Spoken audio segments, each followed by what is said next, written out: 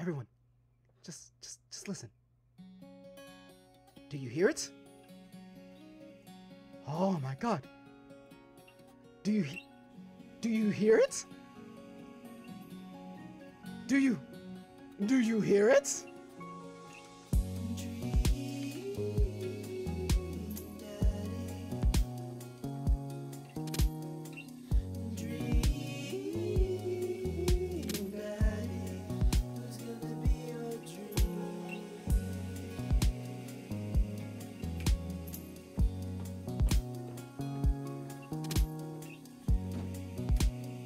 I'm feeling this music a little too much. Guys, we are about to play Dream Daddy. Oh my God, it's gonna be so lit.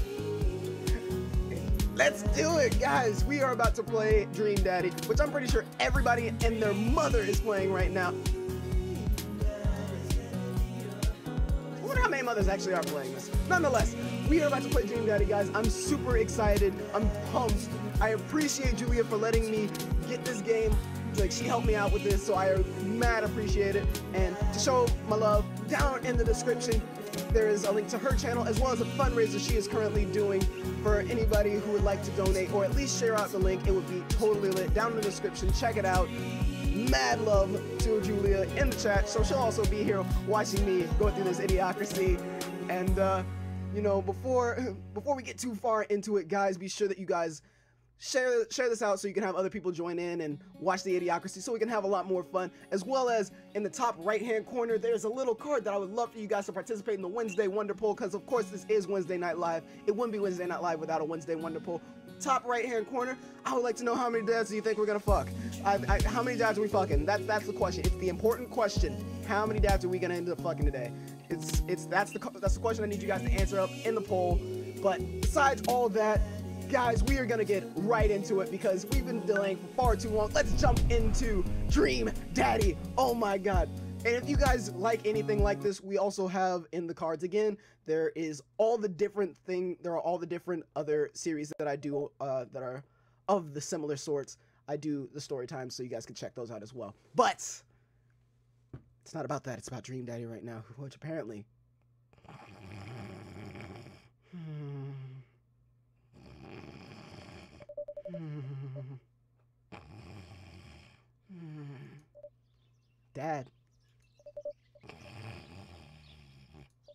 Dad, wake up. Oh God, our first important choice. We could actually wake up, or we could pretend to be dead, or we could say 5 more minutes. I'm probably the 5 more minutes type of dad, so you know what, 5 more minutes. You said that 5 minutes ago. Well, you know what? Let me get another 5. And also 10 minutes ago.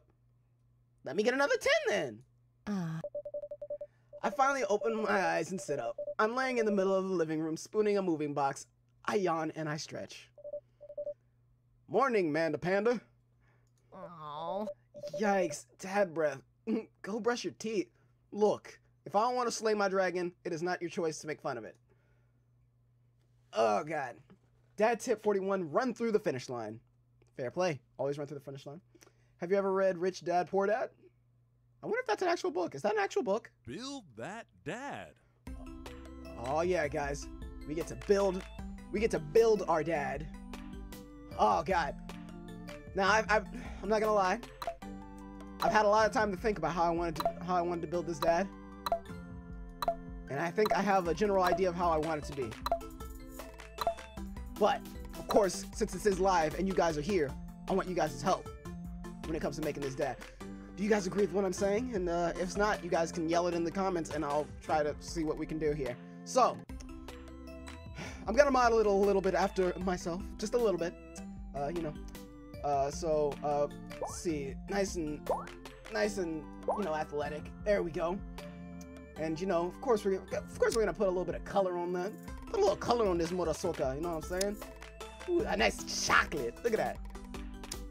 Now, are we a hairy dad? Personally, I'm not a hairy person, so I'm not sure. I'm not one for hair on my dads, personally. So I think I'm gonna go with the hairless dad. It's like a naked mole rat. So now we got heads. We get to choose what type of head. There's so many head types. Let's see. Got an oval head, round head, square head, a triangle head, and a chin head. Literally chin head. It literally goes by the name of chin head. I'm okay with this. So, you know what? I think I got more of a triangle head. I feel like I got a triangle head going on. What do you guys think? A little bit of a triangle head. Nah, you know what? A little bit of shadow. Never hurt anybody. Throw a little bit of a shadow on there, you know. See what kind of hairstyles we got. Whew. Got lots of good choices here. Lots of great choices. We got Danny hair, Aaron hair, bun hair. Could do the cornrows. I've had cornrows many a times. I could totally go and go some cornrows if I wanted to. But the locks. Though. The locks looking kind of right though. Let's see what else we got. Bro. Okay, never mind. I don't care about anything else. We got Goku hair. I mean, copyright. We got Space Warrior hair. Which you guys already know. If that's the case, man, let's get this Goku hair looking right, son. Look at that. I mean, we could get away with like a very dark black.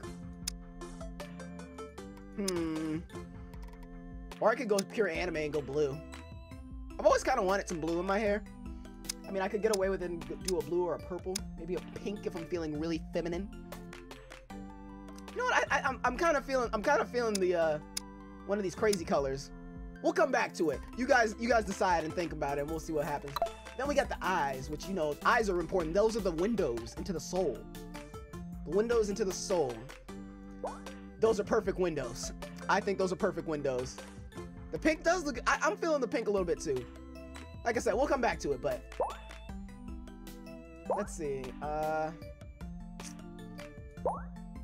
Yo, we can have snake eyes. Salty eyes. I am a salty fuck. I could totally get away with getting some salty eyes. The Space Warrior eyes. 10 eyes. I like that. Upturned. Bro, we could be kawaii AF. We could be kawaii AF.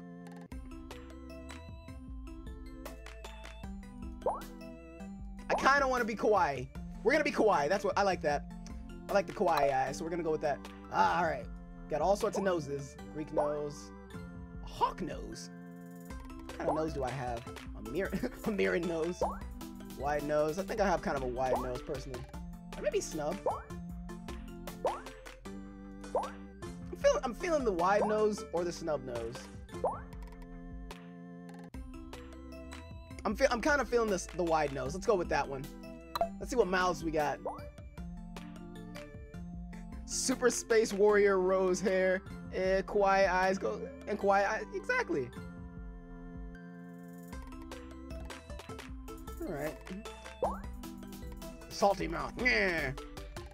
What'd you say about my daughter, say? Yeah, say. Oh, I can change the color of the lips. Totally get away with that if I wanted. Smirk. Hamburger mouth. Cupid's mouth. Full mouth. Gap tooth. Can I have a gap tooth? Oh god, I've wanted to see all these options for a very long time. I've seen some of this game, so at least the first little bit, so that's why I'm probably gonna rush a little bit through that, because everyone I feel like has seen that part, if nothing else. So I'm not sure. So anything past a certain point, I'm not sure, but we'll see what we got. I kind of like the tongue out mouth or the cheese mouth, just because I'm always smiling. I'm a smiling motherfucker. So I think I'm gonna get away. I think I'm gonna go with the cheesy mouth. All right, the brows, very important here. Should it match our hair? Should we have the brows match our hair, or should it be regular colored? These are the important questions here. We'll have it match our hair for now. But let's see, what kind of eyes are we looking for? We got slim brows, round brows, high arches. Danny, bushy, S-shaped, slim. Soft. We can have the soft body brows. Soft body brows. Hime, I'm late. You're not too late. We're all still creating our dad. So please, the big thing right now is what we're gonna do with our hair. Do we want our hair to be pink and out there, or do we want it maybe a blue or a purple, or do we want to go with the regular black hair? We could do that, but of course we're keeping the Goku hair. We're keeping the Goku hair. Like there's no like that part's not decidable. I saw that and that's amazing. Wizard brows, wild brows, but and then what if we should have our brows match our? We should have our brows match. And Cat, is that you? I think that's Cat. Definitely pink, my guy. I like it. Straight. Be a unique dad is the goal. It is. Which is why, you know what? I think the wild brows fit us. So we're gonna go with that. Let's see what facial hair options. Now, obviously, I'm not one with facial hair, but it is a thing that I've kind of wish I kind of sort of had. But if I have facial hair, I think I might want to go with something more of a goatee. I have the creepy stash facial hair. It is Cat. Hey, Cat. Girl, glad you can make it. Glad you can make it. But we could also go with just the pencil facial stash. I feel like it doesn't work with the mouth. I don't have any facial hair. We'll get away. We'll get away with it. We'll pretend like we don't. Hi, friend. Let's see. Oh, glasses. Could have circular glasses. Horn rimmed. Pilot glasses. Low key, I would rock the fuck out of these IRL. Vernon glasses. Vintage. Visor. I rock the fuck out of some pilot glasses, but let's see if I can do that in the game.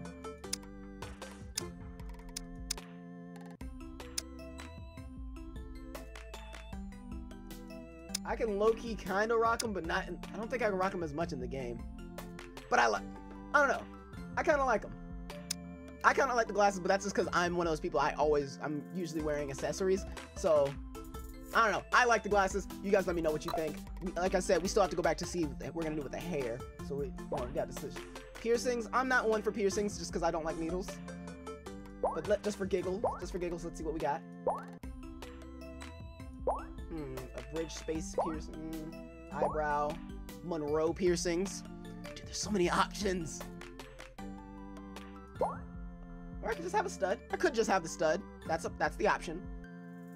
Also, oh my god, it shows what I look like down here, and that's fantastic, and I love it so far.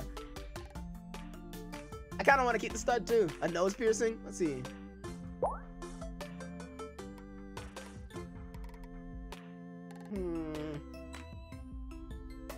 Oh no, I'm not really feeling the nose piercing. I'm not feeling the nose piercing or even the snake bite. The only one I'm kind of feeling is like the stud and a little bit the multi piercings. I could totally rock them IRL as well. Let's see. I'm kind of feeling the multiple piercings and the stud piercing. So it'd be between those two. Also, I can change the color, which is great. Look at that. We have options out the fucking yin yang. It's great. It's fucking ace. Fucking A. Stud for your dad stud? Exactly. Well, I am a stud, so I feel like that is the correct answer. Now we need a stud. Ah. Alright, before we dress him. Oh, fuck. Was that Danny Sexbang? That was definitely Danny Sexbang. We're fucking done. Alright, we're gonna go back to the hair. Like I said, we have all these different color options. Or I'm not sure whether I want to go with the blue or purple. Like, I'm kind of feeling that purple there. And, or we can go with the black, of course. But I'm kind of feeling like I'm feeling the purple or the pink. It's really just which one, purple or pink. You guys let me know real quick. But, I kind of feel that purple. I'm kind of feeling that purple. Let's see what it looks like if we change the brow color to that purple. That's pretty lit. I can't even front. You got a favor for pink? Pink. All right. I see a couple pinks, so you can go with that. All right. It seems like a unanimous pink, so we'll go with pink. And then we got to choose the clothing. Comer des Pierres. Now let's see. I could be like, you know, the crazy haired suit dad. That'd be kind of cool. But I could also be the party suit. That looks, oh god, that looks straight out of the 90s. The navy suit. I don't feel like that's not me. That's not me. Kitten suit. Low key, if I had to wear a suit, that would be some shit that I'd rock. The flower tee, I'd rock that shit in real life. TBH. Maple Bay. No. I'd rock that one. I can rock that one. fucking. Okay. 70s aesthetics. That's exactly what that looked like. Yo, that's pretty lit. I can't even front. Like, if we're talking about my real life aesthetic, that would probably be the one that I rock. Maybe that one, but more or less that one. And then, if we want to, like, you know, still look real professional, be able to walk into a bitch like, what's good? We can always go with the suit, because the suit looking pretty fresh. You know what I'm saying? So we could go with the suit. What does this one look like? Oh, that looks like shit. Oh, fuck. I hate khaki. I hate khaki clothes. Khaki clothes look so gross. They're so gross. But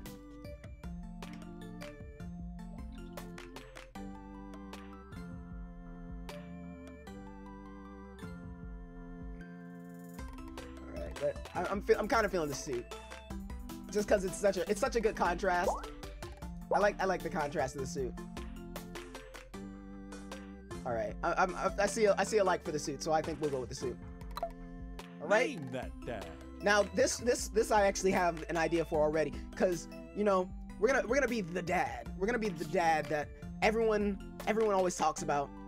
Like, I'm not sure if you guys know, but he's like the most lit of all the dads. I also can't open my drink as I try to say this. Whew, that was good. But all the dads talk about him. When they're talking to you and they're talking like, they're like the role model that all the dads always use, it's always the same one. It's who I am. It's me.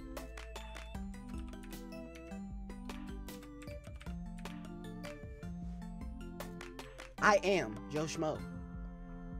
I don't know about y'all, but when people are talking Joe Schmo, it's like, would you do that if Joe Schmo down the street did it? They're talking about Joe Schmo. They're talking about Joe Schmo, man. The dude, Joe Schmo. Y'all don't know about him? Come on now. Everybody know Joe Schmo. So you know what? I think with all that, we are ready to become Joe Schmo. Let's do this. Let's be that dad. Be that dad. We're gonna be that dad. Also, is the audio all good for you guys? Let me know if I need to turn it up a little bit or if it's a little bit too overpowering or whatever, but you guys let me know. Did you fall asleep packing? I got most of it done, I think. Searching around the room, it looks like I did a pretty good job. Every box is sealed except for one. Wait, straggler. What's in it?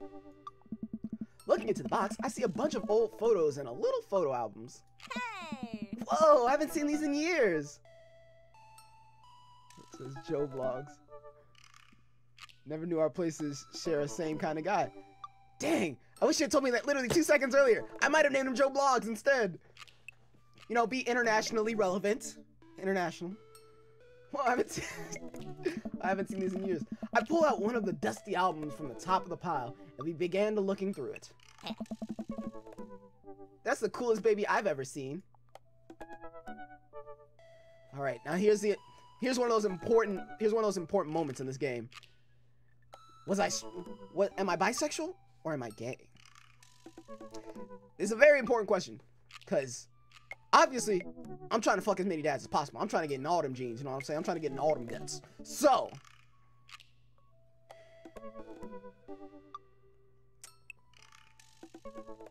was it the only way that your father and I, or the only way your mother and I? It's very important questions. Blogs could be a nickname. If they ask for a nickname, my name's is Blogs. I like that nickname. I kind of want to go with bisexual, you know, be true to myself. Be true to Joe, you know? I feel like Joe is one of those people, he's like, yo, everyone can get it. You can get it. You can get it. She can get it. He can get it. I feel like Joe is a very open person in that sense. I kind of want to go the only way your mother and I, but you know, this is one of those things, we have to create this backstory together, guys. So, that's the question is, I see on straight up gay, so I'm gonna say bye. Be true to yourself, bro. I'm gonna be true to myself. As many of the real talks have talked about, the only way your mother and I. So it started out mother, and now I'm fucking dads, cause one reason or another. So the only way your mother and I could get you to stop crying was to put the sunglasses on you. But whenever we tried to take them off, you'd start crying again. You spent the first 2 years of your life with sunglasses on. Is that what the fuck is wrong with her eyes? Or did she get that shit from her mother? I don't fucking know. Nice. Halloween when you were maybe 4? Oh my god, the dragon costume. You couldn't decide being a princess or a dragon, so you went with both. Princess Dragon. Why do I remember crying in that dragon costume? You saw yourself in the mirror and realized you were afraid of dragons. Seeing yourself inside the dragon's mouth was a realization of your greatest fears, I think. Right, yep, definitely repressed that memory. And this was you in your horse face. Damn, I bought her a lot of shit. Hold up. I must be balling if I'm able to just buy her all this shit about horses. The only thing she ain't got is an actual horse. The fuck? Anyway. Oh. Dad. I believe you named that plush horse Sir Horsington the Brave. Sir Horsington the Brave. Okay. I don't think that was his... Amanda lunges for the photo, but I quickly snatch it away and hold it above her head with my superior dad arms. Yes! My superior dad arms! Nice try, but this is an important blackmail for later down the road. Go ahead and try me. I've seen pictures of you in your ska band. Ska's kind of lit, though. Ouch, kid. The Communist Manifesto. The Communist Manifesto had a chance back in the day. That shit's still funny. Oh, there's so many dad jokes in this game. I'm not sure if I'm gonna be able to handle it. So, we'll see. I look off into the distance and reminisce about the rad horn section. Hey, it's Emma P! Dad. No, Dad, that's Emma R. I didn't meet Emma P until high school. Honey, I promise you, wholeheartedly, that I will never stop mixing those two up. Dad, Emma R has been my best friend since I was 7. Give it like a little bit of effort. Oh right, Emma P was the one who tried to steal people's pets, fired a flaming tennis ball at the police station, or pooped her pants during a sleepover. Now, it would be funny to do the poop the pants one, but I already know how that one goes because I've watched it. Like, I feel like a lot of people chose that one. So, I'm gonna see who the hell fired a flaming tennis ball at the police station. Cause I'm black, I'm not okay with them just firing flaming police balls at the police station. They gonna come after me. So, you know, my daughter half black. I gotta worry about that, know what I'm saying? So, that's the one I'm gonna pick, because I've always wanted to see where that one goes. So, we're gonna do that one. Lighter fluid, tennis ball, and tennis racket, right? Dad, that was you. That was me?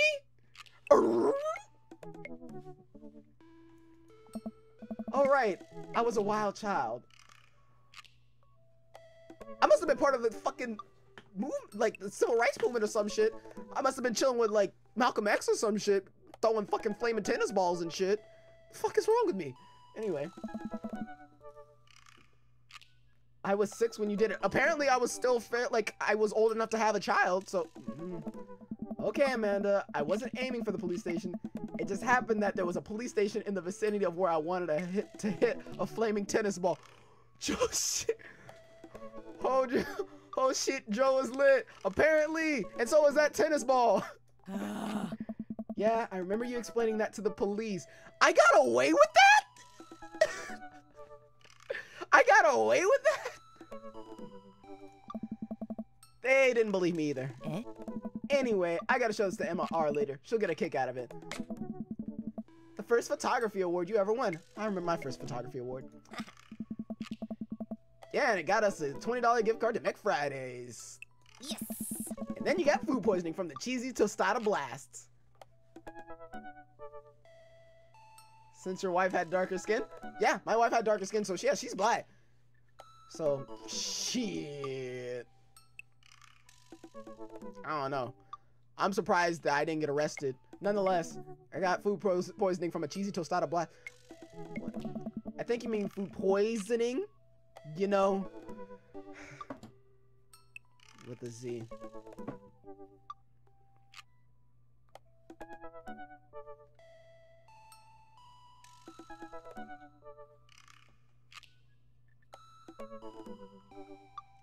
My dog's in here.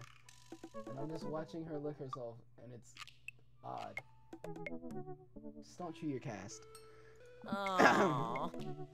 Dad! Still can't drive past McFriday's without gagging. Ah. Still proud of you, though. Amanda reaches deep down into the box and pulls out one last photo. Neither of us say a word. Yep. So yeah, she's straight black. She's straight black. That Mama Schmo was fucking black, so she had to be dark. Anyway, neither of us say a word. We stare at the photo for a long moment. I finally decide to break the silence. This was the day you were born, or this was the day we adopted you? Now this is a moment where I have the chance to be a storyteller, and the storyteller in me, everyone chooses this was the day you were born, of course, and then of course I want to be the different person to choose adopted. But there's also the reason, like, was there a reason? If I say that she was adopted, would there then be a reason later on that she had to be adopted versus naturally born? I really want to know, so I want to know. So I kind of want to pick that one for multiple reasons. That's the one we're going to go with. So this was the day that we adopted her. Mama Shmo, I don't know why. Well, I'm glad. It's kind of a funny story. The day we brought you home, we got into a car accident. It wasn't anything big, just a little fender bender in the parking lot. But of course, I was freaking out, and the little old lady who crashed into us was freaking out, and I didn't know what to do. But your mother? Oh man. She holds my hand, looks me directly in the eyes, the calmest I've ever seen her. She says, "It's okay. It's all gonna be okay." Dot dot dot. Dot dot dot. She was right, you know. I stare at the picture for longer. Maybe too long. I miss her. I can't even imagine what it must be like for Amanda. Damn. Real deal, because I damn near don't know shit about women to be able to teach her nothing. It's like, I could try, it's like, look, you're just, we're doing this together. This whole womanly thing, more or less, we're gonna have to learn together. That's more or less how that would have to work too. I can't even imagine what it must be like for Amanda. She pats me on the back.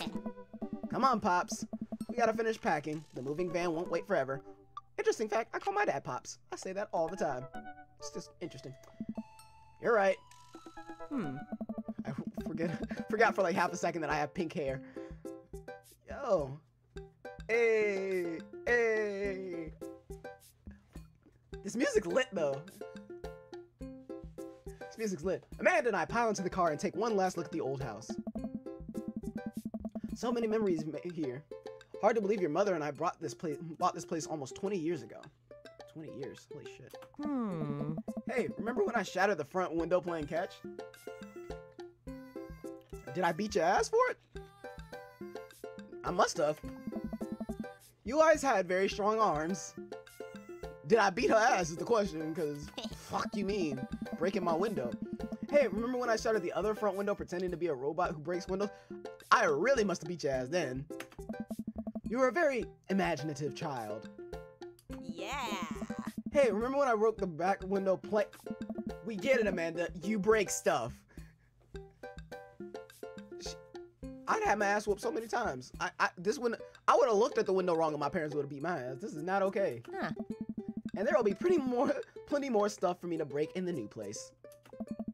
Bitch, I pay for this shit. Memories to make and stuff to break. You ready? We sit in silence for a moment. I watch my daughter grow up in this house. It will forever hold a place in my heart. But it stings a little bit to leave it behind.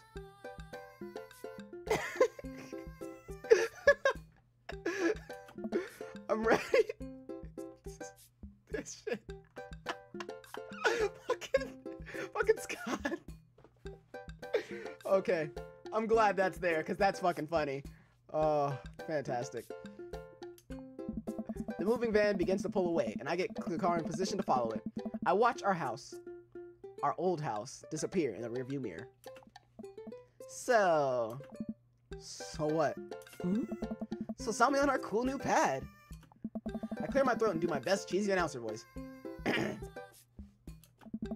Nestled in the beautiful scenic downtown Maple Bay, our new house features a 2-car garage, multiple places to sleep, washer and dryer hookups.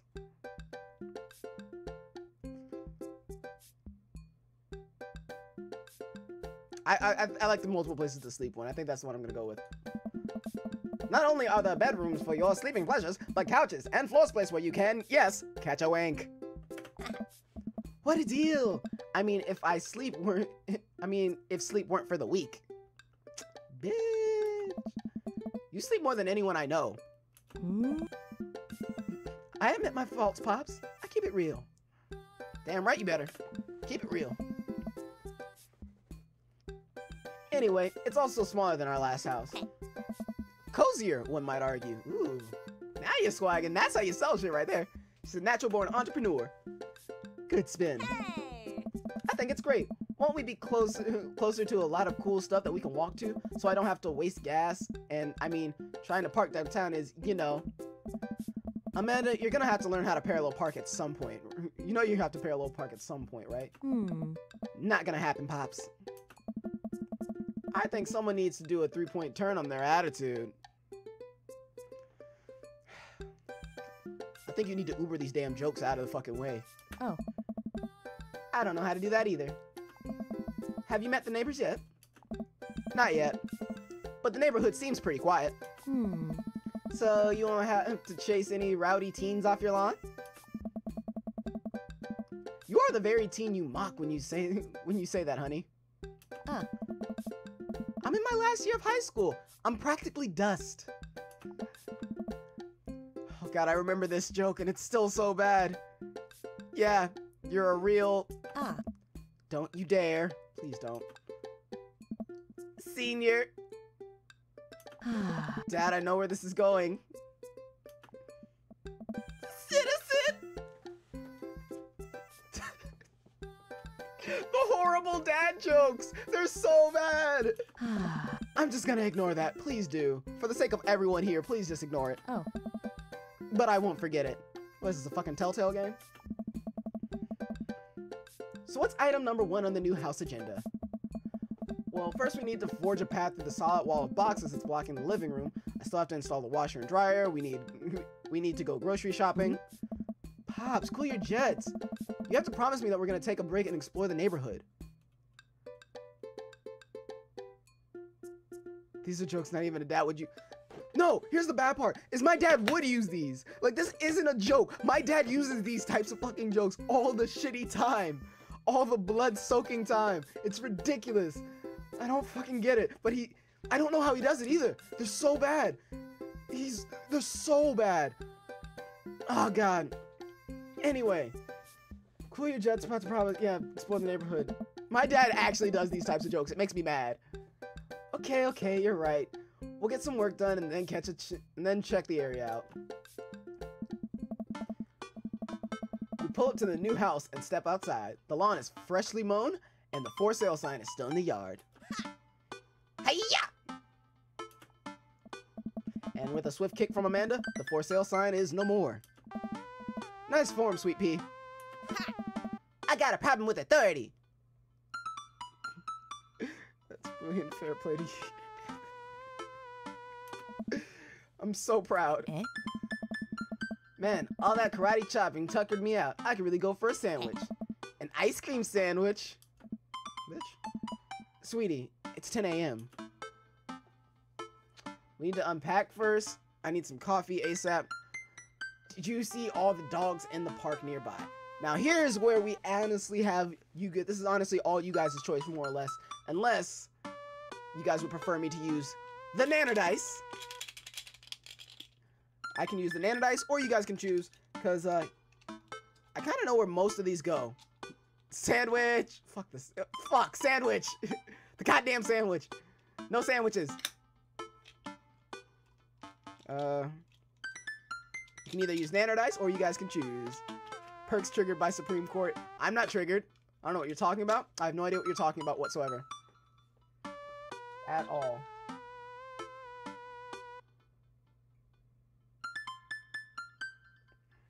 Alright. So, while you guys decide amongst yourselves, raw bacon Fuck you, Bax. Fuck you, Bax. Oh god. Anyway, we're gonna make a decision now. Except my dice won't even play along with me here. Number 3. Did you even see all the dogs in the park nearby? That's what we're gonna do. We're gonna Matt's cool. Coffee, Matt's cool. Not gonna. No, I'm not biased on his name. Coffee Dad? Alright, we'll go get coffee. I need some coffee ASAP. I get my hands on a nice hot cup of the old bean juice, or I'll be useless all day. But if you guys don't want to get off of... No, I'm not gonna do a sponsorship here. I think we passed the coffee shop on the way here. Maybe we could check it out. Let's do it. I actually do know Coffee Dad, and he's pretty... Tip number 1, don't forget to floss every day. We walk down the street to the Coffee Spoon, a cute little place on the corner. Yo, this place has got baguettes and cakes. And where the fuck is this place? This place looks amazing, and I really like pastry, so I kind of want to go here. Anyway, can dads be customized? Yes, you missed it. We customize our own dad. You can actually go back and look on the reasoning we customized him how we did if you want, because YouTube. But yeah, for sure, check it. Man, this is such a convenient walking distance from our place. I mean, I guess. Yeah, so that's our dad, Joe Schmo. Joe Schmo in the corner. Fucking love Joe Schmo. He looks so dope too. I like it. Anyway. What's wrong? Why would I go somewhere else and drink coffee on a couch when I could just drink better coffee at my home on my own couch and not have to make awkward eye contact with other people? Very, very true statement. I like this guy's thinking. I like Joe's thinking. Joe's got some pretty good points here. At least when I'm home, some random guy is gonna come up and sit on the recliner next to me, and I won't feel like a little weird about it because technically he's not sitting at my table, but he is very much within my personal zone. Dad. And what's the etiquette when you have a dirty mug? Is there a bin? Do you go set it up on the counter because you don't know where else to put it?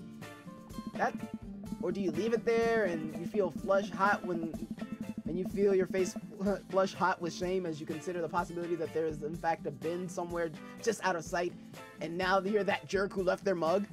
I'm not gonna lie. That is actually a real concern.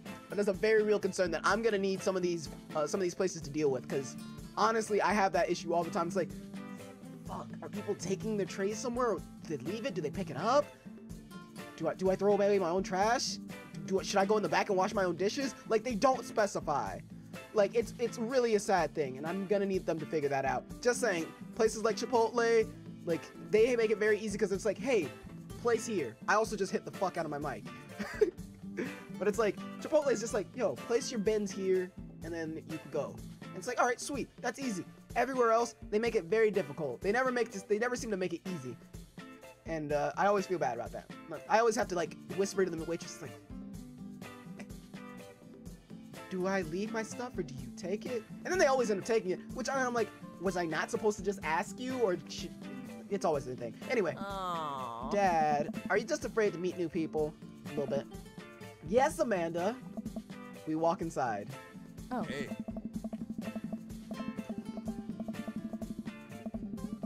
Now, for those who don't know, this is Lucio, Dad. I saw a funny photo of, like, all the dads as Overwatch characters. Like, all the dads from Dream Daddy looking like Overwatch characters, and I thought it was the funniest shit. So, I will be joking about that, because I still think this motherfucker looks just like Lucio. Like, just not as, like, maybe a little bit more there, and that'd be it. But, yeah, no, for sure, he reminds me of Lucio. I'll have to try this when I'm done with Persona 5. For sure, bro. It's, like, I'm really excited. I'm just really excited I get to play it at all. Thanks to Julia and her awesomeness for, like, letting me play this. She got it for me, and down in the description down below is her channel, so you guys can check her out if you guys already don't, down in the description, as well as you guys can check out the fundraising thing that she's doing. A little bit of a cut, but she's doing fundraising for Chester Bennington and his family, and not the family, but the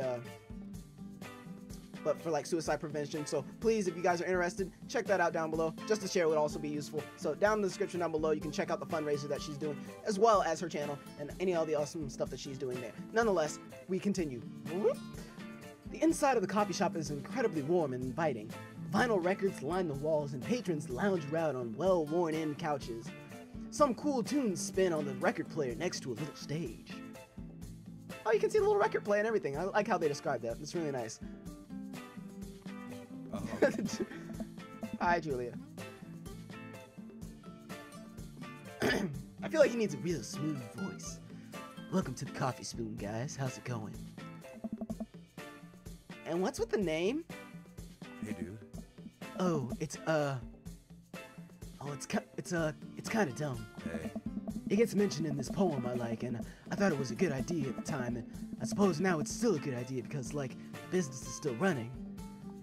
But people ask me that question all the time, and I get the same answer every time, and now I'm standing here rambling, and I'm sure we all have more uncomfortable the more I keep talking. But man, we're in it now, and I can't stop. Hey. Da-da-da-da. Da-da-da. Da-da-da-da. So what'll it be? I really wish I could do the voice from Ronan from fucking Bayonetta, because I feel like his voice would be pretty smooth right now. But I can't do it.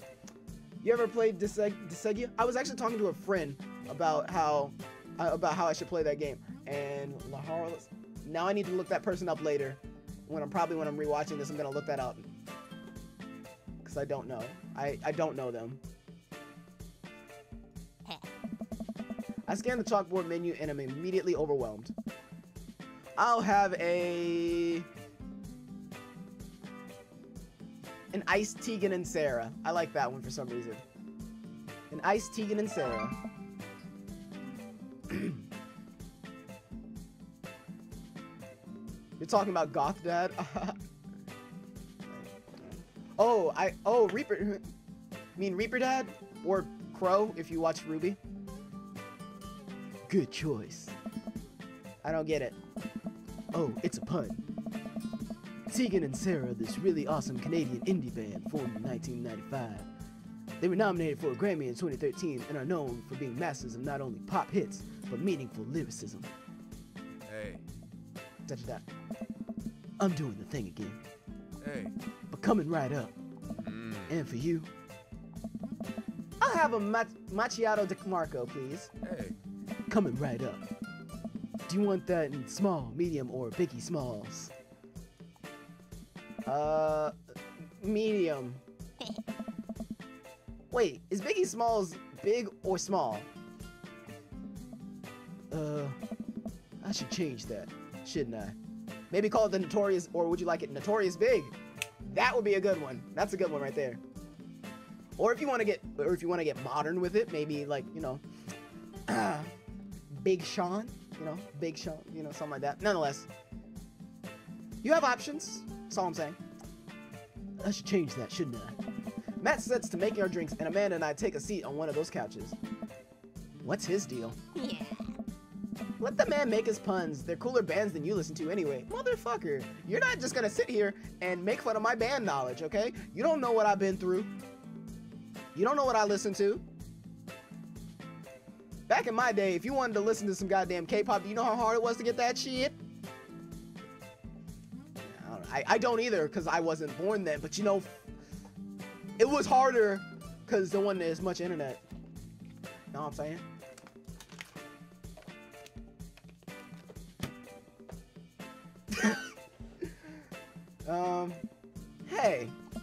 Hey, Scott was cool once. This couch is actually pretty comfy. Maybe not comfier than our couch, but it's alright. Good lumbar support, you sink right into it. Inappropriately sized Notorious. Inappropriately sized Notorious.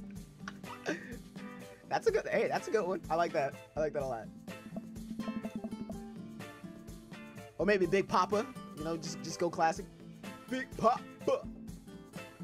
Ska is still cool. I still think Ska is pretty good, pretty lit. Okay, it's comfier than our couch. Amanda nudges me. This place is right next to our house, and that guy seems not only cool, but also just as uncomfortable with talking to other people as you are. Alright, now that's kind of a low blow. That's like a give and take right there. You should totally become friends with him. I don't know. Come on, what do we say about meeting new people? I can't meet new people if I stay inside and also don't go outside and also don't talk to people. See, we're making progress. No, that's what it is, and that's what I'm trying to do. I'm trying to stay inside. I play video games, damn it. Let me stay at home. Doesn't understand K-pop, J-pop fascination. I don't know.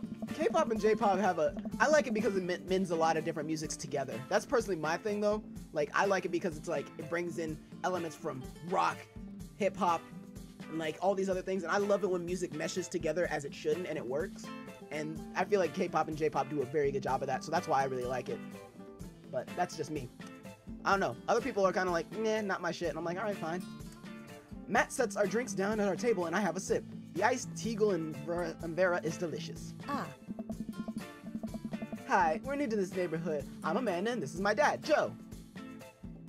Hey. Oh, right on. Pleased to meet you both. Oh. You ought to come by when my daughter's hanging around the shop. You two might get along. Yeah, I'm sure we'll maybe come in from time to time. I've been thinking of starting a ska band, but because of this game, there's one less band name I can use. Hey, man. Because of this game, there's one less. I mean, hey, there's lots of good... I'm pretty sure there's lots of good ska puns out there that you could probably use. But nonetheless. Amanda kicks my leg from under the table. I'm sure we'll be in here a lot. Hey, you know what? Let me get you guys' opinion on something. Matt goes in the back and comes out with a fresh plate of something that smells amazing. Hey. Is your daughter trying to hook you up with boys or girl? You know, I'm not technically sure. Probably, I don't know. It looks like she's trying to get me to talk to and have friends. But, shit. You know me. I'm nice and, So we're probably just gonna go ahead and fuck everything that we can. So that's probably what's gonna happen. Anyway, I'm working on a new banana bread recipe, and I need help coming up with a name for it. Well, I think we're gonna have to taste test it first so we can, get the full flavor profile of, you know, and really appreciate the flavor sensations of... Amanda nods vigorously. She knows this game. Yeah, we need to give the Nana bread a taste if you want us doing free creative labor. I think that would be commensurate with, I've taught her well. We have trained for this day. I hope whatever kid I end up having in the future understands this shit. Cause for sure, I've had it where my sister has fucked us over out of so many things because she's like, it's like, yeah, no, she's 12. She's like, I'm 13. Shut the fuck up, you're 12. So you get like when you want to go to the go to get shit, yeah, you know. Joe is bi. Joe is bi. It's true. Joe Schmo is very bi. We have trained for this day. I was just gonna give you guys free banana bread anyway. Right. Yes, that. Matt serves us each a piece. Amanda and I happily chow down. Hey! This is amazing. Hey. Thanks. The secret ingredient is bananas. Wonderful. Who would have thought there'd be bananas in banana bread? I wouldn't have. So, any ideas? I'm stumped. Well, I think I might only be able to give you dad band puns, but I'll give it a shot. Banana bread, Kennedy's, grateful banana bread, right said banana bread.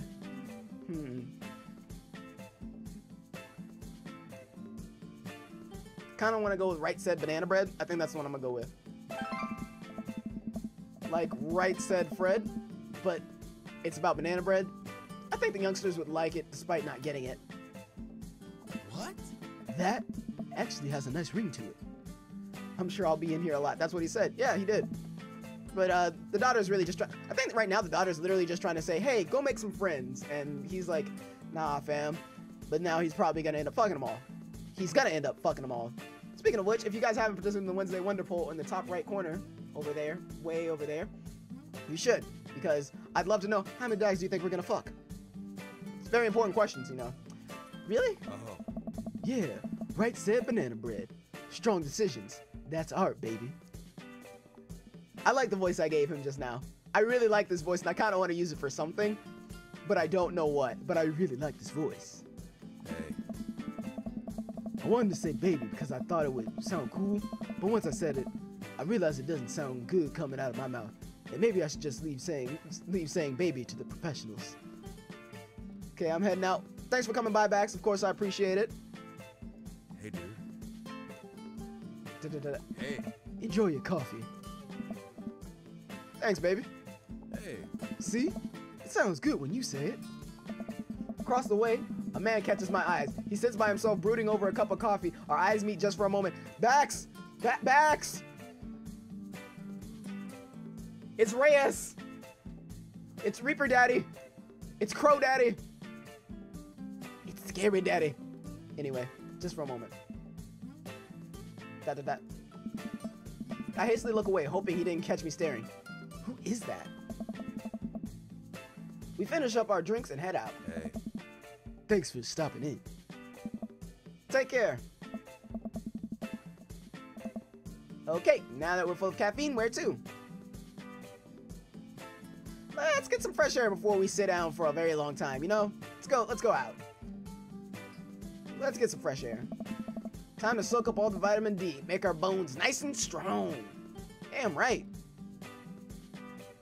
No, long-haired goth dad. You'll meet him later. I'll fuck him later. I mean, we'll meet him later. Yeah, our skeletons are gonna get so strong, they're gonna hop right out of our bodies and crush cars with their bony fingers. What the hell is going on in your mind, man, Amanda? I have no idea. Amanda, I already have an irrational fear that my skeleton will one day escape this flesh sack and run amok. Please don't encourage it. Right, sorry. To the park! Dad tip 13, buy quality, not quantity. What about quantity of quality? Is that a thing? No? Okay. Amanda and I begin a stroll through the neighborhood. I can't believe how beautiful it is outside. Kids are playing in the street, the flowers are in bloom, and the faint smell of a nearby barbecue drifts through the air. This place is nice. Too nice. I don't trust it. Good eye, honey. You can never be too careful. That's how your daughter should be. It's like, I don't trust this place. Some shit's not right. You can never be too careful. See that baby in the stroller over there? Government operative. We're on to you, baby. We walk for a while and eventually end up at a small park. Toddlers chase each other through the playground, and dogs of all shapes and sizes romp through the grass. It's pretty crowded, but Amanda spots a nice empty bench. When we start to make our way over to it, heads up! Hey. God damn, that sounded like it hurt. Ow! A frisbee suddenly hits me in the face. Bork! Woof! Woof woof! A corgi with a neatly plaited handkerchief tied around its neck bounds up to me, wagging its tail. Did you throw this thing at my head? Bark! He runs around in a circle and nudges my leg with his nose. Oh god, this is the cutest dog. Impart upon me your wisdom, tiny dog. Woof woof! Do you have tomorrow's lottery numbers? How did you know? How did you know? How did you know? Borf!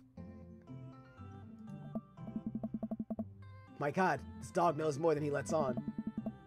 Oh, pet the dog? Should I have pet the dog? What'd I miss? What would have happened if I pet the dog? I'm kind of sad now, because I just wanted to talk to the dog. I like talking to the cute dog. I wanted to talk to the cute dog. Guess there's no going back either. Whoops. You definitely could have caught that. A guy in a Hawaiian shirt jogs over to us and takes the frisbee from me. Oh. You know, frisbees are traditionally caught with your hands, not your face.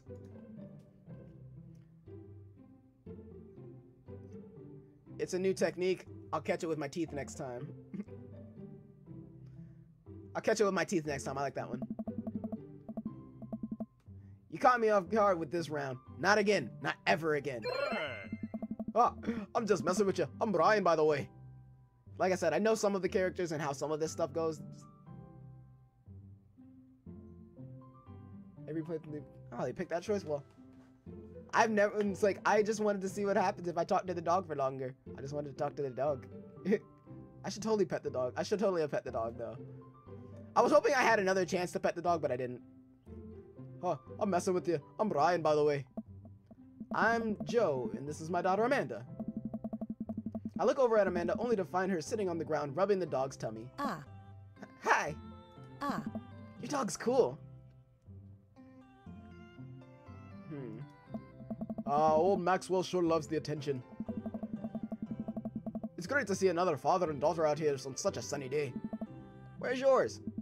Brian gestures over to the grassy knoll where a young girl sits on a checkered blanket. She's reading a book bigger than her head. She puts it down and heads over to us. This is Daisy. She's reading the Brothers Karamazov. Her teacher tells me that she has the reading comprehension skills of a high schooler. How old is she? 10. She's a precious little youngster. What? Whoa. My natural dad instincts kick in, and I must brag about my child's accomplishments. Okay, I do remember this, but it's still hilarious. Oh no, it's happening.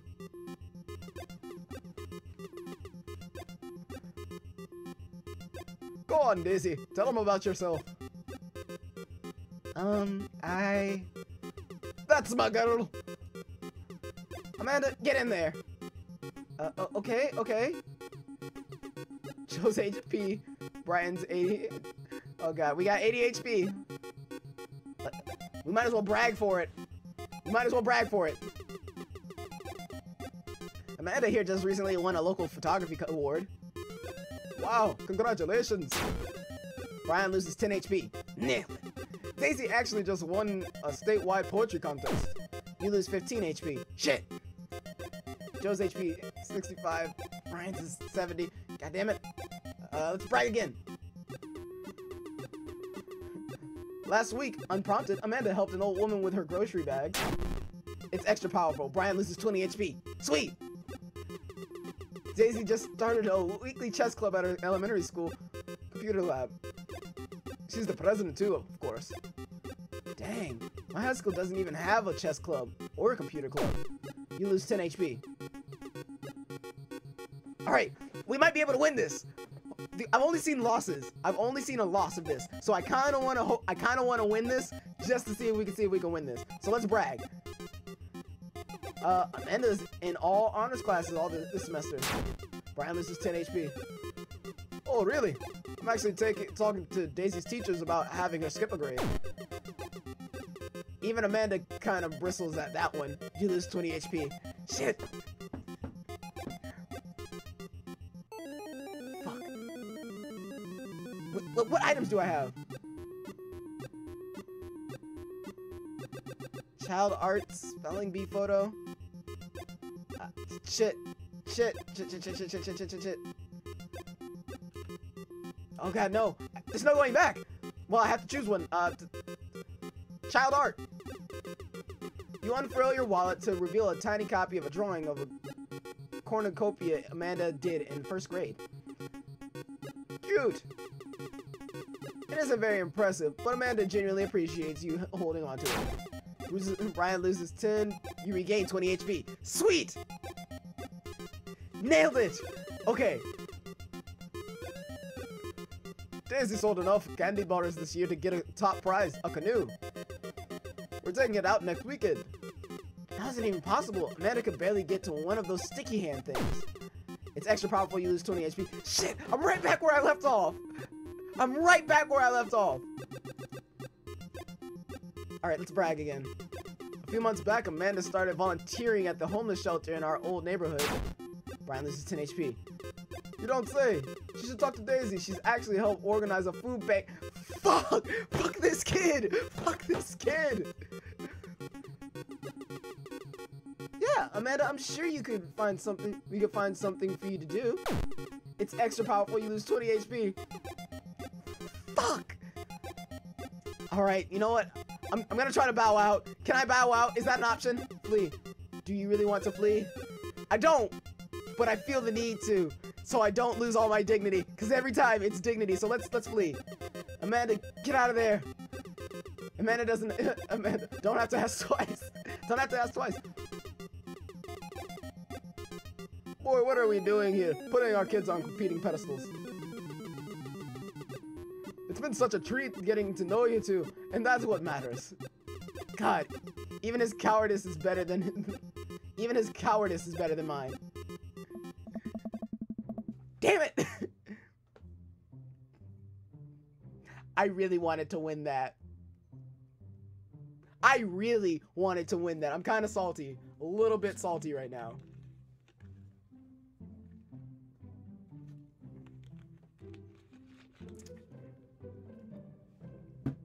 I wonder if it's possible to win that at all. But, whatever. So I take it you guys are new to the neighborhood. We just moved in. Do you live around here? Ah. Oh. Yeah, we live in the cul-de-sac next to the coffee shop. What a coincidence. That's where we live too. Try again. If I have the time, I will totally try again because I do want to beat that. I want to see if it's possible to beat it, but I don't think there's any way to go back. Yeah. Damn it. Yeah, no way to go back. Small world. Yes, Daisy and I are in a little ranch-style house in the corner. I know that house. It's just like ours, but slightly bigger and better landscape. Does this guy have to outdo me at everything? Apparently so. What a lovely place. Hey. Well, I don't want to take up any more of your time. Really nice meeting you guys. You'll have to stop by at some point. Yeah, definitely. Brian and Daisy walk further into the park with Maxwell happily trotting along in tow. Do you get the feeling that he was trying to one-up us? Trying and succeeding? I can't believe that kid's only 10. What was I even doing at her age? I believe you had a bit of a thing for horses. Shame that didn't pan out. Could have majored in competitive horse studies. It's not too late to minor in horse creative writing. Too close to the truth, Dad. Let us never again speak of the fantastic adventures of Sir Horsington the Brave, an epic in 7 parts by Amanda Schmo. Hey! Holy crap, that's really cool. They actually changed the last name changes. That's really dope. I like that. It's literally a small touch that probably like had very little programming having to do with it, but that's so cool. By Amanda Schmo. I like that name, Amanda Schmo. I don't know why. It shouldn't be a good name, but I kind of like it. We'll laugh off the horse epic and walk around the park a bit more, enjoying the day. Alright, let's go to unpack. We should head home. I'm gonna need 4 hours minimum to figure out how to build my new bed, and I'd like to not have to sleep on the floor tonight. Alright, let's get home. Let's do this part. And I feel like this is actually the last part that I really got through, technically speaking. I get to work unpacking various boxes around the living room. A couple hours pass and I get some good work done. The washer-dryer unit is both washing and drying, and we can actually walk through the living room without tripping over boxes. Sweet! First visitor already? I walk over to the door and open it. Yep, I remember this dude, because this dude freaks me the hell out. Hello? A handsome, clean-cut man stands at my door, brandishing a plate of cookies. Alright, so out of all the dads, this is the one dad that kind of like freaks me out. And that's saying something, because you guys saw Goth Dad, right? The dude who looks just like Crow from fucking Ruby? The dude who looks just like Reaper? Yeah, that dude freaks me out less than this guy. This guy is just like too clean cut. He worries me a little bit. But whatever, let's do it. Oh, did we unpack and all this shit is just perfectly placed like this? Because that's amazing. I'm just saying, I'm a fantastic packer. Hello? Nice. Hey, where are my manners? My name is Joseph. I'm your next door neighbor. I don't know why I feel like he needs to talk like that. Oh, yes. Hi, I'm Joe. That's what my name is. Reaper Dad isn't Goth Dad, friend? Now I need to see what Reaper Dad looks like in comparison. I saw the moving van and I thought I'd bring over some cookies. My daughter Christine wanted to let you know that she baked them herself. Joseph leans in and whispers. But between me and you, she just sprinkled in the chocolate chips. Good one. We both share a life. We both share a laugh. Kids, right? Yes. Wow, cookies, huh? So nice to meet you.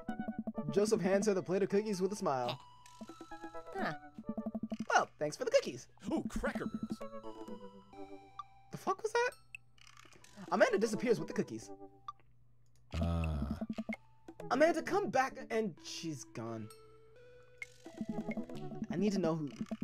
Reaper Dad is just Sad Dad. There's a Sad Dad. Okay, now I need to see Sad Dad. All these dads. Too many dads. That's my daughter. Her name is Amanda. She's a charmer. Oh. Daughters are tough. Sons are also tough. Oh. Children in general are just tough. Yeah, Goth Dad looks like fucking Dracula. Alright, well, I'm gonna have to figure out the difference between all the dads then. I feel like the best way to figure out the difference between all the dads is to have sex with all of them. I think that's the correct way. But I'm not sure. I hear that. I mean, there'd have to be something wrong with you if you try to raise more than 2. Huh. I have 4 kids. What have you done? Oh, I meant... Don't worry. You didn't mean to be rude. And you didn't mean to be a douchebag. Oh no. This is the first neighbor I've met, and my social life is already in a tailspin. I wonder if it's too late to move again. Yeah, okay. Oh. Is the missus around? No, not anymore. She died. This is the most awkward shit, dude. This is so awkward. Oh my god. Oh. I'm sorry for your loss. No, it's alright. Wow, this is uncomfortable. We stand there quietly for a moment, acutely aware of how awkward we both made things.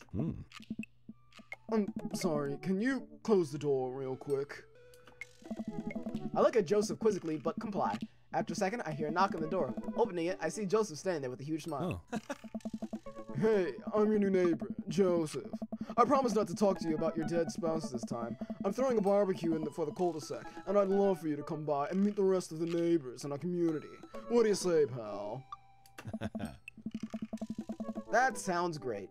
My daughter Amanda and I would love to stop by. Also, 4 kids is a perfectly normal amount of children to have. We shake hands to seal the deal. Yeah. Hello, July, are you good?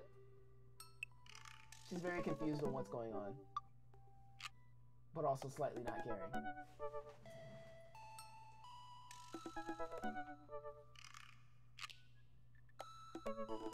Anyway. Well, neighbor, I'll see you at 3 p.m. sharp on Saturday. Sure thing, neighbor. Joseph starts walking away, but stops to think for a second and turns around. Hey, in all seriousness, raising a kid on your own can't be easy. If you ever need to talk about stuff, I'm the youth minister at a church down the street. Oh, I don't know. I wouldn't really consider myself a youth. You look pretty young to me. And with that, Joseph's gone. He seemed quite nice. Oh, he seemed quite nice. Amanda walks back into the living room, crumbs on her face and cookie in hand. That was the smoothest recovery I've ever seen. I should be taking notes. I can't even lie, that was smooth as hell, but at the same time, dude still freaks me the hell out. Yeah. See, you're already fitting in great. Where'd those cookies go? They're gone. I'm sorry. Alright. If it makes you feel any better, they weren't very good. So you ate all of them anyway?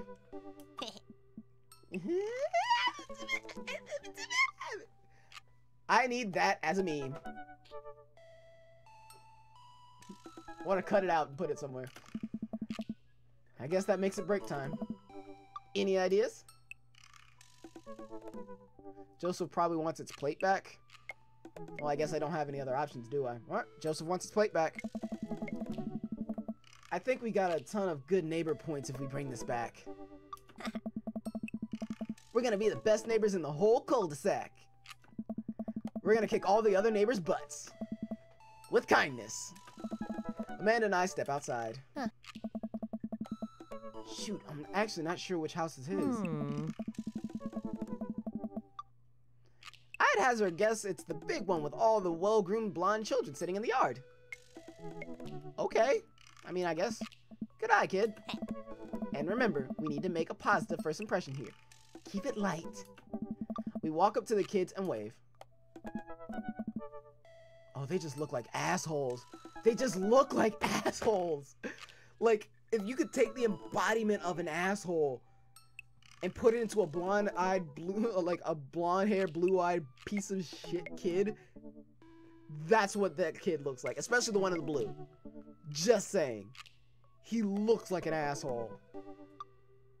So much like an asshole. Also, what's up with all the kids having, like, sparkles in their eyes?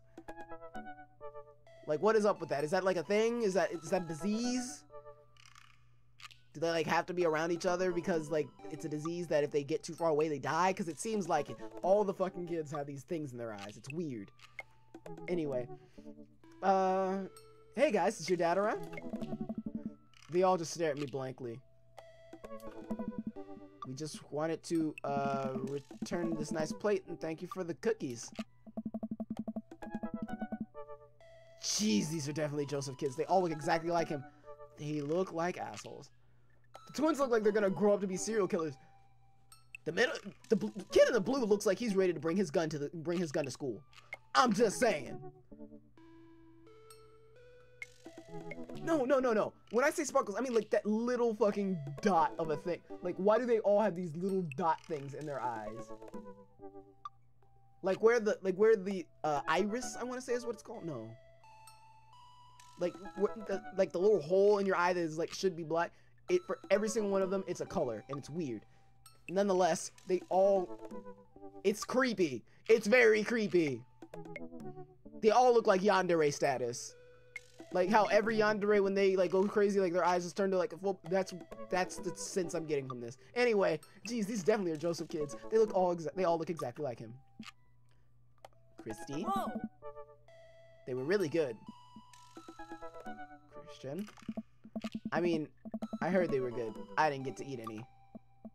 Chris. What the frack is your problem? What is wrong with you? Why are you angry? Don't you have a yacht to go get on or something? Don't you have like yachting practice? Like sailing practice? I don't know. Go play lacrosse or something? I don't know. I chuckle nervously.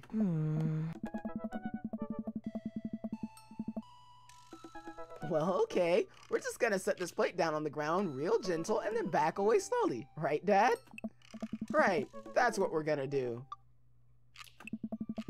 These kids' eyes bore into us as we scurry away. I can feel their gaze on the back of my head even as we approach our house. I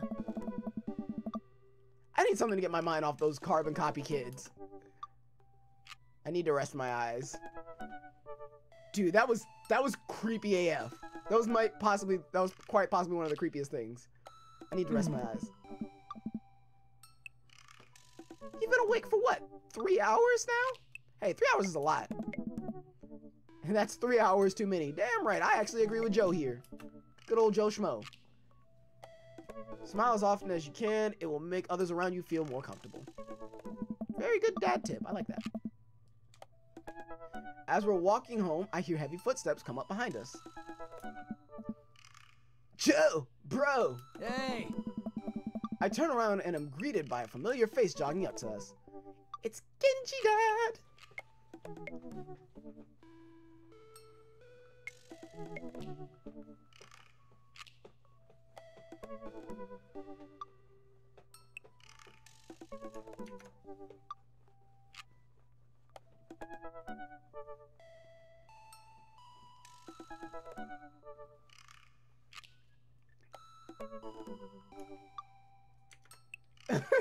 I turn around and am greeted by a familiar face jogging up to us. Craig? Bro! Holy... Wow, I haven't seen Craig in forever. It's been too long, dude. Yeah, wow, you look grand. Dan killed me with those moves. Oh, man. Bro! Yeah, I cleaned up my act. Cleaned up his act? Are you kidding me? He's ripped! We're not wrong.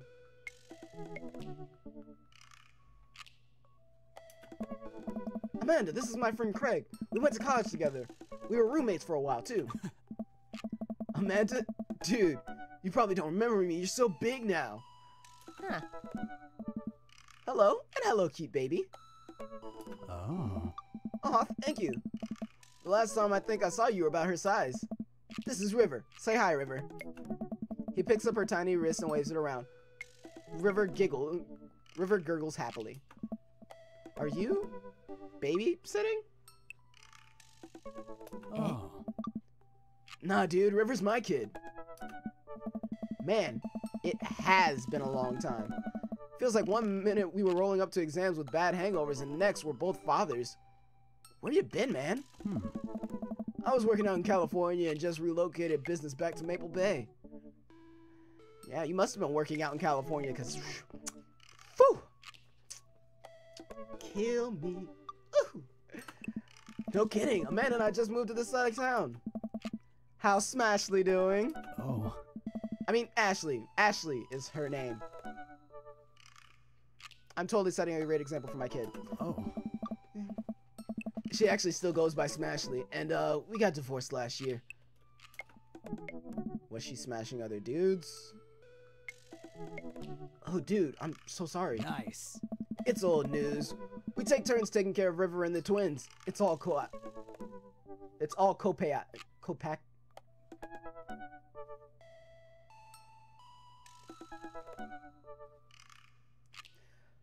Copacetic. Twins? You have 3 kids? Ain't life something, bro? Right? Keg Stan Craig is a father of 3. Keg Stand Craig? Oh, yeah. It was my old college nickname. He got it because he did a lot of keg stands. Really, I never would have thought. Nice. It's that thing where you do a handstand on a keg and then drink from the keg. Huh. Right. He was very good at it. Bro, I hate to be that guy, but I'm in the middle of my daily jog. I really gotta keep up my heart rate. Brought River along for, you know, resistance training. You jog daily? I jog yearly. On January 1st, when I promised myself that I'm gonna jog daily for the rest of the year, but give up after 30 minutes and just walk home. Hey, I'm honest. I am God honest. Keep it real. Be like Joe Schmo, man. Well, it's never too late to get back into it, dude. You should join me sometime. Haha, I don't know. Hey. Come on, it'd be fun. We could grab breakfast afterwards, catch up. We could do bro brunch, like the good old days. Bro brunch. I wish I had someone I could do bro brunch with, man. That'd be great. Bro brunches would be fantastic. I'd actually get up in the mornings. All right, sure, sounds good. Oh. Great. Let's get going soon. I better get moving. Let's get that going soon. I better get moving. Good to see you guys. Craig gives us a little wave, puts his earbuds back in, and jogs off. I can't believe Craig is ripped and has kids. I'm reeling. Why is that? The Craig I knew is not fit to be responsible for any living thing, including and especially himself. One time I watched him drink an entire jar of marinara sauce for dinner. Amanda, he opened up a new jar of marinara sauce, and then he drank it like it was a thing that normal people do. It was unholy. And then I asked him what the hell he was doing, and he said, and I quote, "It's basically a smoothie, bro." I mean, technically, he's not wrong. He jogs. He was jogging. Oh. He's like a totally different person. Anyway, we better get home.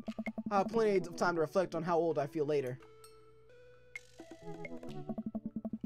Amanda and I flop onto the couch.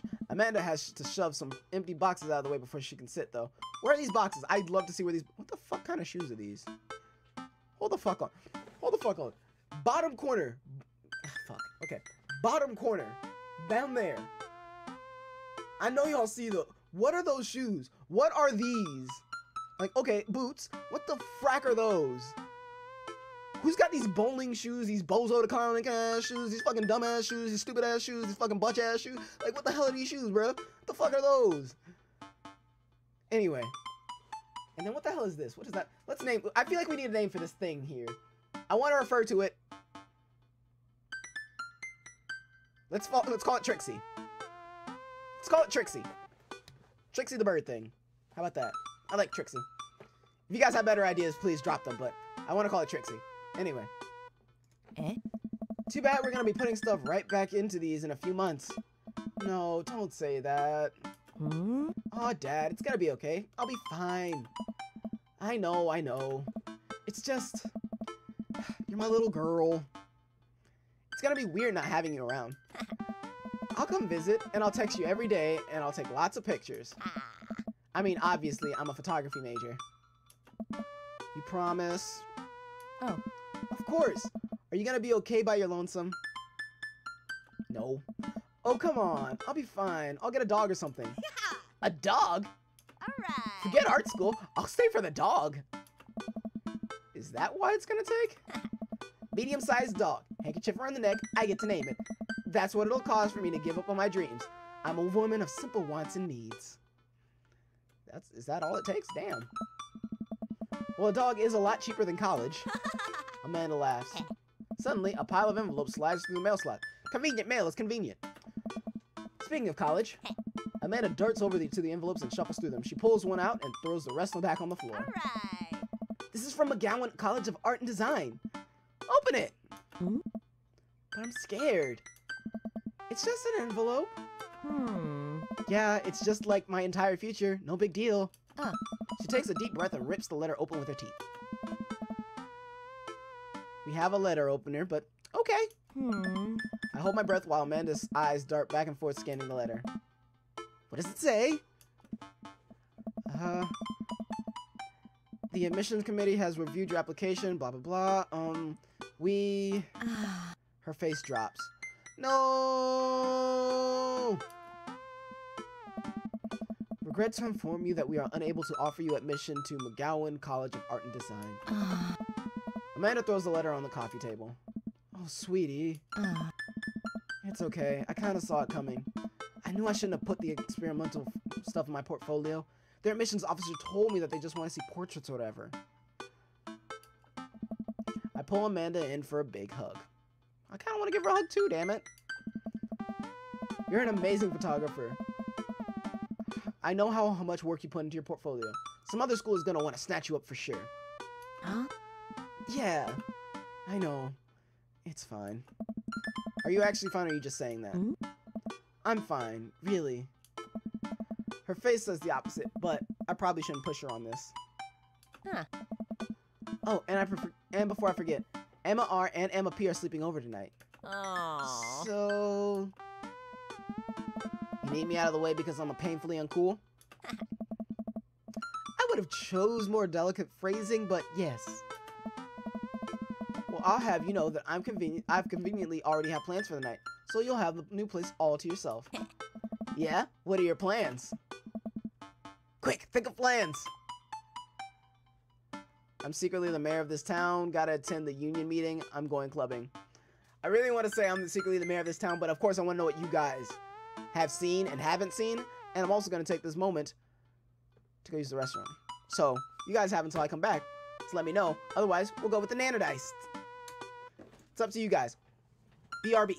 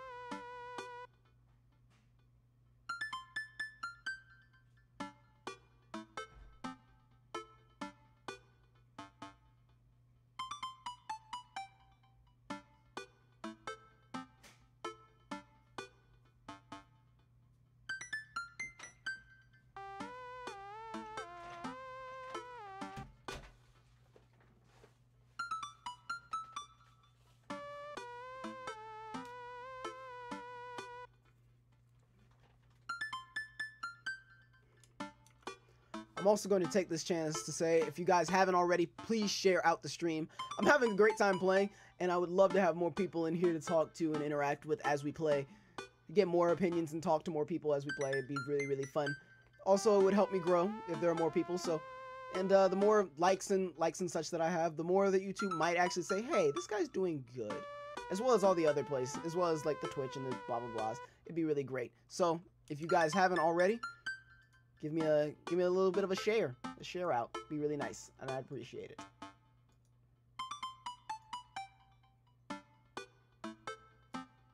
Matter of fact, I need to do a quick share of my own, and then we're gonna get right back into this. But I did see what you said, and I am a fan as well. Very much a fan.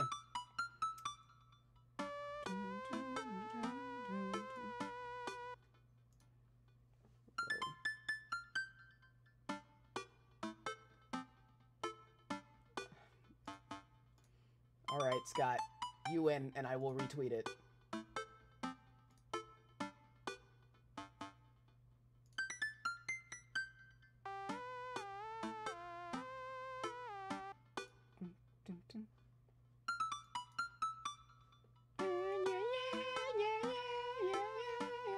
I have way too much fun with the music. I have way too much fun with this music. Anyway. Alright, we're back. I'm also going to grab a snack because I'm fucking hungry. I keep snacks in arm's reach.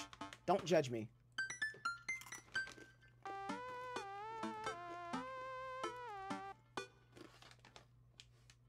Alright.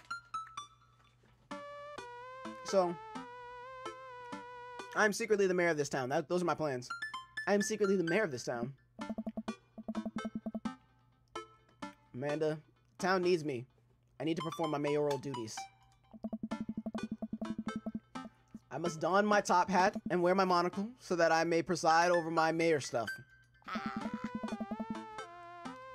think you're thinking of the guy from Monopoly. He was a mayor, right? Yeah, he was totally a mayor. He was not. I don't know. The Monopoly guy seems like he could totally be the mayor of a state. Of a state? He could be the mayor of a city. Right. I'm just kidding. I'm actually going to go to bed, go out and watch the game, or... you know what? If we go out and watch the game, we can meet more daddies. And I want to fuck all the daddies. So you know what? We're going to go out and watch the game. How about that? How do we feel about that before I pick it? This is another one of those ones where it actually probably decides where the story goes. So I don't know where it actually goes. God, so good. Harley's in the stream.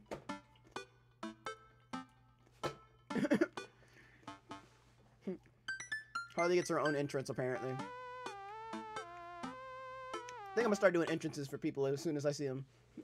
I like that. I like the idea. So we can go to bed or we can go out and watch the game, and I think we're gonna go out and watch the game. Just because we want to meet more daddies. We can't have sex with all the daddies if we don't go out and, you know, meet daddies. You know what I'm saying?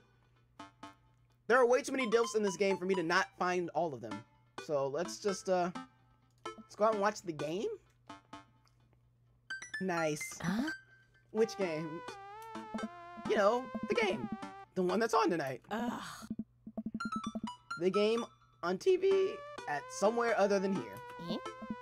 Okay, cool. While you do that, I'm gonna do drugs and commit some legit, or I'm gonna do drugs and commit some light arson with the Emmas. I'm concerned if you're hanging with the wrong crowd. My bad, I was just sharing the stream on Facebook. Well, we just decided that we were just gonna try to fuck all the daddies, that's all, so it's all good. I'm concerned with you hanging with the wrong crowd. Amanda shrugs. I would have expected you guys to be up with the white-collar crimes by this point. Maybe some money laundering at least. I'm a street rat, Pops. You're kidding about the doing drugs and crime, right? Yes, Dad. Just making sure. I give her a pat on the head. Have fun with your sports ball. Are you being sarcastic? Dad. No, making fun of sports is played out. Eh? Alright then. I'll do some light cleaning around the house and decide to clear out right before Amanda's friends arrive. Before I leave, Amanda stops me. Ah. Hey, don't forget you have a meeting with my English teacher tomorrow. Oh, right, Mr. Vega. I immediately think of the Street Fighter dude. And that could be either really exciting or really not. But nonetheless, that's immediately what I think. Yep, totally remembered. I'll be there. So I gotta be there Monday? Did she say Monday or yes? Ah, fuck it. I already forgot. Wow, I guess I really didn't plan this through. I'm not entirely sure where the closest bar is, and Amanda still hasn't shown me how to use the GPS on my phone. So I'm just gonna pick a direction and walk in it. Let's go this way. By the way, everything from here on out is completely new to me. So we've officially gotten to the point where I already know what happened. So we're past this now. Cool. Okay, we're marching. We're marching in the direction of the game. Any game, really. In the distance. Could it be? A big burned out neon sign hangs above a tiny dive bar. Jim and Kim's, huh? Alright, it'll do. Jim and Kim's. Yo, this is pretty lit. This place is pretty lit. Okay, I'm down. I like this place. Totally not judging the bar scene. What the fuck happened to this stool? Alright, whatever. The bar is small and dimly lit. The crack of pool balls sounds in the background as patrons laugh and joke. A string of multicolored Christmas lights hover above the bartender. I can't tell if he's Jim or Kim. I pull up the seat next to the bar. My bad, I was just sharing the stream on Facebook. That's what I appreciate. Mad love. Appreciate that. What'll it be? One beer, please. Sure thing, boss. No specific type of beer, just one beer. Let me have one beer. Just one beer. Any sort. It doesn't even matter. Bartender slides me an ice cold beer, and I crack it open with the boys. I take a sip and enjoy the refreshing taste. Coors Light.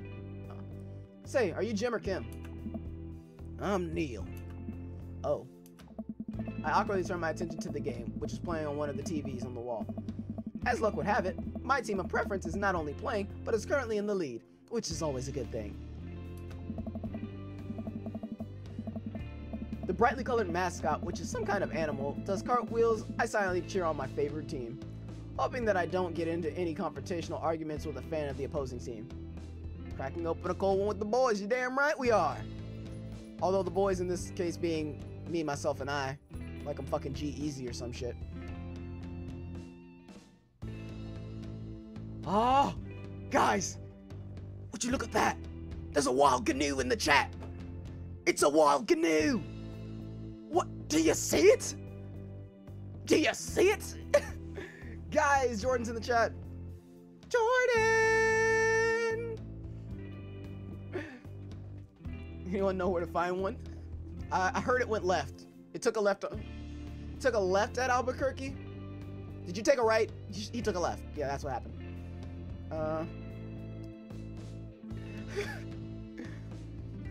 Yeah, we are playing Dream Daddy. So, welcome. How you doing? Appreciate you. Julia, what are you doing? You're not chewing on your cast, are you?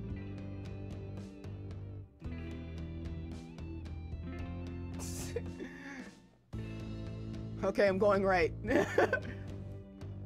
Apparently, Gnu's gonna do a text-based adventure while we play the game, so he'll man that. Anyway, several people in this bar are wearing the distinctive color of the team I dislike. Although I believe from their demeanor that, like me, the passion for their team is all in good fun. Hey. A middle-aged woman holding a nearly empty wine glass slides up to the bar and sits uncomfortably close to me. I mean, I guess you are alright. I don't know about you sliding up on me like that, homie, though. Like, we might have to talk. You might have to give me some personal space. Look, this is my bubble. You got an arm's length. It's a canoe. I don't know why. I feel like she has a smoker voice. Buy her a drink. Oh, I guess I should buy her a drink. Hey, sailor. Oh, hello. My always smiling ass. For those who have just joined, by the way, this is Joe Schmo. This is the character we've created, Joe Schmo. You know, he's the best dad, obviously, but he's trying to get himself into any and everything that he can. So that's what we've decided, or at least that's what I've decided. up in the top right corner, you guys can decide in the Wednesday Wonder Poll what you think, how many people you think he should be sleeping with. I personally think he should fuck all the dads, but that's my opinion. That's what I would choose on the poll. What about you guys? Top right. Check out the Wednesday Wonder Poll. All that good shit. Sing Buy You a Drink by T-Pain tour. Oh, hello. Ah. Oh, good to see fresh meat in here. I'm Mary. Come here often? No, and I'm not sure if I ever will now. Oh no, I actually just moved to this part of town today. I'm Joe, by the way. Are you watching the game? Yeah, my preferred team is in the lead. If they keep this up, they'll win the game with ease. Really, is that how sports works? I didn't realize. Oh, I love that team. I also love that game. I love someone who knows their way around balls. Well, you might have just picked the right one, you know what I'm saying? Wait. Yeah. Yeah, I'm trying to fuck dads. I'm trying to fuck dads. That's the joke I was trying to make. I'm getting the impression that she's a little drunk. Really? I never would have guessed. Buy a gal a drink? Well, apparently we gonna buy her a drink. Ooh-wee. I'm not gonna take her home with me. I got a kid at home, so she can't stay with me. But she can get this Dino. She can get this Dino. Ooh, ooh, ooh. I almost reluctantly signal the bartender and order Mary another glass of wine. Neil jokes back and forth with Mary. They're clearly friends, and this clearly isn't her first time doing this. She tips her glass at me. Suppose I gotta keep you company right now. I mean, no, you could just suck my dick and leave. That's an option. That is totally a fair option. We can go in the bathroom, you can blow me, and I could leave, and then you could just, like, go about your business. Works with me. Hey. So what do you want to know? What's your deal? What do you think of the game? What's the latest gossip around here? Part of me wants to kind of want to be a little, you know, nosy. What's the gossip? I kind of want to know what the gossip is around here, you know what I'm saying? That's an option.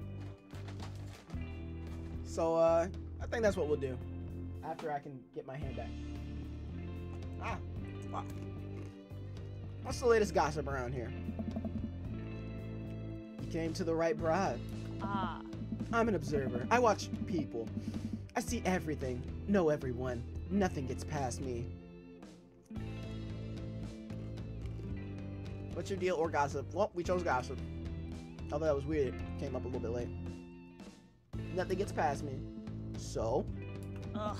So what? I thought you were gonna... Hey. I forgot what we were talking...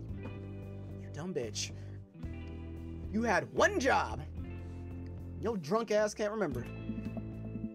About the gossip, you said nothing gets past you? Oh, right. I'm also a steel trap. Confidential to a fault. So what else can you tell me about this part of town? It's quiet, that's for sure. If you want an idyllic little life with the white picket fences, this is the place to do it. But every town has its secrets, you know.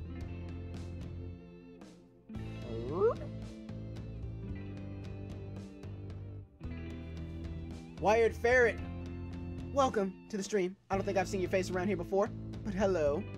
I see you down there, having a good time. Hopefully the lag isn't too bad. I'd say give it a refresh if you can. Hopefully that'll fix it up, because I'd love for you to stick around and have a good time with us. It's quiet for sure. If you want a little individual, but every town has its secrets, you know. There. She takes a sip of her drink. That was a little too ominous for my taste. She leans closer. Hey. Would you like to learn some of my secrets? Oh boy.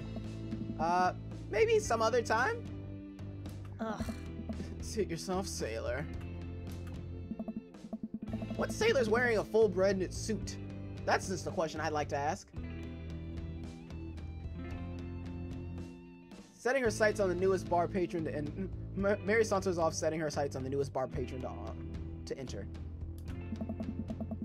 I happily watch the game over another beer. The game has gotten close in terms of points, a little too close than what I'm comfortable with. After a particularly skilled player scores a number of points for the other team, putting them in the lead. I hear an affirmative grunt from another man at the bar. Oh, July, you good? You want out?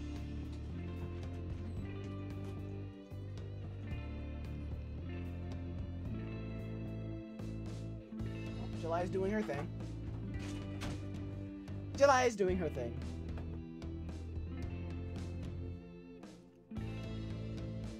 Go team! Who's this other person? It's the brooding man from the coffee spoon! He sits alone sipping whiskey and watching the game as well! Oh god, okay. It's Crow Dad. Alright. What's good, Crow Dad? Enjoying the game? I am now that we're winning. Oh, we must be rooting for different teams. In my opinion, my team is far superior. I have to disagree with that based upon our win-loss record. I'd say that my team is superior. I love how they've decided to just not give a team name whatsoever. This was about a perfect time for any sort of like Easter egg, but you know. Also, if you look on the TV, you can actually kind of make out a little bit of a game. That's kind of cool. That's where you're wrong, since as it stands right now, my team is beating yours. The conversation ends there, and we both go back to silently rooting for our respective teams. The game is close, with both sides playing their hardest to win, but in the end, my team prevails. Quiet cheers ripple through the bar. I raise a respectful glass at the man drinking whiskey. He raises his in response. An unspoken truce is formed between us, based on our mutual love for the game. He motions to the bartender, who pours 2 glasses of whiskey. The man slides one over to me. The name's Robert. Thanks, I'm Joe. Hey. You must be new here. Mary already hit on you? Yeah. Robert chuckles. Oh. She's a peach. Well, you picked the best bar in town. As slimy as it is, you'll never find a better spot than Jim and Kim's. I feel like it's because this is how it sounds to non-sports fans. That's actually exactly how it sounds. I'm not even gonna front. That's pretty true. That's very true. That's exactly how it sounds. Just like, but our team has this record. But our team is blah blah blah. Huh? It's exactly how I feel when people start talking sports around me. I like have to pick parts. It's like, all right, pause. You know, you're a really big nerd when people start talking sports and your best way of referencing the sports is to choose from a video game how it might work in the same way.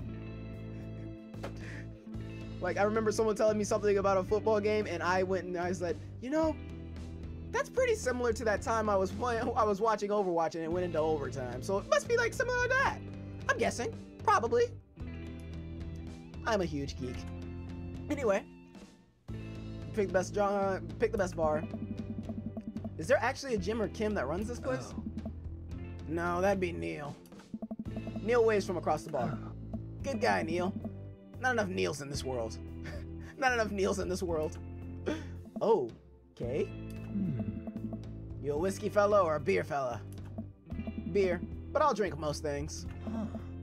You like shots?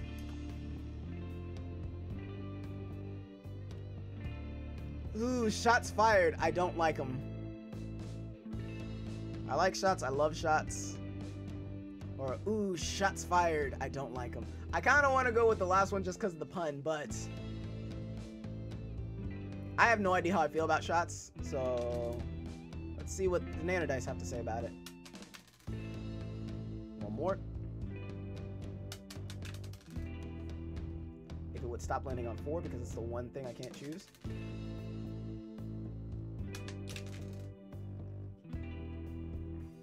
Shots for the win. All right, I'm hearing shots. I love shots. I love shots. Thank God. Robert nods to Neil, who serves up 2 shots of whiskey. He hands one to me. Here's to your health. We take the shots. The whiskey burns going down, but I try my hardest to look tough. Wait, I think this is what making friends is. Hey, guys, we're doing it. We're making friends. Okay, now we have to take shots one day. I don't know what the fuck's going on, but sure. Okay, Joe, this guy. Okay, Joe. This guy's out of my friend league, but I think if I play my cards right, we'll be pals in no time. Compliment his cool leather jacket, his rugged good looks. Compliment his hand tattoo. He's got a hand tattoo? He does have a hand tattoo. Look at that. Look at that. Oh God, again. Guys, I'm socially awkward. What do I say? I could compliment his jacket, his rugged good looks, or compliment his hands. The jacket? People are saying the jacket. The tattoo?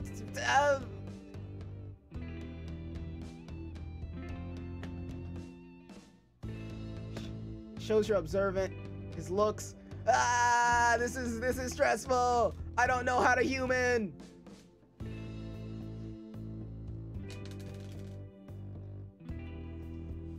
All right, I guess we'll compliment the. I saw a lot for the jacket. I think that's what we'll go with. Yeah, I got like 2 people saying jacket, so we'll go with the jacket. I like your jacket. Thanks. Been in my family a long time. Passed down from firstborn to firstborn. Cursed, some would say. Ooh. Yep, I went to the dice and dice said jacket. Dice said jacket as well. Number 1. So, cursed, some would say. Man, this guy's mysterious and cool. Whew. Hey. Way cooler than I am, at least. Robert signals to the bartender for another round. What are you doing here tonight? My daughter kicked me out of the house, running from my problems, trying to make friends. I could just joke around like, my daughter kicked me out of the house, but I don't know if this kid likes, does he like kids? I want to be his friend. I have an, okay, right now I'm actually having like the very unreal feeling. It's like, I want him to be my friend. I want him to be my friend so hard. I really want him to be my friend, and I like trying to make friends. Am I trying to make friends, or did my daughter kick me out of the house? I guess we're trying to make friends. Yeah, we're trying to make friends. That sounds good. I'm new in town. Figured I might be good to put myself out there. You seem pretty cool. Oh. The key to being cool is acting like you don't care about anything, but actually care very deeply about everything to the point where it's debilitating. He's not wrong. God, he's got good. God, he's good. He's really good. God, so hard right now. Really. Robert downs the rest of his drink. Of course not. He gets up. Be right back. Gotta powder my nose. Never seen Robert this talkative. He must like you. Huh, I guess so. I gotta admit that Robert has some gruff charm to him. If a guy like this thinks I'm cool, then I really must be. I think I made friends! Guys, I think I successfully made friends! Woo! Friend dance! This is the friends dance. Robert comes back from the bathroom and grabs his leather jacket. I'm gonna go home. You heading my way? Robert and I leave the bar and find ourselves walking in the same direction. I live in the cul-de-sac down the way. Does everyone live there? Hopefully, because that makes it easier for everyone to get the dick. Like, that's the best way. It's like you can have a different person every day. So far, we've met, what? We've met 4? We've met 4 of them so far. So, you know, that's almost the whole week. That's almost every day of the week. And then 2 days for recovery. So far, we're good. So let's do this. Does everybody live there? Me too. We just finished unpacking today. Great place to be. Good neighbors. Well, some of them. Who's that? We get to Robert's house, which is just a few houses away from mine. We stop and he turns to me. I don't kiss and tell, Joe. Oh? So are we doing this or what? What? Hey. You know, do you want to come inside or not? He's so to the point! Yes! A weird wave of realization rushes over me. I blush. Lay it on smooth, smile and nod. Oh, guys, this is the first of many, I'm sure.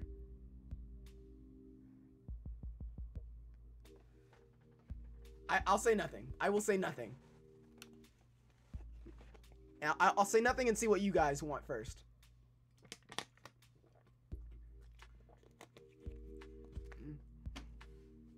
There's also a chance for me to stuff my face full of...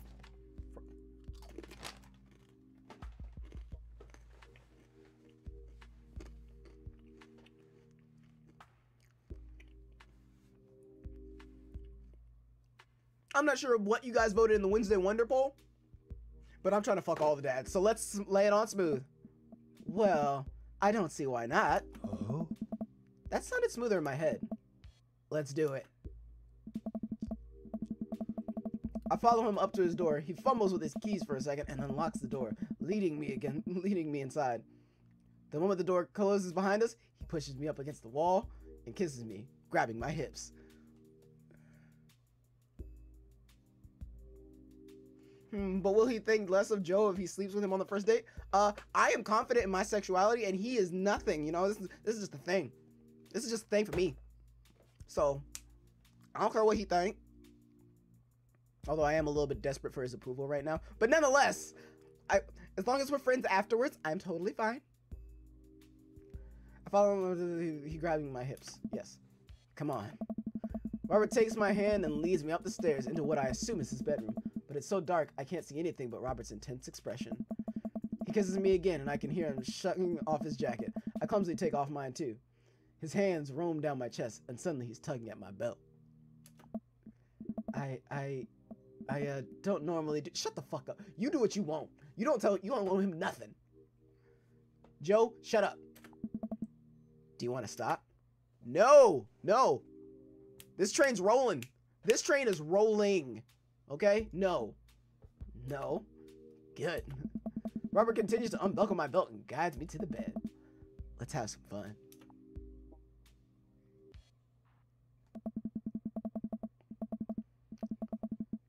Sunlight streams in between the slots into the slats of my blinds.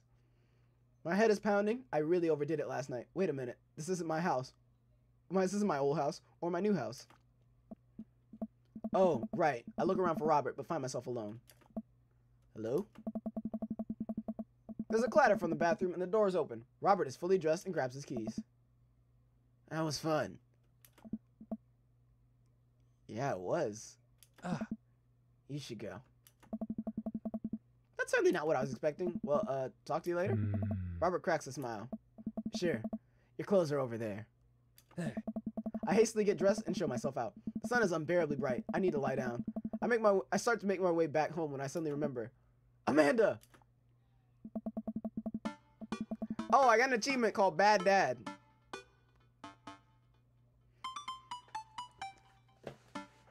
I rush back home and throw the door open. Something smells delicious. Amanda? Amanda runs out of the kitchen and looks slightly disappointed. Oh, man. I was kind of hoping you had gotten kidnapped and I was going to have to come rescue you. No, I made a friend at the bar last night and ended up sleeping over at his place. Where are the Emmas? They left a little while ago. Good, I didn't want to meet neither one of them bitches. Oh, you guys had fun? Yeah, watched some movies, ate snacks, stole a car. You know, usual sleepover stuff. I swear if a cop knocks on my door, we're gonna have a serious talk, Amanda. You teens in your larceny. So, this breakfast that you're cooking, what's that all about? Well, there's hash browns and eggs and bacon. Now we're swagging. Can I? Yes, you can have some breakfast. Bless you, sweet child. Ah, my head throbs. I gotta do something about this hangover. Well, eating's gonna be the first step, so go get some food, bro. Amanda, your loving father might have overdone it last night. Oh, somebody's hungover. Father of the year. You wouldn't happen to have any aspirin or... I've got just the thing. Hold on. Amanda runs off to the fridge and pulls out a jar of pickles. See, Amanda's good. She's like, look, my dad's hungover. He probably has some good shit. So let me go ahead and help him out. See, I'm glad I ain't got no little bitch ass kid, because some bitch ass kid would have been like, Dad, how dare you overdrink? You know your limits. Bitch, you sit the fuck down. Sit the fuck down. Nah. Amanda's like, nah, I got you, fam. Hold up. I know just the thing for the hangover. Hold up. I got you, squad. Like, it's sweet. Fucking Amanda's dope. Yes. Drink this. The pickle juice? Whoa. Yep. It's what I use what I would assume would use. Someone would use. I would also assume that it works pretty well. Although I've never tried it before. And won't try it. Obviously.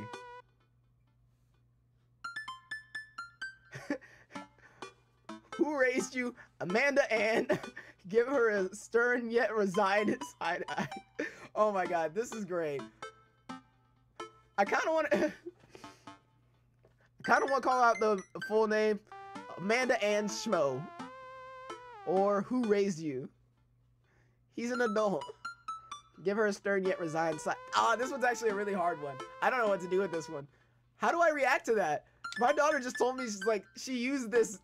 My daughter just told me that she used this for a cure at one point. So my daughter's been drinking. You know what? We'll just give her a stern yet resigned side eye. Oh. I eye her suspiciously. I eye the jar of pickles even more suspiciously. This better work. I down the sip of the tart juice.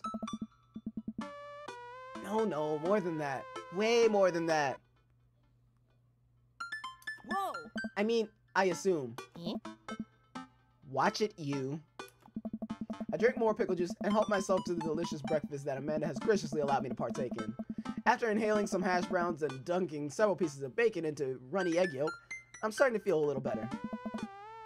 Amanda grabs her backpack and keys. Well, I gotta get to class. Don't forget the meeting with Mr. Vega, okay? He said it was important. Love ya. I'll be there. Knock 'em dead, kiddo. Always do. Ooh, okay. I see you swagging. Why does my daughter have more swag than I do? Like, this is ridiculous. She's swagging out this goddamn world while I'm looking like a piece of fucking toast. White toast at that. We do our secret handshake and she's off. Oh, they've got a secret handshake? That's dope. I get a little work done at home before I glance at my watch and see that it's almost time for the meeting. I hop in the shower, change clothes, and head on my way. Still a little hungover. How am I still hungover? How many hours has it been that... Oh, fuck it. Never mind. If you don't have anything nice to say, don't say anything at all. Alright. I kind of want to have a counter on how many dads, like, the number of dads we've taken down. But right now we're at 1. So we'll see. I arrived at Amanda's school and check in at the front desk. They give me a bright orange visitor sticker and send me on my way. I feel pretty haggard after not brushing my teeth or showering, but hopefully nobody will notice. Why did I not do that? I had the time. Ah, fuck it. I check my watch and am relieved to see that I'm the only 2 minutes late. Wait, was it room 103 or 108? I spot a youth standing in his locker and approach him for help. Excuse me, do you know where Mr. Vega's classroom is? The youth turns around and looks me up and down with heavily lined eyes. Come on, kid, I'm late for a meeting. Mr. who? Mr. Vega. I don't know. Have you tried the exit? Okay, wise guy, are you gonna help me or not? Fine. Up these stairs and to the left. Can't miss him. Good, go fuck yourself. I head up the stairs and walk around, unable to find Mr. Vega's class anywhere. After a couple minutes of searching, I head back downstairs to find the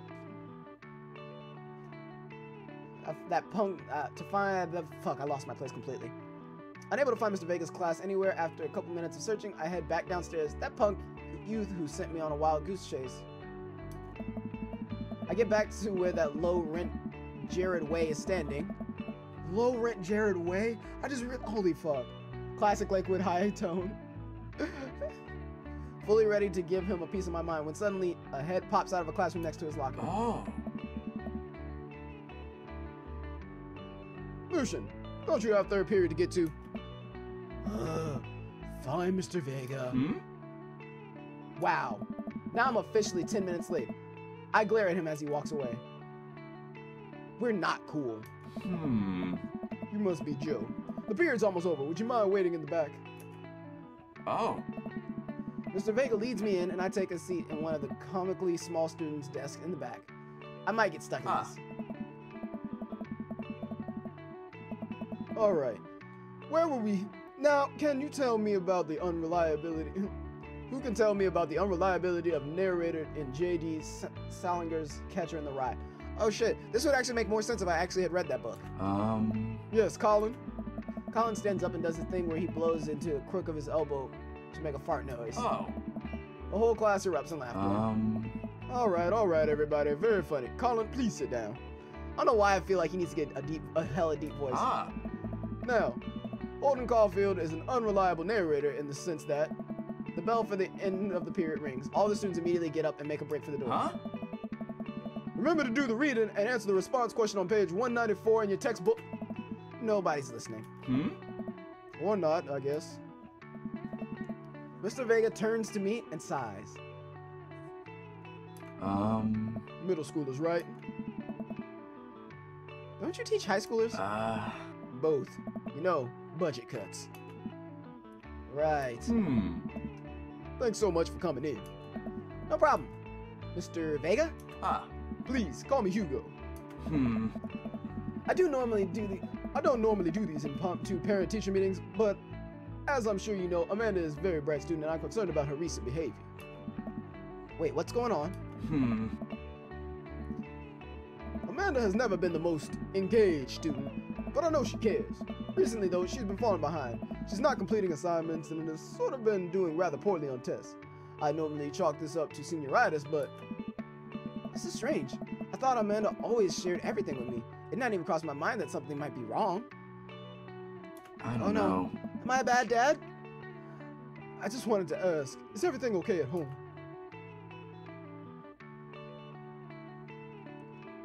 We just moved, she's fine, she has a tendency to bottle things up. I guess we just moved is like the only thing that's even that could slightly be wrong with her that I know of. So I guess I'll say that. But other than that, she seemed fine. She has a tendency to bottle things up. I want to say she's fine, or we just moved. I want to say she's fine, or I guess I'll be honest. Confirmed alcoholic dad. Am I a bad dad? No! I can't be a bad dad! No! We just moved. Well, we just moved recently, but it was only to the other side of town, and Amanda was more excited about it than I was. See if you can talk to her about it. I know she values you a great deal and would appreciate your guidance. If she keeps heading down this road, I know how important art school is to her, and I would hate to see her miss her out on scholarship money that she clearly deserves. I'll make sure to talk to Amanda. Thanks for letting me know, Hugo. Anytime. On my way out, I stop and think for a moment. I stopped thinking for a moment. I turned to Hugo. Hey, Hugo. Yes. Did you ever catch that rye? That's time. Yes. Apparently they caught the rye. I don't know what the hell, but sure. I leave the classroom and make my way out of the school. I'm still a little bit in shock that Amanda was able to hide it so well from me.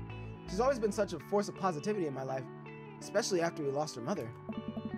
Amanda must be done with classes for the day by now.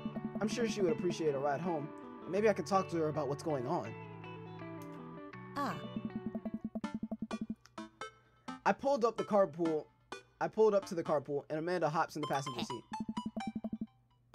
So, did you have fun gossiping about me? Mr. Vega and I actually just gossiped about our celebrity crushes. So you talked about Mario Batali the whole time? It was a very productive meeting. I'm pretty hungry. Can we grab some dinner? Sure thing. Let's go to the mall food court. Because going out. Let's go to the mall food court. Does that sound good to you? Yeah, sure. Why the mall?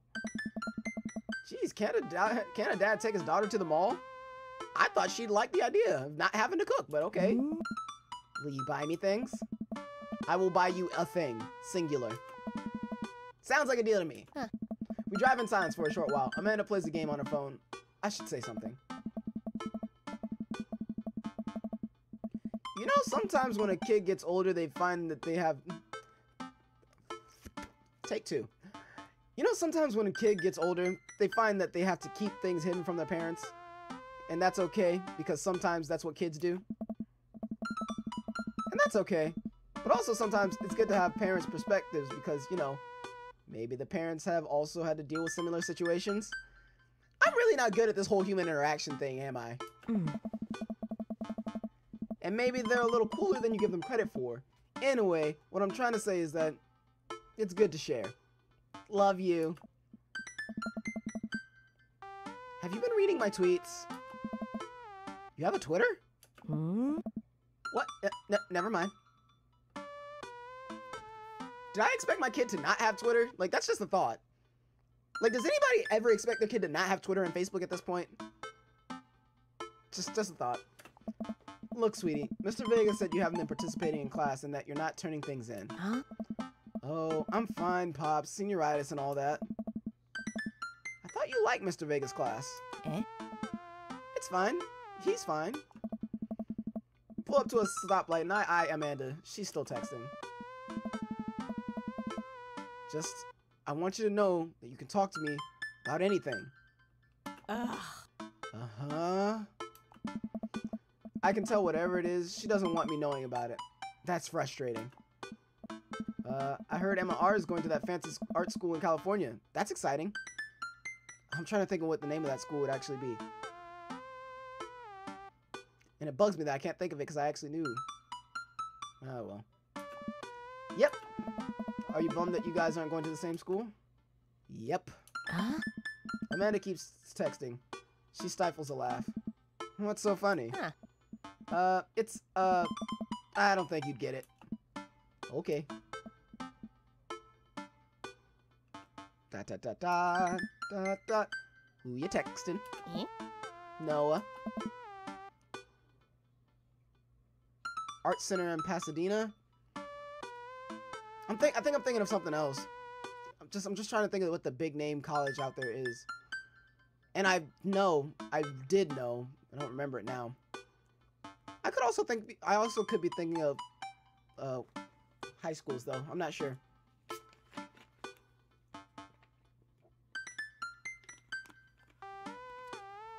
I'm not super sure, and it makes me weird, and it makes me kind of frustrated. But you know what? It's cool. Art Center in Pasadena. It's bugging me now. Damn it. Who's Noah? My friend. Does he go to your school? Yep. Do you like Noah? Hey. What? No? Dad. Ugh. I can't believe that you would... Dad. I didn't have to do that one. I mean, jeez. Why would you... Ugh. Gross. Sorry. Just asking. Dad, he's just my friend. I call bullshit. Guys and girls can be friends. He's my friend. Look, I don't deny that. But I also put 100%, like a 76% chance that he's also trying to get in them jeans. And that I'm not okay with. So, I'm just letting you know, if I see Noah at my house without my permission, I'm blowing his fucking head off. I'm just saying. You know, as a dad, I gotta let her know. If I see this motorsucker in my house, I'ma kill him. I know, it's crazy. If I see this nigga in my house, we gonna have some issues, but that's all. No, whatever. Guys and girls can be friends. He's my friend. Okay. Bullshit. Oh, God.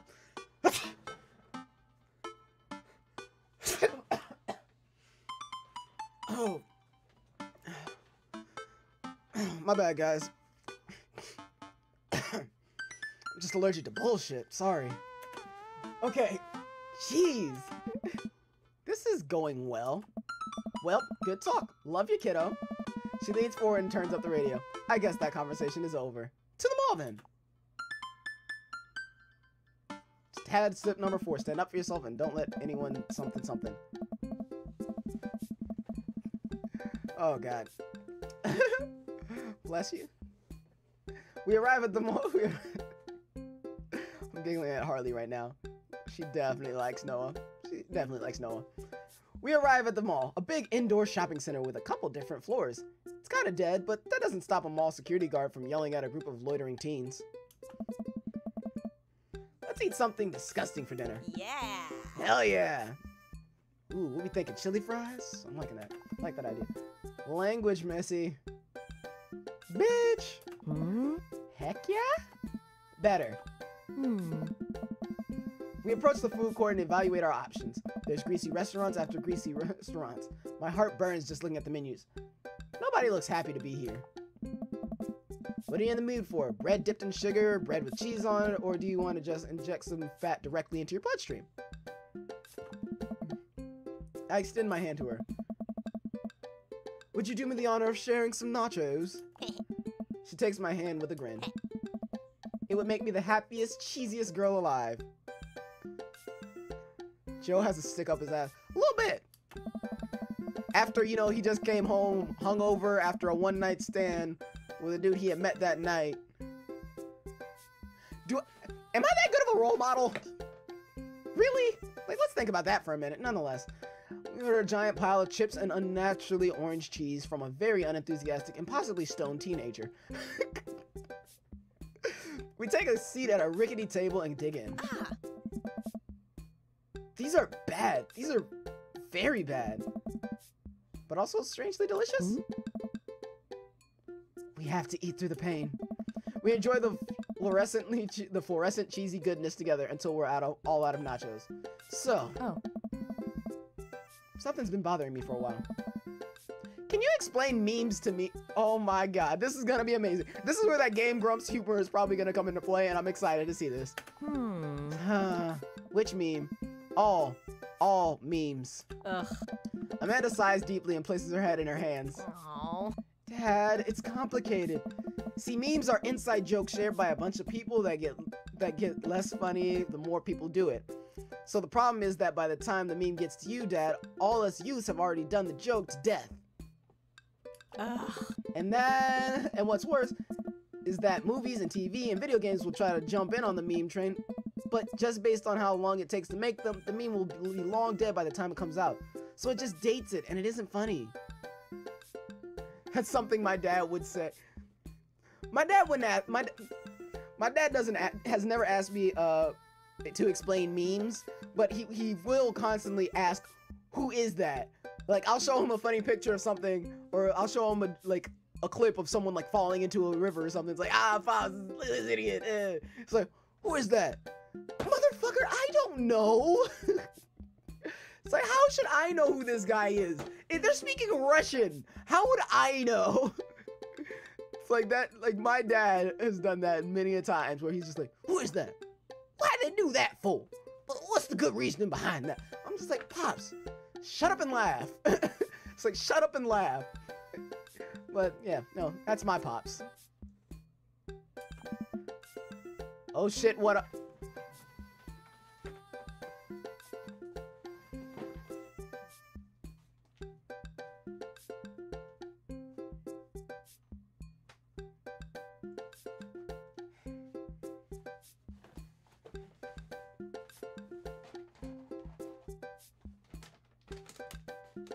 I'm kind of mad that he just did that. For multiple reasons, I'm kind of mad he just did that.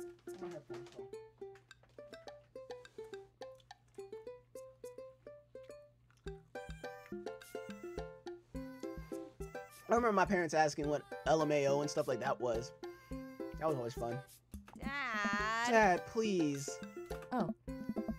Anyway, changing the subject. Please, because I don't want him to say any more memes. Where to now?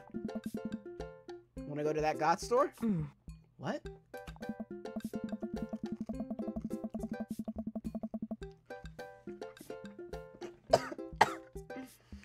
You know, that one that's all black and tries to establish itself as anti-establishment despite being an exact representation of establishment?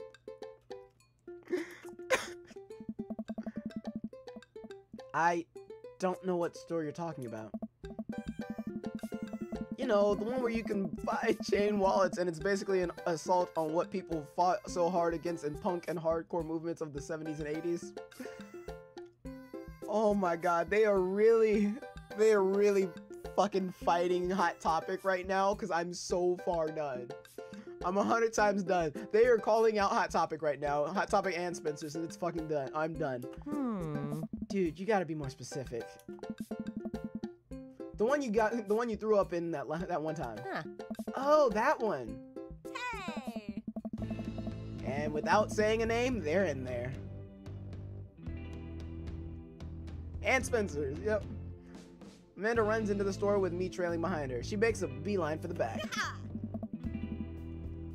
There it is! You can still see the outline, kinda. I'm so proud? Speech! Amanda. Yeah! Speech! Alright, I'll do it if you stop chanting. Amanda stops immediately. Clear my throat. Thank you all for joining us here today to commemorate a historic moment that will forever shape history. On a day very much like today, some 5 years ago, our very own Amanda and Schmo had too much blue raspberry slushy on an outing to the mall. After begging her father to take her to Dead, Goth, and Beyond.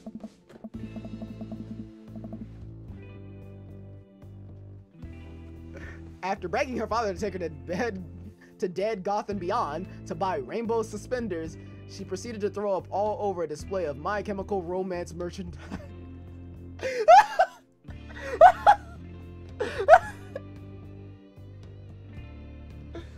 Her loving father then had to pay for said merchandise, which to this day remains among our possessions. Thank you. Oh my god. Huh. Amanda is moved. She begins clapping, slowly at first, then faster and more vigorously. Several other patients turn their head. One of them also starts clapping. I bow my head. Oh hey, chain wallets! While Amanda busies herself looking at band t-shirts, I try to find something of my interest myself. Not much for her dad to look at in Dead, Goth, and Beyond. You see why he's Goth Dad now. Okay, we'll see. You can pursue the band t-shirts. Ironic. Let's look at the ironic mugs. That sounds funny. I'm suddenly stricken by an existential fear. If there's only one number one dad, then why are there so many mugs here that say that?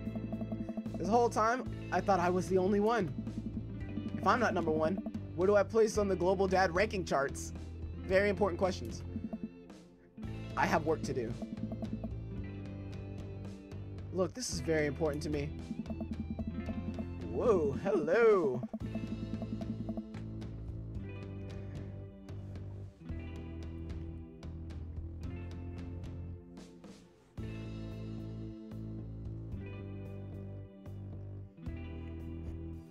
This immediately makes me think of Alucard and fucking Sebastian Michaelis from Black Butler.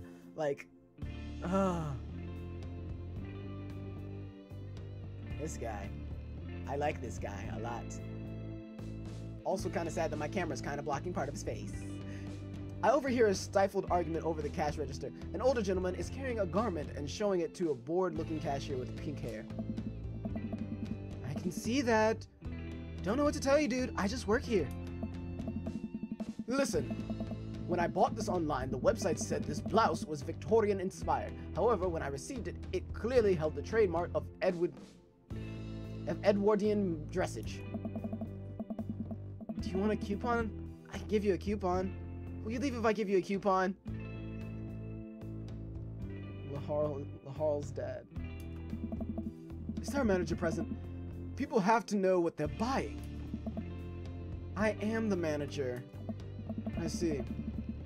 Well, it would seem that I have outstayed my welcome. Good day, shopkeep. Your superiors will receive a strongly worded letter by the post. Whatever, dude. The man whirls around and storms out, his literal coattails trailing behind him. I can't tell if they are Victorian-inspired or Edwardian in nature. 'Cause yes. Amanda trots up to me with t-shirt in her hand. Oh boy, here it comes. Oh. Hey, Dadtron 5000. Yes, I'll buy it for you. Wow, that was easy. Thanks. He looks like Laharl's dad. I don't know who that is. Is that the same person Bax was talking about and I missed it because I still don't know? At least it's only one this time. Amanda plops the shirt on the counter and grins at the cashier. I love your hair. The cashier says nothing and rings Amanda up. Radiating hatred, I hand her a 20. So what was that guy's deal? The cashier rolls her eyes so hard I'm worried she'll pull something. That's Damien. He's in here all the time. He's obsessed with Victorian fashion or whatever. She hands Amanda her bag and it's clear the conversation is over. We make our way out of the store and head home to get some rest. He's like one of the best dads in my opinion, like a choke on his dark aura, if you know what I mean. Oh, I don't get it.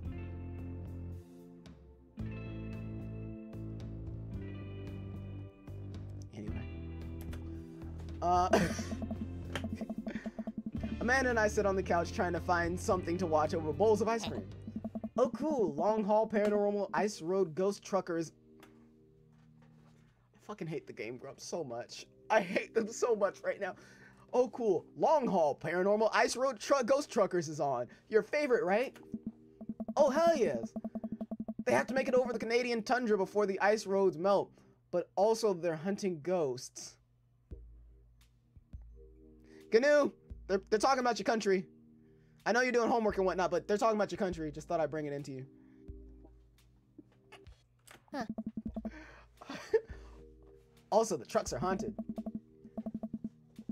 This is an episode I've already seen, but it's one of the best. Colum and Flint Dogbone. The twin brother truck driving and ghost hunting duo find themselves in the greatest peril yet.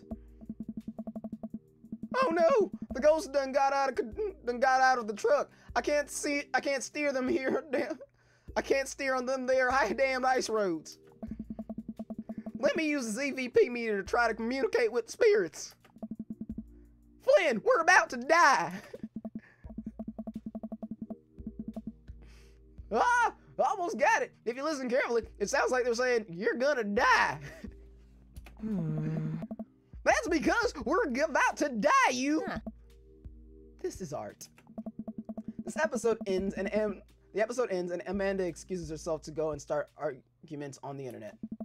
I stay up a little longer, curious about the exploits of Colum and Flint Dogbone after the disastrous ice road accident. Afterward, I crawl into bed and get a good night's sleep.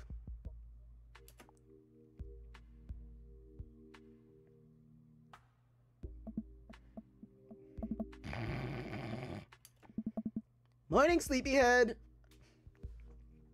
I find this extremely offensive.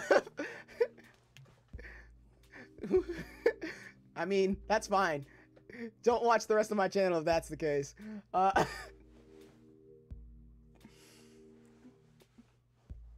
my god. 5 more minutes. You have never, ever let me have 5 more minutes. So get up. Fine. Can I just take a moment to just say, I fucking love our dad. Joe Schmo is the tits, bruh. He's so goddamn bones. It's dope. I love him. I know when we first made him, I was kind of like, yeah, you know, just trying to make stuff. I love Joe right now. He's so dope. Anyway.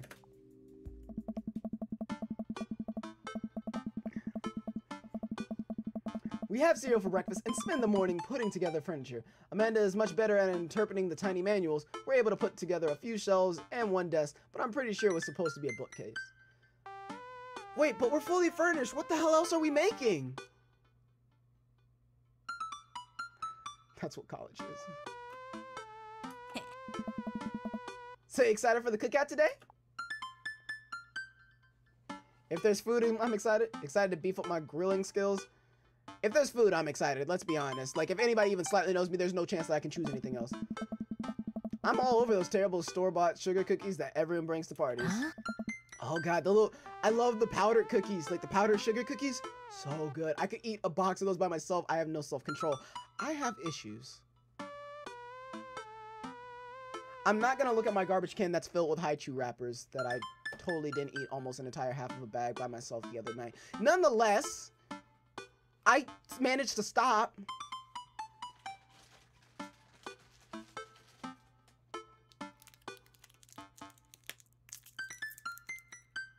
I don't have a problem. Anyway. Yeah, those are bad. Which means there are more for me. Mm?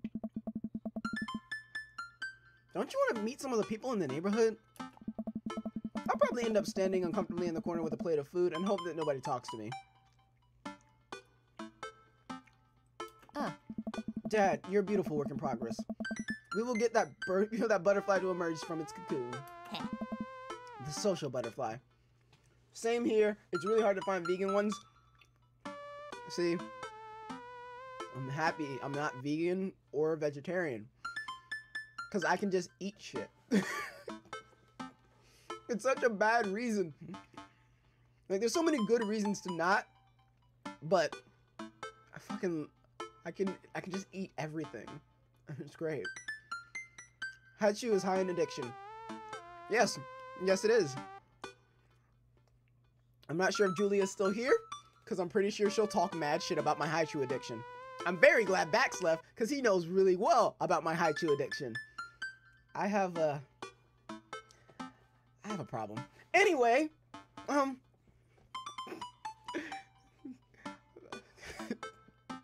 social butterfly. Well, we better start getting ready. We definitely don't want to be late. What? No, we have to be fashionably late. Who shows up to a cookout on time? You know what? We're going early just because you said that. I head out the door and Amanda reluctantly follows. We walk across the street to Joseph's house with store-bought veggie plate. I'm a terrible cook if it doesn't involve a grill. Oh, fuck. We have to see those damned kids again. We really have to see those damned kids again. Fuck. Okay. Huh?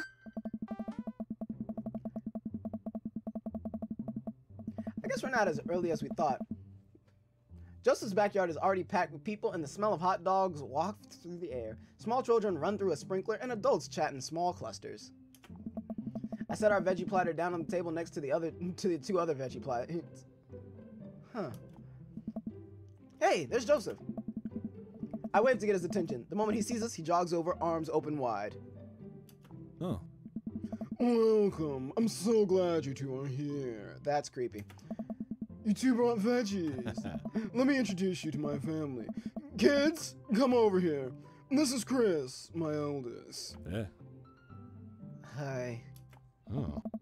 This is Christian and Christy. They're twins. Huh? They stare creepily and say nothing. Yeah. Then there's, of course, our youngest, Krish. Oh my god, I hate this dude's naming style. They're all almost the exact same name. Like, my parents named all of us with the same letter starting our names. Devin, Dalen, and Destiny. But it's not that bad. Chris, Christy, Chris, Krish. What? Anyway. Wait, where's Krish? Maybe Mary put him in his crib. What the fuck is Krish? What the fuck is... Wait, also, he just said Mary. The same Mary that hit on me the other night? The drunk bitch? Because I'm kind of mad if that's the case. Oh, it is. I knew that. I wanted to call it out, but I did not.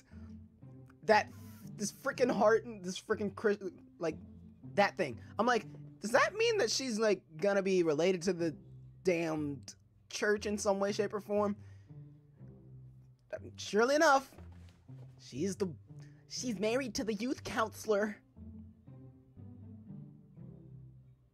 Nah. Fuck her. What the fuck is a Krish? Okay, Harley's killing me right now. Excuse me. What the fuck is a Krish? You know what? I kind of want to look up what a Krish is now. Let's see what we can find if we look up Krish. Let's look it up. Krish. No.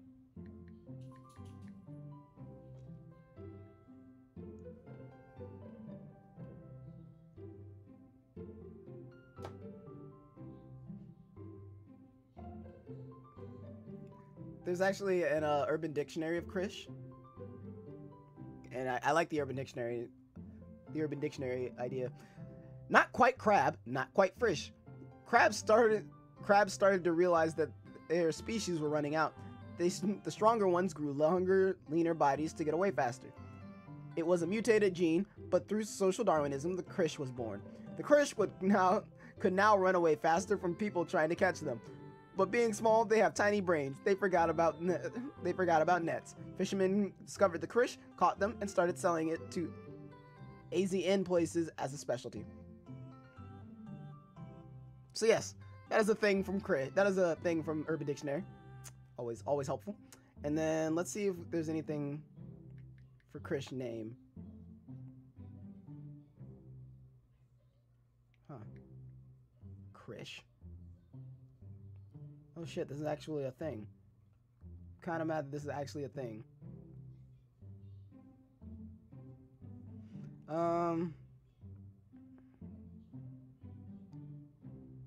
Oh my god. Wait, what? Meaning of Krish. What does Krish mean? The baby boy Krish is derived from Sanskrit origins. Krish is a derivative of the Indian name Krish with a K. Also see category Sanskrit. Krish is unusual as a baby boy name. It is ranked within the top 1,000.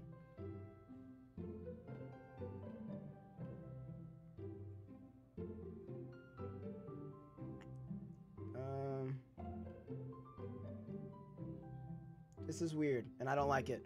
Krish! It's weird! That's my official analysis of Krish. Anyway.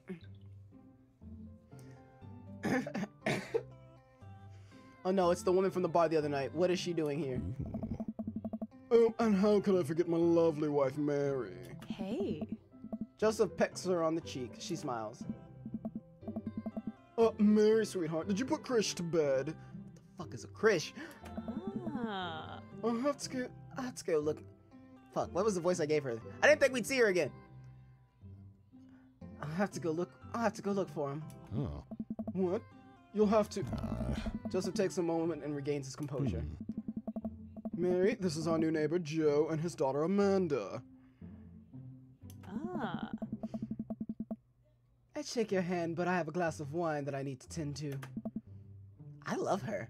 Don't you dare. Amanda, I swear to God, don't you look up to her. She's horrendous. I love her. Nice to meet you, Mary, for the first time. Charmed. Well, I have to go over there now. Mary leaves. Oh God, this is so awkward. I wonder if Joseph knows. I wonder if Mary knows that Joseph knows. I wonder if Joseph knows that Mary knows that I know. I'm gonna scroll back up in my chat for a second because I feel like there was a bit that I missed just now. Well, they look like soulless. They look like soulless dolls, so connection, I guess. And fish are kind of soulless animals. I want to reincarnate as a Krish. Cringes. Crush. Okay, now I see what you're talking about. Her new name should be Krish. Her new name should be Krish. Okay, well, you know, whatever. Also, is Krish a boy or a girl? Did we figure that out? Did he say that? I don't know. It takes all my energy not to run away from the barbecue and start fresh in a new city. My wife has a wonderful sense of humor, but please, you two, enjoy the barbecue. All the guys are really excited to meet you. Wow, I think I've actually met everyone else. Great! I bet you're excited to get to know everyone better. Hope you both enjoy yourselves. New hit song, Krish, It's Weird. I actually kind of want to make that a thing, just for the sake of it making it a thing. It'd be pretty funny to me. Amanda and I mill around and try to some food spread out on the table. I pick up some deviled eggs. Amanda grabs a small plate and immediately begins piling it with baked goods. Ugh, I don't want to make friends. Aww. Come on, Dad. Who are you gonna party with when I go off to school? But I don't want to have to do pleasantries. Same. Dad. Ugh, they're gonna talk about weather. Ugh. Go. Do it. Make a friend. Did my daughter just force me to go make a friend? But How could I have possibly abandoned my only child at a social function? That's bad parenting. Yeah. This plate of cookies is my new dad. Bye. Did I just get I just got replaced by cookies. I'm kind of mad. Anyway, Amanda shoves me into the center of the yard. Well, here goes nothing. I look around the party and I'm surprised to see some familiar faces. Isn't that the barista from the Coffee Spoon? Oh dang, Robert's here too? Didn't that guy throw a frisbee at my head? Isn't that the guy who was throwing a fit in Dead Gotham Beyond? Isn't that Amanda's teacher? Hey, I know Craig. But wait a second, all these people live in our cul-de-sac? That can't be right. I better investigate. Alright guys, who are we talking to? Who are we talking to? Or we can make it burger time. It could also just be burger time. I don't want to talk to Robert because we just had sex with him the other night. I don't want to make it awkward. Like, he's not, I don't want to make him look like he's number one to talk to. So that's the only one I'm kind of like, nah. Yeah, fuck Krish. Fuck Krish. Fuck Krish, Chris, Kristen, Christy. All of them. And Joseph. Mary too. Let's go talk to Craig. Matt, Hugo, and Craig. That's what I'm getting at. Hugo. Got Hugo, Craig. Matt, Hugo, and Craig are the first ones I'm seeing, so everyone's saying Matt, Hugo, and Craig, I feel like. So let's go talk to Matt, Hugo, and Craig then. Oh, Lord Jesus, that was a weird audio thing. Matt and Hugo seem to be embroiled in an intense discussion. Craig looks on, smiling politely. I walk over to say hello. Well, I don't think it's fair to try and compare the two art movements like that. Periods in art only exist because they're a unique byproduct of the social and political climate of the time and place. And try to take something like, try to take something like, say, the Rocco period and compare it to the postmodernism in America, you're completely disregarding the context in which a work of art is created. Matt and Hugo seem to be busy seem to be so busy talking that they don't notice me. I can speak English, I promise. Craig leans in. Dude, I have no idea what's happening. I'm gonna talk to Craig. I feel like I need to talk to Craig so he doesn't feel so odd. I turn my attention to Craig, who seems a little more attentive to my existence. How'd resistance training go the other day? Oh. Great. Little River here is a great cheerleader. Aren't you, tiny bro? I thought River was a girl. Craig grabs River's arms and waves him around. Oh. You can do it, Dad. I'm so proud of you. I'm sorry for pooping on you. She must be a handful at that age. Hmm?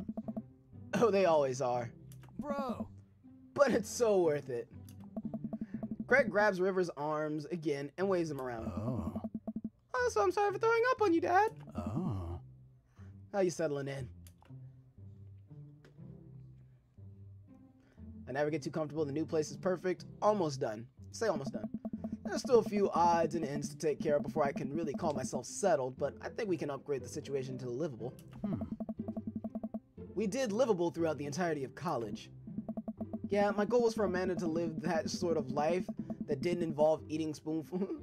My goal was for Amanda to live the sort of life that didn't involve eating spoonfuls of ranch dressing as palate cleansers between different types of pizzas.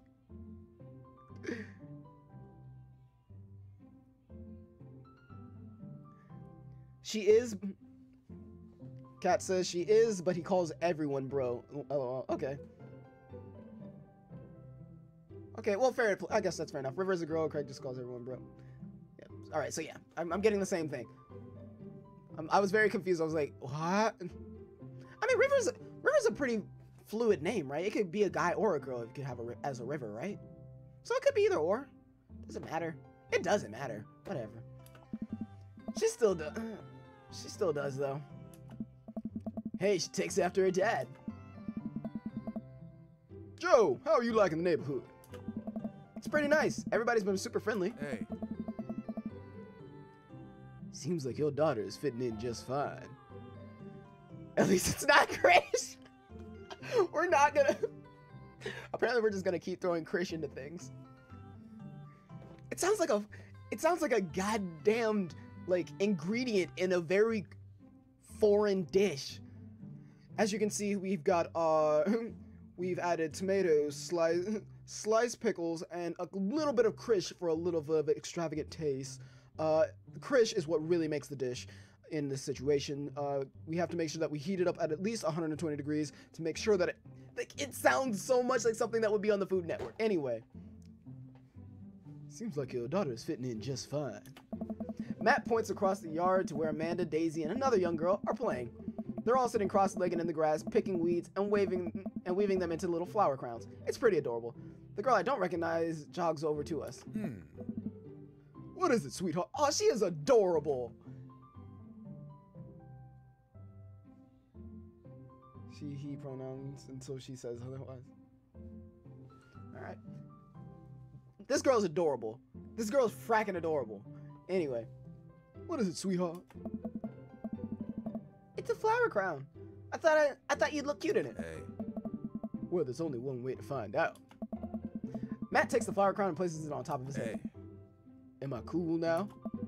The girl stares at him, thinking it over. Nope, but you're slightly less uncool than you were before putting it on. Hey. Hey, Joe, this is my daughter. Hello.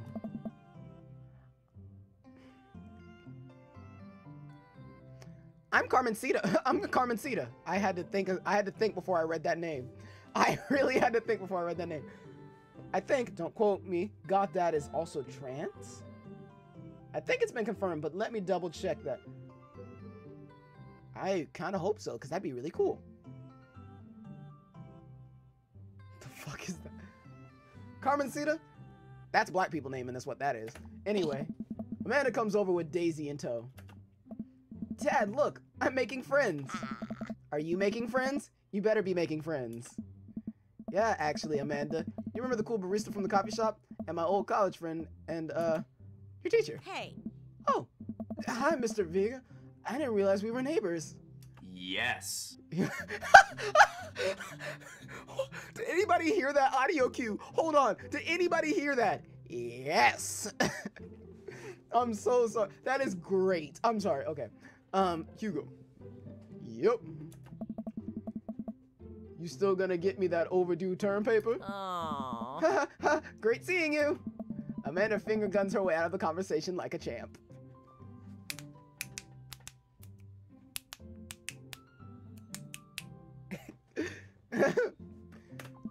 She learned the finger guns move from me. I'm very proud. Oh. She's definitely a charmer. Speaking of which, where did my son go? Huh?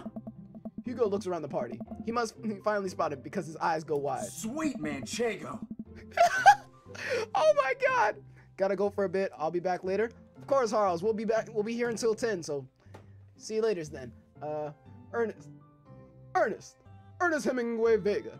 Are you smoking? Oh. Ernest is holding a lit cigarette. Nope. I see Ernest across the way. He casually takes a long drag of a cigarette and then flicks it into the gutter. Unbelievable. Excuse me. Hugo marches over to Ernest and I turn my attention to Matt and Craig. Kids, right? Hey. Man, I do not envy Hugo. The last barbecue we had, Ernest tried to shove a sparkler down Joseph's pants. Nearly burned down half the yard.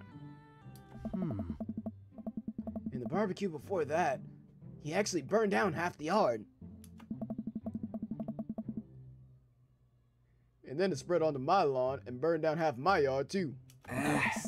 Oh, wrong person. Hugo walks back over to us, practically dragging Ernest behind him. Hey, everybody. Sorry about that. Joe, this is my son, Ernest. Hello. Ernest looks away, sulking, his hands shoved deep in his pockets. Why he look like a chulo, though? Da-da-da-da. Hugo nudges him impatiently. Hey. Nice to meet you, Ernest. What grade are you in?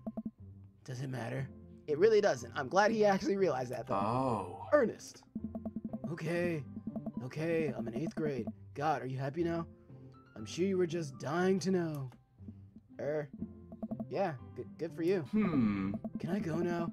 I'm tired of talking to old dudes who blame my generation for the failing economy. This kid kind of makes me angry, but is I'm slightly okay with it.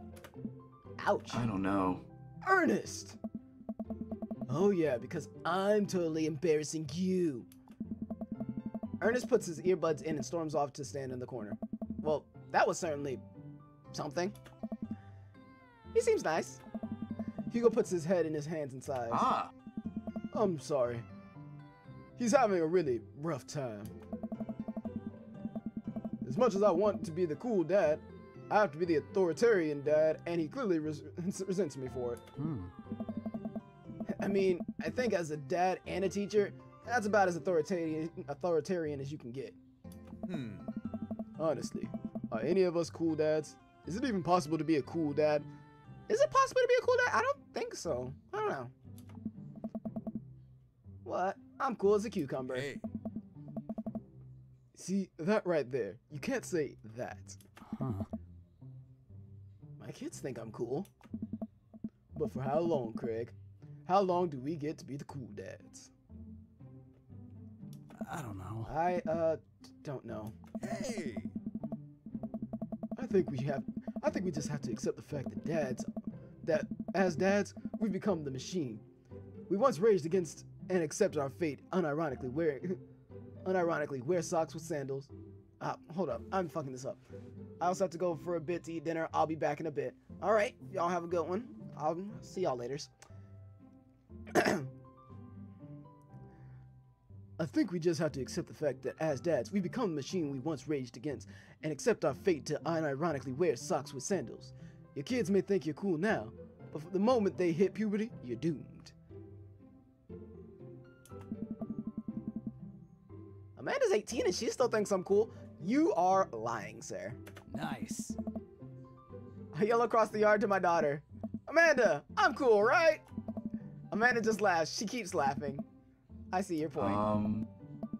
As much as we all want it, I don't think it's as important to be a cool dad as it is to be a good dad. We can't all be best friends with our kids. It just doesn't work. I mean, look at me and Ernest. Our jobs as parents is to make sure our kids turn out okay.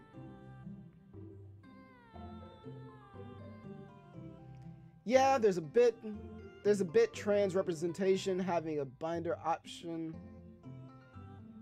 And then also dialogue of a certain dad suggests he may also be trans. All right. Well, hopefully we get to see said dialogue because that'd be really cool to actually hear that. Yeah, you're right. But it'd be nice to have it both ways. Hearing these guys talk about this makes me kind of think of my relationship with Amanda. We get along so well, but there might come a time when it won't be like that. Is college when that happens? Don't let us eat up your time, Joe. Go meet some of the other people around the neighborhood. All right. Now, I kind of want to make it burger time because I haven't gotten any burgers yet. So let's go get a burger and then we can talk to Joseph and Damien. Wait, have I talked Joseph? I haven't talked to Damien, but I kind of want my burger first. Let's go get our burger first. And without further ado, let's work some magic.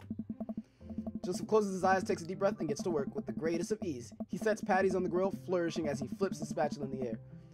It's easily some of the best grill work I've seen. Oh. You guys think it's my first time in front of a grill? He's working faster now, effortlessly tossing cheese onto the patties and perfectly grilling onions on the side. One after another, the dads take notice and crowd around Joseph to admire his masterful technique. You probably didn't know this, Joe, but Joseph's known around here for his grillsmanship. Oh. He's ungrillbelievable.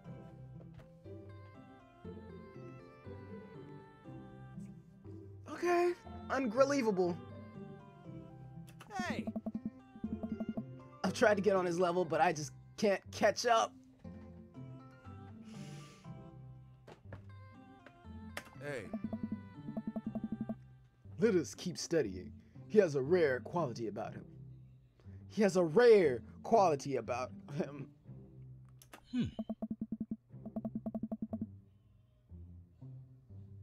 Mustard, we keep talking about this.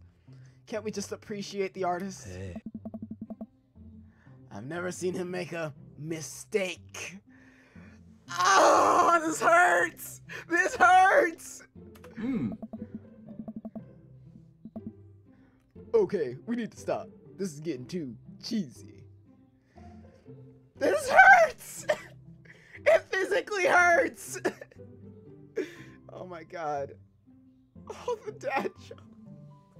This hurts, it's so bad! Please stop! Thank you, Amanda! All of the children at the party boo the glorious display of puns in unison. Yeah. Alright guys, food's ready. Please form an orderly barbecue. Amanda groans. We all grab our food and hang out, enjoying perfectly cooked cheeseburgers. Oh, yeah. Man, it's wild how all of us dads live in the same cul-de-sac. Kinda nice, isn't it? Kinda nice, isn't it? It feels like there's a real community here. Totally helps when you're just a single dad trying to raise a kid. Oh. We're happy to have you, man. I think you're gonna like this neighborhood a lot. Oh. Plus, Amanda seems to be getting along with all the kids. If she decides to get into babysitting games, she'll really make a killing. Hey, why don't you add us all on Dad Book?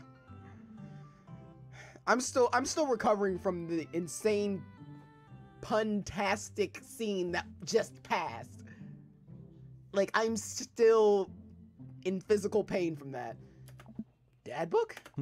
Yeah, it's a great social network for us dads to keep in touch with each other. We're all on it. So if you ever need to reach out to anyone, that's the simplest way to do it. Sorry, I'm just an old-fashioned dad. Social media goes right over my head sometimes. Dad Book. Okay, don't worry, Pops. I'll help you figure it out. The rest of the barbecue goes smoothly. We all trade stories and drink beers as our kids play on the lawn. Amanda breaks up a fight between Carmencita and those weird twins. I think they wanted her soul. Oh, God. Welcome to the neighborhood. Oh, we could have talked to so many more people, and we didn't because I decided to go get burgers. Amanda and I walked back to our place as the sun sets over the neighborhood. I keep making big mistakes, dude. I thought I would get my burger and then talk to the rest of them, but no. Okay, I'm sad now. Walk over as the sun sets over this neighborhood. Pretty fun party, don't you think? I mean, I got a burger in me. Felt like I was at a networking event. Wish I could have been playing Paranormal Ice Truckers. I mean, I got a burger in me. Sweetie, if I can impart any sort of wisdom upon you right now, and not that this was a bad situation, but if you're ever in an uncomfortable situation, always look for the silver lining. The silver lining gets you through the other side. We ate Rockenbergs today, and it was good. It's pretty true. I mean, what did you expect trying to get some dads meat up on your grill? Fair play. I just wanted to grab a burger. I thought, like, I'd grab a burger, like, we'd talk around, there'd be some, like, cool thing, and then I'd go back and I'd be able to talk to everyone else again. Kinda sad I didn't talk to Robert again. I'd like to think that it was all good. So, amen. Well, hey, at least you got to meet some other cool dads. You should hit them up on Dad Book. Maybe I will if I ever figure out how social media works. I have a good feeling about this place. Me too, Dad.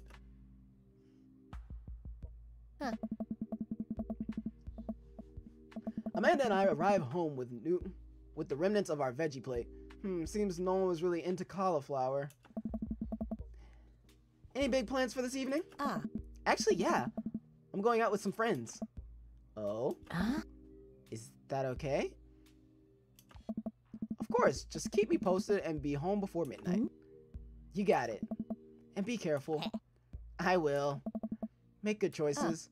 Of course. And call me if you need anything. Dad, you're not gonna do the thing where you wait silently for me to come home in the living room with all the lights turned off, are you? What? No.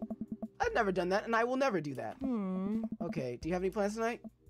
My plans were kind of to eat ice cream and watch TV with Amanda, but I'll find something to do. I'm gonna work on some stuff, see how long I can sleep for, throw a party. Fuck it, let's try throwing a party. Work on some stuff where we can throw a party. I kind of want to say throw a party, but I also kind of want to work on some stuff and see what happens if we actually do like work. Throw a party? Let's throw a party then.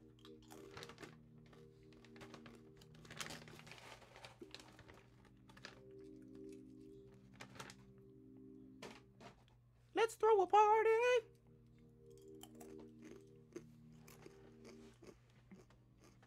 Let's throw a party. A real rager. All the other dads in the neighborhood are invited. I'll see if I can get you a spot on the list, but honestly, it's looking tight. You might have to wait in line. Nah. I know the guy at the door. I'll get in, no problem. I'm just relaxing tonight. Have fun, okay? Great. See you later. I'll watch Amanda drive off into the night. I really hope she does have fun. I plop down in front of the TV and turn on the Wine and Dine Mastermind. God damn it. The Wine and Dine Mastermind with celebrity chef Gavin Chapman. Looks like Gavin's making a roasted rack of lamb with rosemary mashed potatoes. I'm not gonna lie, I thought that was gonna be a Rooster Teeth reference where they said, like he does something with grapes. And I was about to be like, people love grapes. I'd love to be able to cook like that, although I think if I was actually good at cooking, I'd use my powers for evil. Like making baked Alaskas all day instead of any food for real nutritional substance. Probably. Damn, we were played. Yeah, I thought we were actually gonna, like throw a party. I was about to say, yo, let's see, let's get Matt over here. Maybe, Craig, Hugo. I'm not gonna lie. If we get to the option today, I'm probably gonna get it with Joseph, but it's not the first thing on my list of things I want. I don't know. We'll see. Man, Gavin Chapman just caught that thing on fire, but he meant to do it. What a professional. I lose track of time as I blaze through several episodes of Wine and Dine Mastermind, and also one episode of some cooking show called Meat Hell. I'm not even sure what that one was about. It was just a lot of yelling. Okay. Fantastic. I glance at my watch. Man, it's almost midnight. I should check in with Amanda. I send a text. Hey kiddo, you good? I wander in the kitchen as I wait for a reply. Amanda's phone is almost always in her hand, so I'm sure she'll respond soon. Unless she's driving home now, in which case, I hope she doesn't respond soon because I definitely taught her better than text and drive. I can cook some crispy ass potato chips, but that's about it. Hey man, I don't mean to brag, but I make a mean bowl of cereal. I'm just saying, I'm not bragging, but I make me a mean bowl of cereal. Know what I'm saying?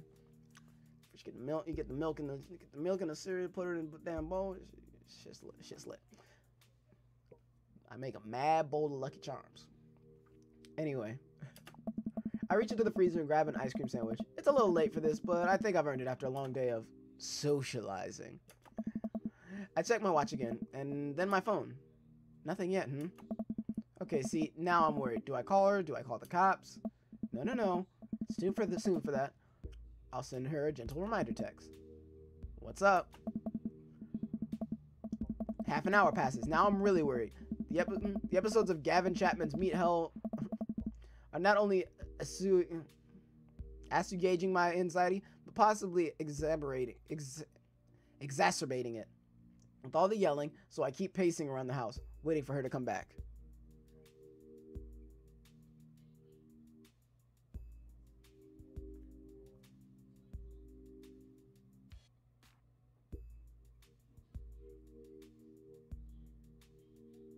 Just read my chat. That's why I'm doing that. I would say you have no proof, but I know you have the video, and you probably have it in your favorite somewhere. So never mind. I'm not gonna do that. Yeah.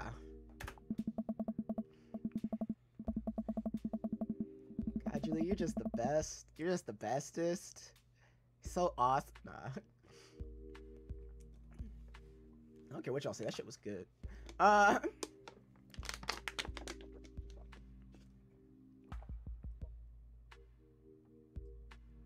So I'm story time. Story time.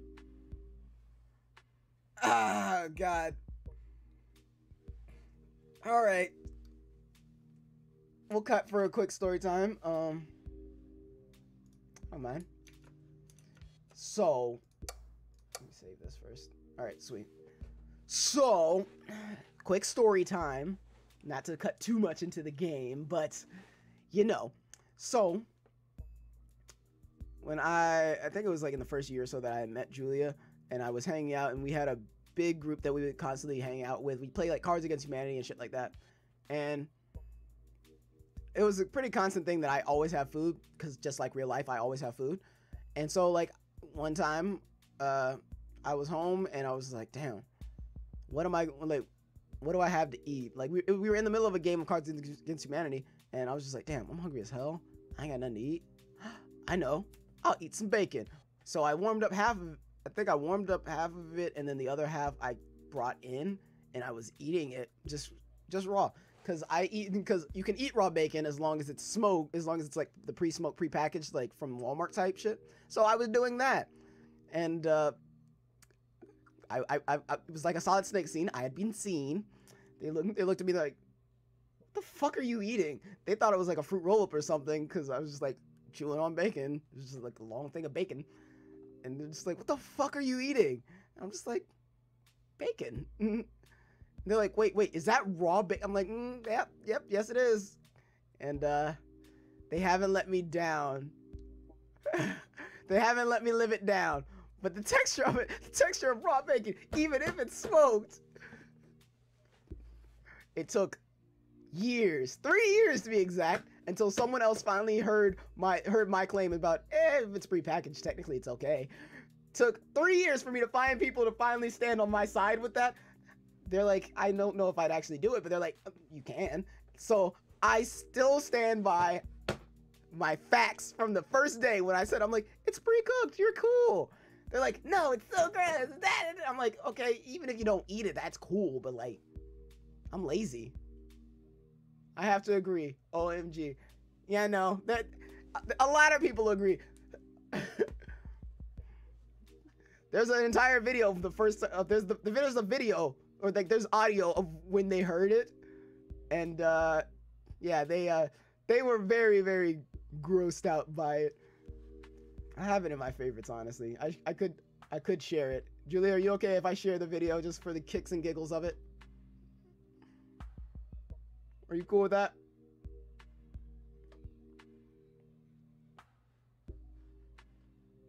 I'm assuming yes until I get an actual response.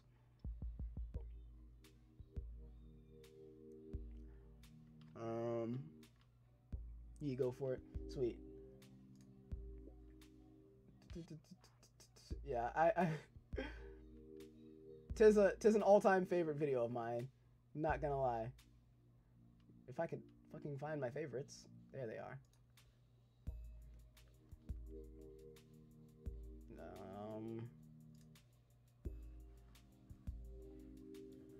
Just like download stuff. I'm going to hell for that card. That was perfect.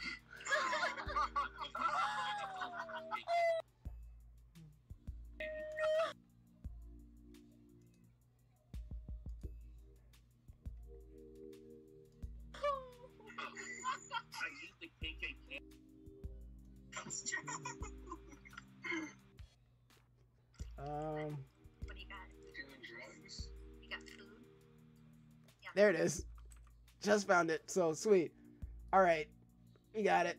I'm gonna mute that just so you guys can hear. And then all right, so let's check this out. What do you got? Doing drugs. You got food? Yummy. I'm really hungry. Kind of want food. Turn it up some as well. What the fuck What are you the eating? heck are you eating? What the fuck is that? Snake skin? It looks like plastic A bacon. condom? What the fuck is that? Please don't let that be raw bacon. So those of you that can't see in our stream, Dalen is currently eating a condom. No, it's not true. Huge used condom. Not condone the actions of my friends all the time. Oh, I forgot you were Wait, we're is playing stream Cards moving on? Against Humanity. Yeah, Oh, that's true.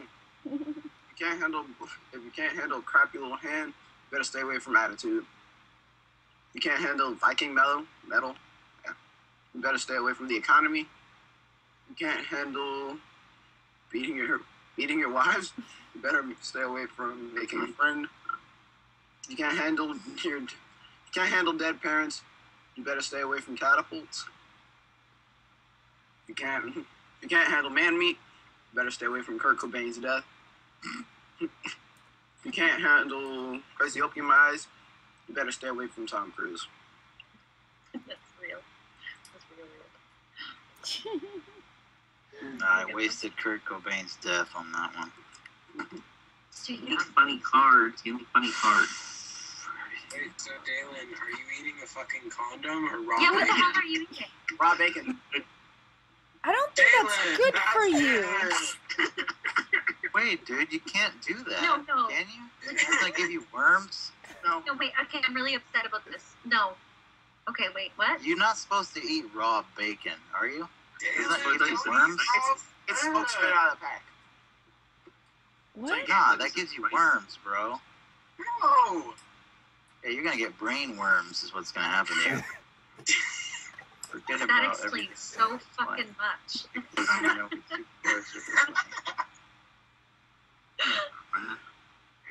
What the fuck, Dylan?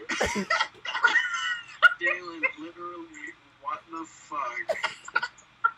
Why? That's really upset. You're gonna think about this for days. I don't even like cooked bacon. Put it that way. I've never seen anybody eat raw bacon before. Out of Really? package, like Okay, so what makes more sense? What makes more sense? Eating raw bacon or eating condoms? No, they're both Fucking condom for a joke, but he's actually eating. Oh, I was timed out for being flabbergasted by how fucking gross Dalen is. So I forgot how funny this Honestly, is. eating a flavored condom is more acceptable than eating raw Oh, fucking yeah. bacon. Dalen, that's disgusting. chase it with I hope you die alone for this shit. This is chase it with a disgusting. stick of butter. But it's like, oh my god, it's raw bacon. I'm like, How do you not spit it out purely for the taste? Never Like- seen it. It's like Never, whole seen, ham. never heard of it. I didn't know that was a thing. I've never seen any. When did you start doing this? Like, What your mother hurts Oh god. Oh my god. Okay. Oh god. I could. It goes on for a very long time past that. So, yes, no, that is that's one of the many gems that hides on Julia's channel. One of the many gems. And speaking of Julia's channel, and then it morphs into so much anger. It did. She was legitimately angry for part of the night because of that. It was so funny. But yeah. So without me being a part of it, Julia has amazing stuff on her channel. Perfect segue. So down in the description, you can check out all the cool stuff that exists on Julia's channels and all the cool stuff that she's constantly doing down in the description, as well as she has a fundraiser that's going on that I would love for you guys to at least check out and possibly share it out if you guys would like to help. It's really, really dope. It's a horrendous segue, but it's all I got, so fuck off. We're just segue either way. No matter what, it's a horrendous segue. But it's because Julia's here. And, yeah. So... Oh, God. It's all I got. I'll take what I have. Down in the description, check out Julia's awesome stuff. And she's an awesome person. Also, other cool things. Oh, my God. You disgusting weirdo. Shove food, more food in my face.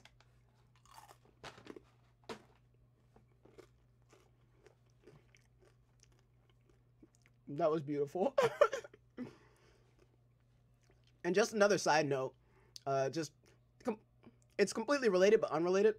This was actually during a time in high school where I was like eating hell a lot but not doing as much. So like, I think you remember more than anything, Kat, that I had pants that I had people draw on. I actually still have them. And I grew out of them, so I thought. Turns out, no. It was just during that time where I was eating bacon, like, almost every day for, like, what, 2 or 3 months straight, that I gained enough weight that I just couldn't fit these pants, which was weird because I've never had a fat phase, but, like, I got slightly larger than normal. I thought I had, like, grown just physically larger. No. I was able to put those pants on the other day. But I know Squid remembers those pants that I used to draw on. I stopped wearing them because I couldn't wear them. I stopped wearing them because I couldn't fit them. I can still fit them. I can fit them now because I'm eating better and shit. But interesting fact. But I'm sure you guys really, really cared about that. Nonetheless, I'm going to take this moment to go use the restroom, and then we will return with Dream Daddy. You know, the point of this stream, not the blame Dalen about his horrendous eating habits stream. But that is also part of the stream. Very, very important part of the stream that happens. BRB.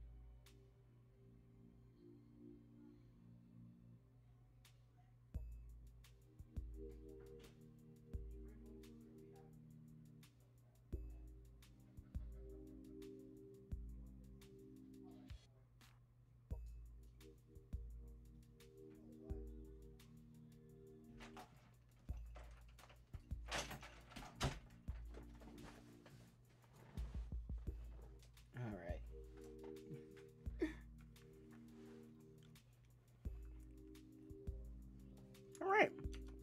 Let us return to Dream Daddy, shall we?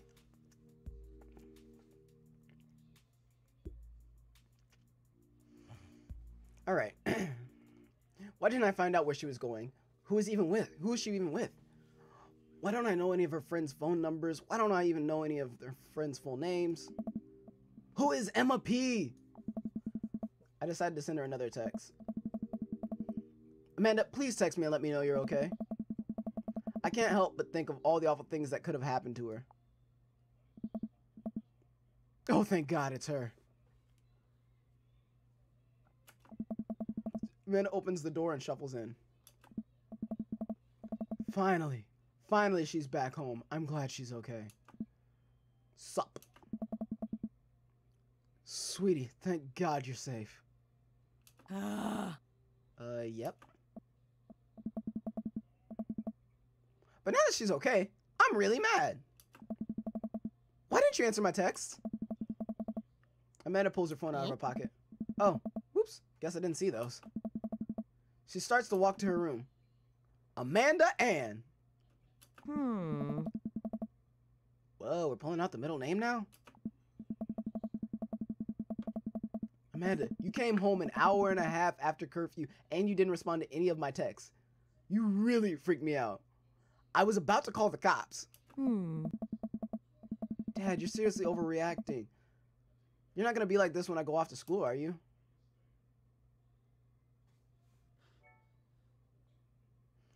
I don't like your attitude. I have a right to be concerned.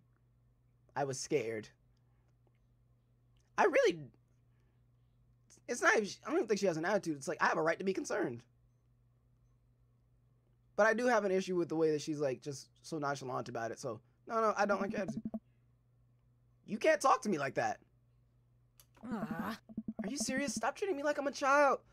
Bitch, I don't give two fucks a shit or a hoover damn how old you are if you still living in my cribbo. I said I had simple requests. Let me know where you're going.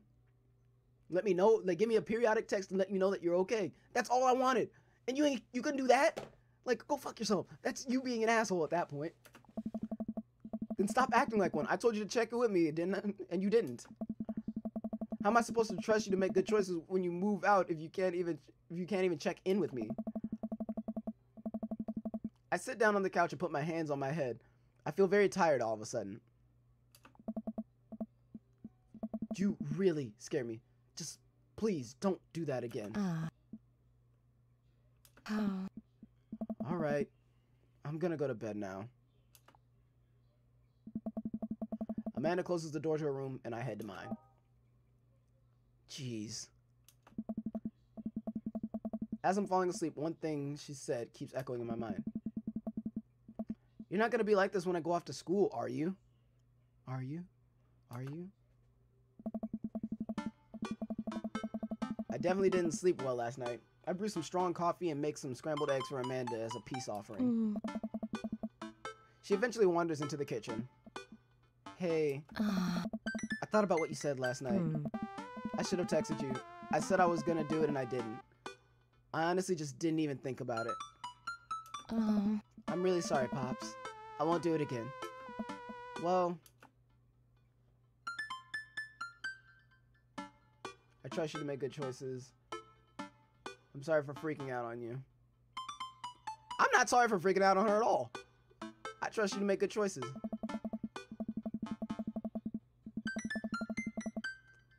I also thought about it, and I'll try to give you your space from here on out. I gotta trust that you can take care of yourself. Team Schmo? Team Schmo. Team Schmo? Hashtag Team Schmo. Actually, I think I'm gonna...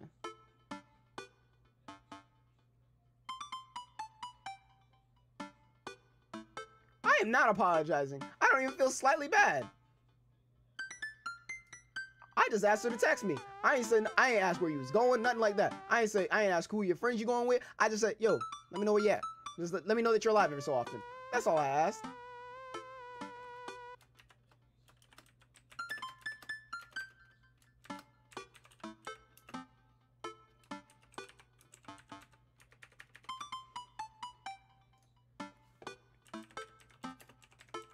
Also, I really want to do this.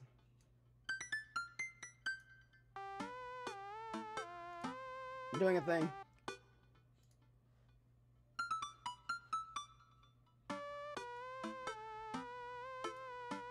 Also, I feel like if you guys have Twitter and want to share this and retweet this, please do.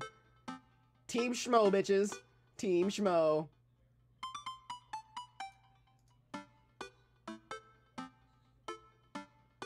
Hashtag Team Schmo. I like that. All right, sweet.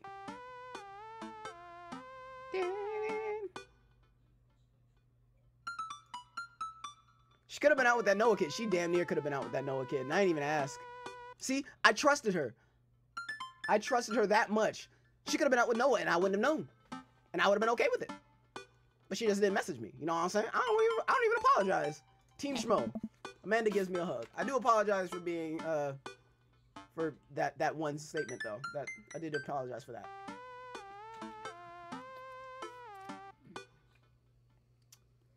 I definitely just spilled most of that on myself. Nailed it. Want some eggs? You know it. You're right. Sprinkle some cheese on them. Already did. Hey! Bless you. Amanda scarfs down the eggs in the time it takes me to wash the pan. Huh. All right, I'm off to school. Smell you later. Wait, one more thing before you go. What? What's Dad Book? Dad. It's a social media platform.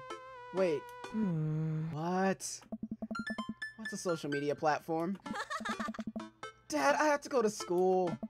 Come on, Amanda. I'm an old man. I can't put together a Dad Book profile on my own. All right, I'll help you. Sounds interesting on the internet. I'll help you sound interesting on the internet. Aww. Amanda spends the next couple minutes setting up my profile on Dad Book, which as it turns out, is a place where dads can get together and talk about fatherhood. Dad. All right, Pops. We gotta fill out your profile. Let's get some likes and dislikes. Oh, shit. On Friday nights, you are most likely to polish and sort my coin collection, Netflix and grill, fall asleep watching the History Channel, torment my children with dad puns, sink into blissful oblivion, sleep. God. What does Joe Schmo do on a Friday night? What would Joe Schmo do on a Friday night? These are the important questions. What does Joe Schmo? He does not Netflix and grill because I can't cook for shit. I'm not even gonna pretend like I can cook for shit. I could polish and sort my coin collection, but that's kind of like, fuck that. I have a collection even right now of like bills and stuff, but like, let's be honest, fuck that. So fall asleep watching the History Channel. I mean, TBH, I feel like that's why I'm such a smart individual, because I fall asleep listening to like history shit. You know what I'm saying? And then I could torment my children with dad puns. That's the other one that I'm like really. I think I'm gonna torment my children with dad puns. That's a pretty good one. Sound good? All right, let's torment our children with dad puns. If you had one thing to take with you onto a deserted island, what would it be? My trusty grill, a lost shaker of salt, the lost shaker of salt, Castaway on DVD for instructional purposes, a boat, obviously. Now that I don't need anything, my survival skills have trained me for this day. That's bullshit. Castaway on DVD for instructional purposes. What are my turn-ons? Ooh. Strong dad arms, tennis shoes with long white socks, well-manicured lawns, street smarts, top-tier girlsmanship, comfortable with crying. Man, I can't even front, though. If I can get me some nice, strong dad arms. Some nice, strong dad arms. What did you want to be when you grew up? Technical writer for manual and instructions. That's bullshit. A salty boat captain. Yarg. You know, that's pretty lit. Pro skater who is also an astronaut. A good father. President of space. I like pro skater who's also an astronaut. That makes me giggle for some reason. So let's be a pro skater who's also an astronaut. Or I could wait. Hold on. Either that, or I could be the captain of a boat. A boat captain. That could be fun.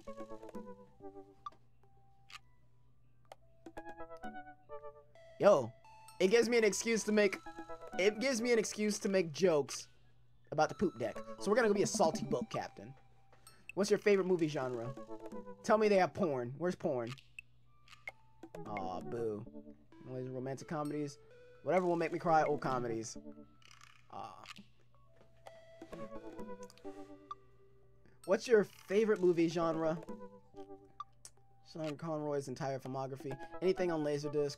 Romantic comedies. Whatever will make me cry. Old comedies that haven't aged well. I mean, I guess anything on Laserdisc. Just because I'm a nerd. Yeah, you were just too slow. I saw it. I was like, damn. I'm already a sea captain who can make jokes about the poop deck. I want to make jokes about scrubbing the poop deck and getting those lassies to work harder, scrub harder. All the jokes about having semen. All the semen. Laserdisc. Oh, jokes. What's your ideal date? Napping together, doing 1,000 piece puzzle together, eating a healthy dinner at 4 p.m., trying to geocache but getting hopelessly lost, arson, being emotionally vulnerable. Dude, who is the person who chooses nothing but the ones at the bottom? Trying to geocache but getting hopelessly lost. I like that. What do you never leave home without? A sensible cardigan, my sick vape, a book of word jumbles and a pen, a cool knife, my crippling low self-esteem. Oh, Lord Jesus. I frequently forget my phone, keys, wallet, and at home sometimes. Arson for me, TBH. Well, we gotta make sure that we're attractive enough and that we're, like, interesting enough that people would still want to fuck with us and fuck us, but also not get, you know, called by a cop for anything other than, you know, some Lil Wayne police sex shit. My sick vape. IRL, it'd be a cool knife because I keep a knife on me at almost all times. But we'll go with my sick vape because I missed your other one. So my sick vape. I spent a lot of time thinking about conspiracy theories, how proud I am of my child, potential ends of the world. If I'll ever love as much anyone, if I'll ever be able to love as much as I love my grill, where I can get my next cup of coffee, lawnmower modifications. Potential ends of the world, more or less. Profile complete. See, that wasn't so bad. Yeah, that was actually kind of fun. I could totally spend all day on here just looking at people's profiles. Yeah. You should message one of them. Or more than one. All these dads seem pretty interesting. Okay, I promise I'll make some friends. Amanda gives me a hug. Go get him, Dad. Welcome. You've got dads. This bitch said you've got dads. Okay. Apparently we've got dads. So, look, we already checked him off the list.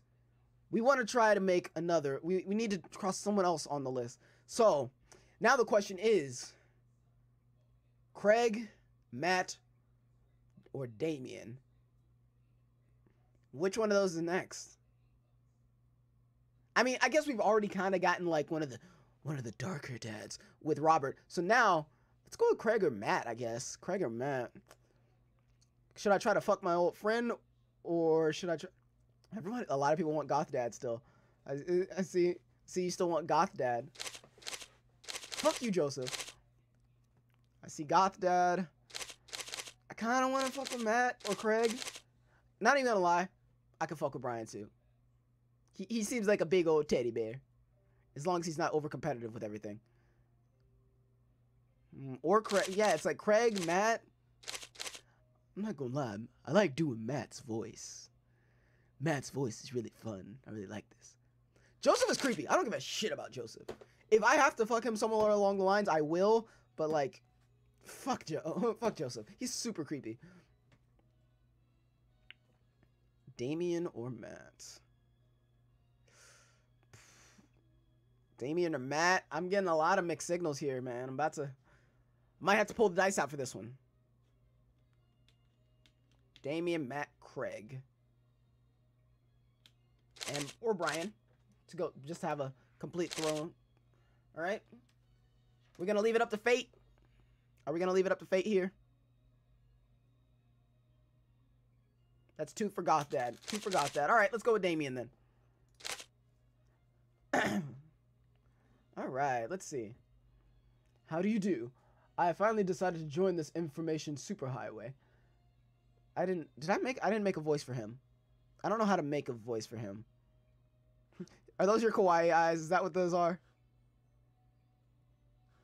That's great. I can't even front. That's funny. That's funny. How do you do? I finally decided to join this information superhighway. I'm not entirely sure how this works, but I will try my best to understand. I love long strolls through graveyards and spending time with my son. If you would ever like to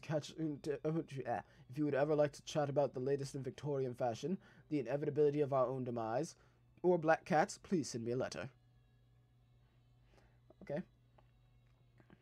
On Friday nights, you are most likely to listen to true crime podcasts while I taxidermy my newest specimens. If you had one thing to take with you on a deserted island, what would it be? A coffin. That's kind of creepy. It's kind of weird. What are your turn-ons? Pronouncing bosom? What are your turn-ons? Pronouncing bosom correctly. What did you want to be when you grow up? A bat? Hey, you could be Batman if you want. That was me side-eyeing you. Your favorite movie genre? Foreign art house horror. What's your ideal date? It's a night. We are at the Industrial Dark Wave Club, at an Industrial Dark Wave Club in Berlin. The music drums to the beat of our hearts. What do you never leave home without? An upside down cross.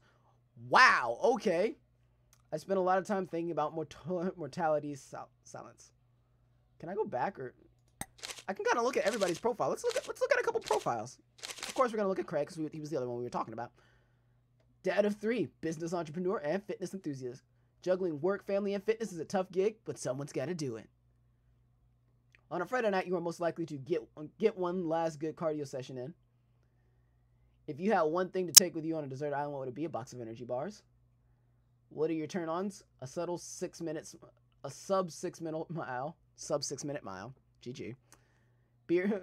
What did you want to be when you grew up? Beer pong world champion. What's your favorite movie genre? Buddy cop movies forever. What's your ideal date? Scaling a huge dangerous mountain for fun. Okay. I spent a lot of my time thinking about my mile time. My mile time used to be so good. What happened? Have I peaked? Craig Can. Oh, they all have last names. Damian Bloodmark.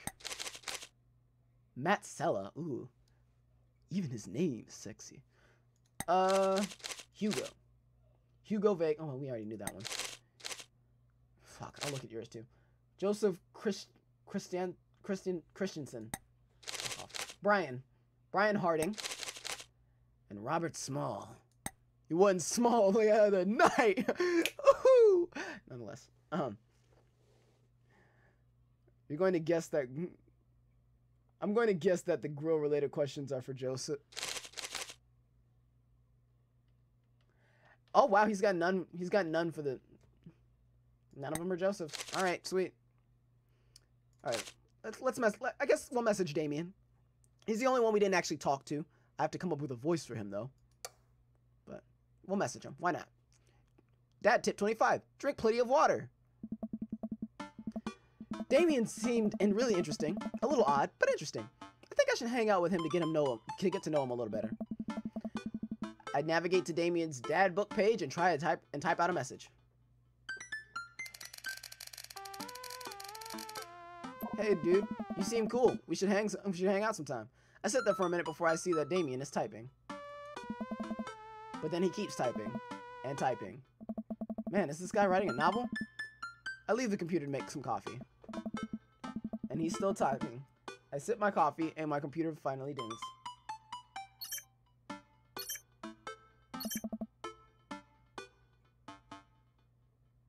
Oh, whoa, there's more.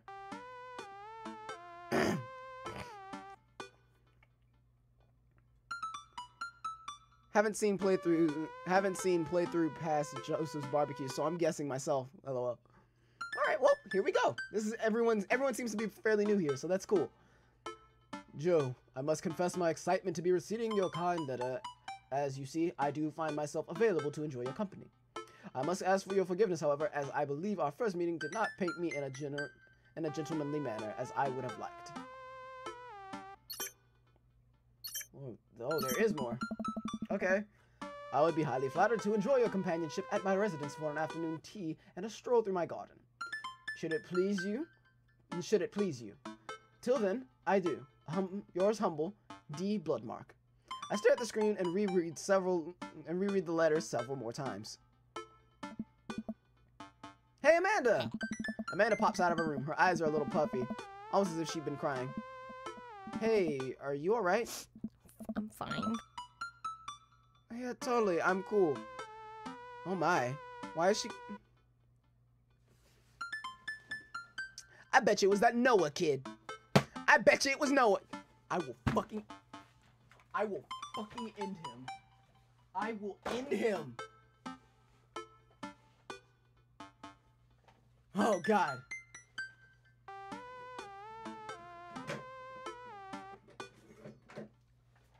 I will fucking end him. I will end him. I bet you it's Noah. If it's no... I will kill him. I will kill him. I'm just saying. I know I'm beautiful, but bitch, I'm crazy. I will fucking kill him. Keeping that in hand's reach. This is fucking Noah kid. But not hurt my fucking Amanda.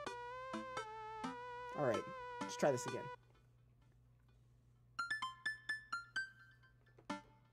Dalen is too dad for this game.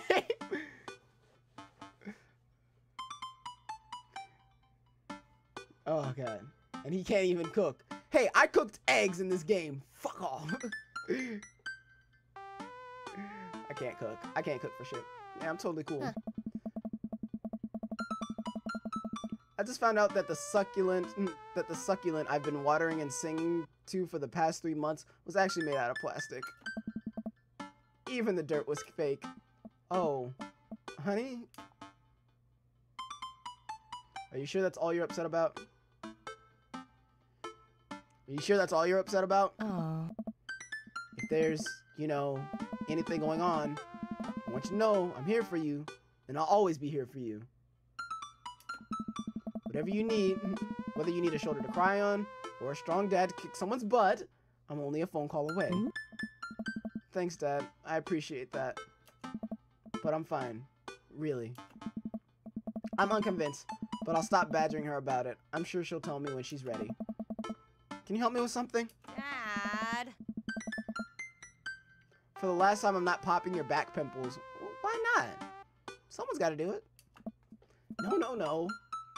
Can you interpret this for me? I turn the computer to Amanda and she squints at Damien's message. I just don't understand NetSpeak. Like, is this how you kids communicate with each other nowadays? Oh, totally. This is the hot new thing. See, Dad?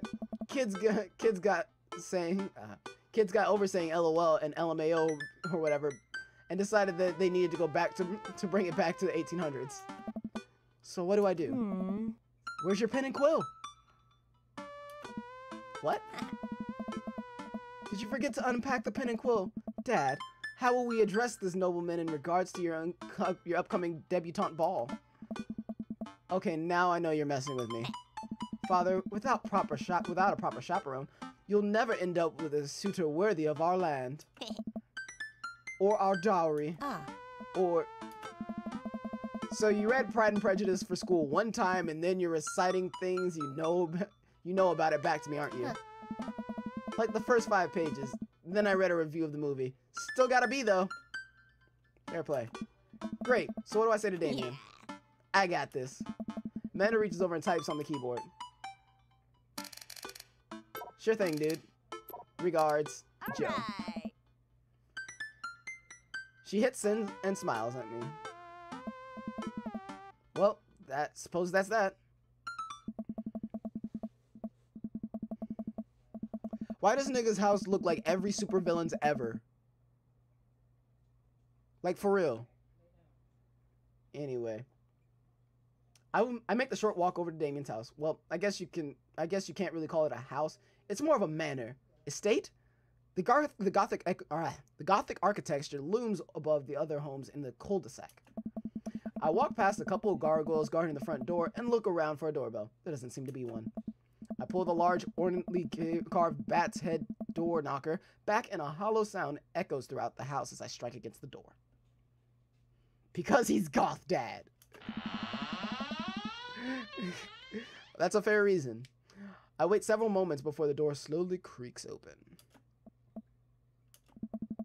It's a little creepy, but I enter the home and take a few steps into the foyer, noting the oil portraits of who I assume are dead relatives hanging on the wall. As I'm admiring them, the front door slams shut behind me.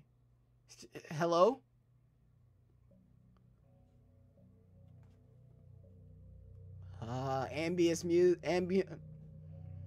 Ambient music. Silence. An oil lamp in the corner flickers dimly, casting ominous shadows against the wall. Why do I feel like all the people in these paintings are staring at me? Why is it so cold in here? Where's Damien? Joe. Pleasure to have you in my home. I look up and see Damien standing at the majestic staircase with a walking candle holder. What's with the door slamming shut? Oh, sorry. There was a draft. And the door creaking open when I knocked? I accidentally left the door unlocked. And the creepy oil paintings? I like oil paintings. Right. Right. This is slightly awkward. This may be slightly more awkward than Joseph's conversation. Please, let me show you around. Okay. Damien leads me around the house, showcasing his parlor, sitting room, auxiliary sitting room, and parlor again for some reason. This is one of the older homes on the block, yes, but nowhere near as old as the architect might suggest. Through Through extensive renovations, I've been able to craft a residence that is both historically accurate to the Victorian period and equipped with the amenities of any modern dwelling. It's actually pretty impressive, I can't even front. We walk past the door covered in bumper stickers, caution tape, and a black parade poster. Did they listen to My Chemical Romance in the Victorian era? That's my son's room. You know how rebellious teenage years are. Onward, onward, there's more to see. We reach a door at the end of the hall that Damien opens with a flourish. Oh, this motherfucker's got a library. What about it? That's actually pretty badass. A butterfly collection? I can't even front. Like, that's kind of cool. And this is the library. Sunlight streams in from floor to ceiling, arched windows. The walls are lined with packed bookshelves, and even more books are scattered over the period-appropriate furniture. Damien is clearly really proud of this room. Let's look out the window. I walk to the window and I'm greeted by the beautiful view of Damien's backyard. It showcases a beautiful view of the rest of the cul-de-sac. Hey, I can see Craig on his lawn. He's doing push-ups with his daughter on his back. Damn. He sees me and waves happily, doing push-ups with one hand now. Okay, now that's just unnecessary. If we have time, we're fucking Craig. I'm so serious. One-handed push-ups? He's just asking for it, damn it. I'm about to run up there and be like, yes, yes. Yeah, no, he's asking for it. He's about to get the dick sucking of a lifetime. Damn. Did you know that Victorians spent at least 20 hours a week gazing longingly out of the full-length windows? Wait, really? No, but Victorians did appreciate telling a good joke. Fair play. Let's look at the butterflies. The butterflies. I walk up to the glass display of the pinned bugs on the wall. It's pretty impressive. Nice bugs. I pinned them all myself. Maybe I could show you how sometime. I'm concerned I would stick the pin right through my finger. Aw, the pinner's gamut. Is that a thing? No. Okay, I thought it was a thing. Christ. What? What did I say?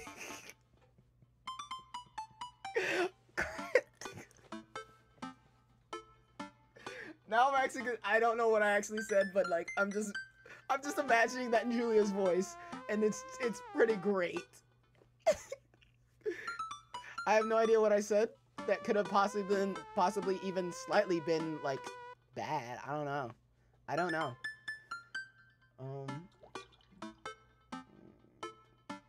Thought I had a thing. Let's pick up a book. You know, Joe, in the Victorian era, there was some controversy surrounding reading. Many people thought that more tawdry novels would encourage youths into a life of crime and would cause too much of a distraction from work and school. I pull out a book at random and examine the worn cover. Opening it, I turn to a random page and read aloud.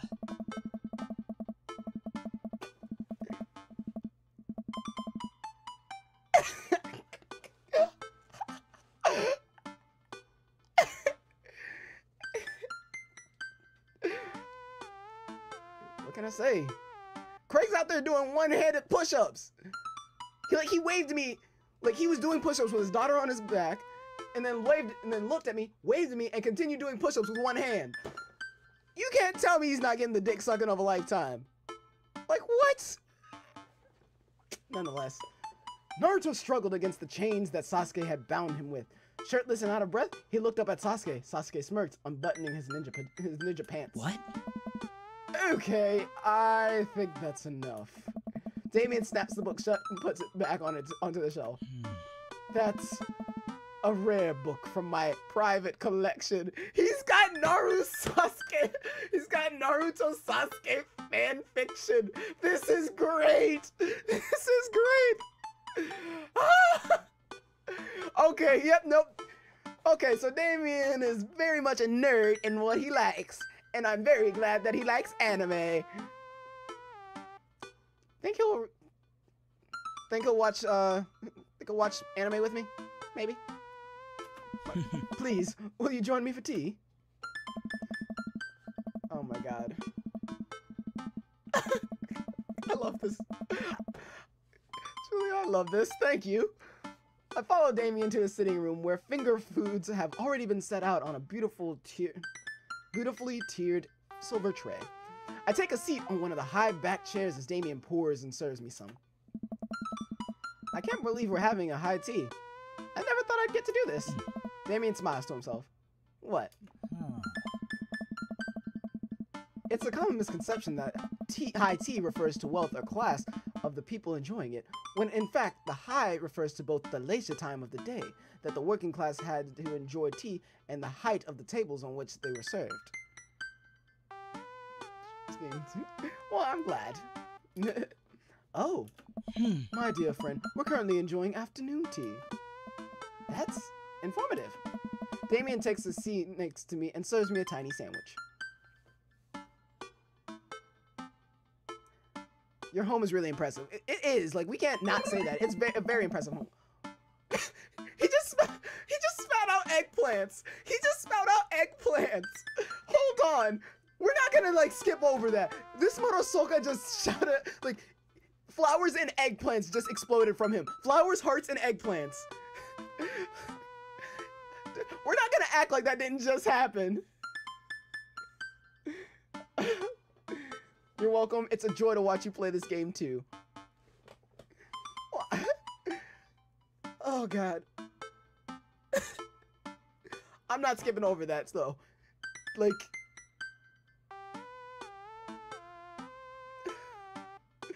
I appreciate Julia for letting me get to play this game. I really do. I really do. If nothing else, this dude...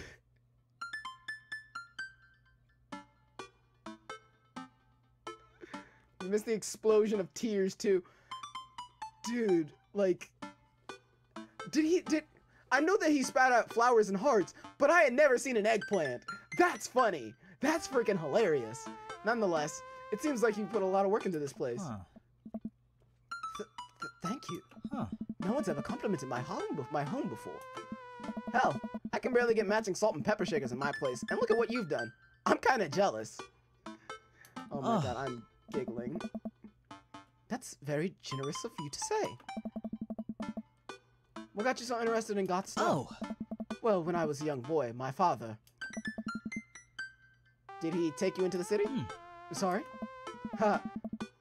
Did you guys see a marching band? Squid! Squid, this is all you! Squid, that's all you. I'm afraid I don't understand. You serious? Of course. But it's, you know, the song. Amanda made me listen to it. Seriously? I'd love to see a marching band.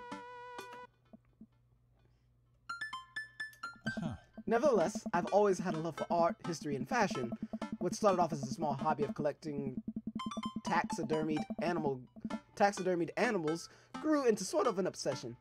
It's a privilege to be able to to appreciate the lives and cultures of those who came before us, I think. Why not go all the way? I like not dying when I catch a cold.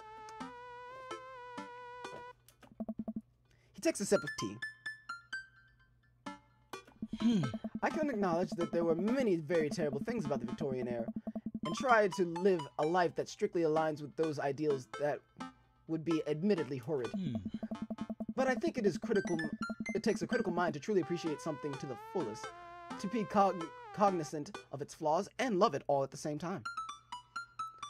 Dude, that's kind of deep. That's like low-key kind of deep. Tell me, Joe, do you have any hobbies? Oh man, I do, but I don't know if I care about anything the way you care about this stuff. Well, I'd love to hear about your interests. Hearing someone talk about the things they're passionate about is intriguing, and quite honestly, rather attractive. Well, shit, I mean, I'm trying to fuck Vampire Dude here. I'm trying to fuck Dracula, why not? Please, do tell me about your hobbies. Quick, sound sophisticated! soap making videos on the internet. Love some word jumbles. I learned how to juggle once. I love me some word jumbles. The written word fascinates me. We spend so much time using words, you know, and I think people would appreciate them more if they had to unjumble them. It's poetic, really. It's poetic, really. Oh, so you're a writer?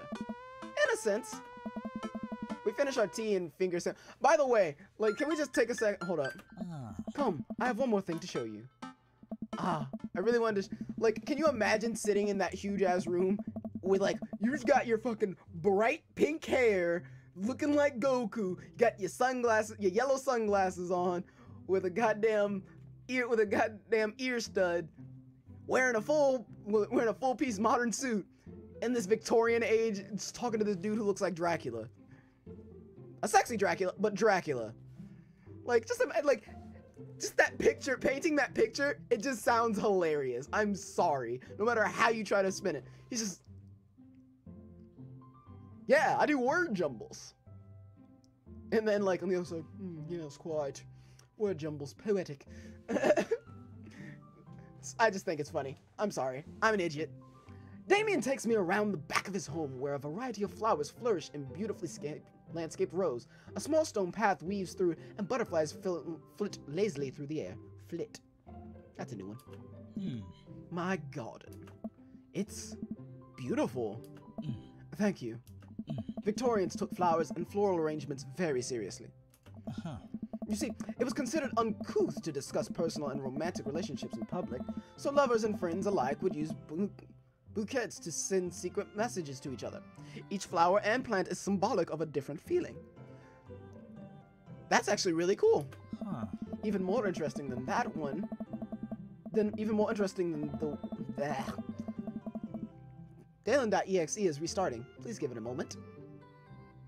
Even more interesting is that one flower could mean different things depending on the other plants it was paired with. One had to be extremely careful, as even the style in which the ribbon was tied around the bouquet affected the message. Damien leans down and plucks a gorgeous bright orange flower off a vine. Lilium bulbithrium, the orange lily. What do you think this one means? My loins are ablaze, thou art the tightest. 3 cheers for sweet revenge. I'm kind of up in the air and kind of want to just use Nanner Dice to see which one it chooses. So let's see what we get. 3 cheers for sweet revenge.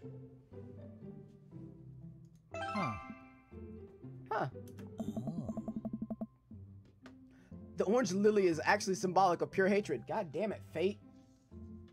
Look at these Nanner Dice. They always come through. In times of comedy, at least. The orange lily is actually symbolic of pure hatred. Well. And that's precisely why floral arrangements is so challenging. What's your favorite type of flower? Snapdragons. Honeysuckles? I do like honeysuckles. I can't even front sunflower. I like honeysuckles. So I'm gonna go honeysuckles, personally. I like honeysuckle. They smell really good. And then you can eat the tiny juice, the tiniest little drop of nectar when you pull the stem out. I'll have to remember that when I put together a bouquet for you. Oh, is he gonna make me a bouquet? Because that's adorable. You're not as creepy as I thought. Yeah. He would put together a bouquet for me? No one's ever given me a bouquet before. I follow Damien down the footpath and admire his more beautiful flowers. Admire more of his beautiful flowers. Suddenly, a phone rings. Oh, Joe, will you excuse me? I must take this. He pulls the cell phone out of his pocket. I'm a little surprised it's not a rotary phone. That's funny. Go for it. Damien smiles and walks back to the house. I take a deep breath and enjoy the heavily perfumed air. What a lovely yard. This makes me wish I had put a little more effort into that garden Amanda and I tried to start one time. Our watermelons grew to the size of cherry tomatoes and then immediately died. Oh hey, a gargoyle. Oh no, I kicked over the gargoyle. Fix that guard. Wait, what? Start? What the fuck? Hold on.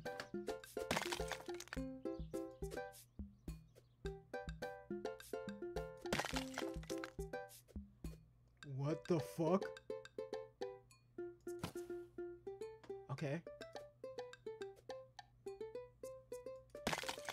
No? Then it's gotta be this guy.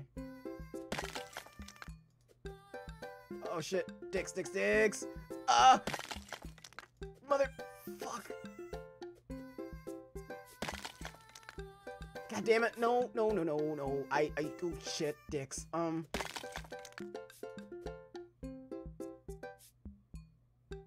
Yeah, no. It can't be this. Wait, maybe that's what I need to do. There. Goal! Oh, 3 seconds! 3 seconds! I didn't realize I could turn it over until I, like, accidentally right-clicked.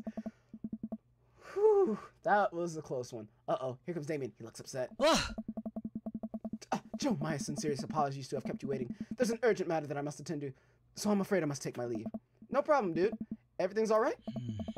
Damien worries the hem of his coat with his fingers and looks away. Everything is perfectly fine, but it's Lucien. What's wrong? He appears to have, well, his teacher needs me to come to his school. Post haste. Do you need help? Oh no, you don't have to. Let me come with you. Us dads gotta stick together. Huh. You're right. This is one of Lucien's more elaborate stunts. I would greatly treasure having another parent by my side. Let's go. How often do you just say, "Hey, let me just join you to go like confront your kid about something that he did in the school"? Like that's very.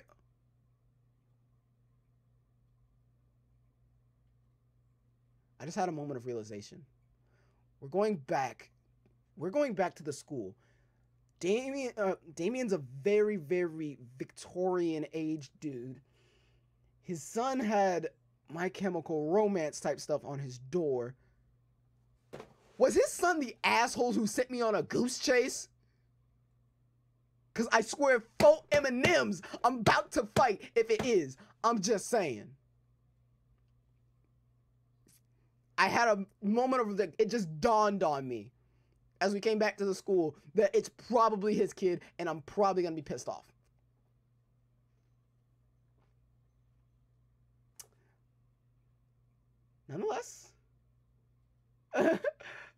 Nonetheless, we're gonna continue.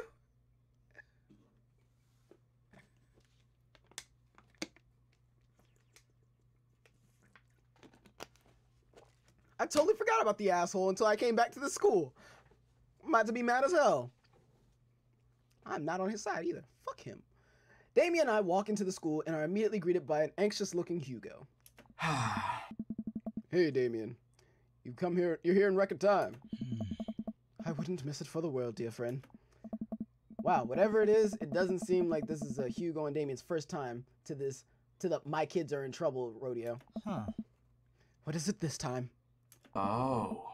This, Damien, you have to see to believe. Damien and I fall into step behind Hugo, who leads us through a busy corridor of the school. We pass by several classes in session, and I vaguely wonder if Amanda's around. Hugo eventually ushers into a smaller boiler room with a flight of rickety stairs leading down into darkness. Watch your step. Wait, watch your step. I can hear faint voices drifting up from the basement, and they don't sound happy as I'm led into the depths of the school. I recall the antics I got into as an angsty middle schooler. At least I had enough sense to stay out of the creepy basements. Aw, shit. This motherfucker. Both these motherfuckers. I'm about to be mad in this motherfucker. Let's do. We find another teacher in a boiler room tucked away in the back of a basement with him and Lucien. With him are Lucien and Ernest, Hugo's son. Lucien has a bloody nose. Lucien has a bloody nose. Are they doing coke? Are they doing fucking coke down here? What the hell? Thanks for coming. I can't make heads or tails of this. I look around the scene of the crime and see a bunch of bricks and some masonry tools scattered around. Huh. What happened here? Ernest punched me.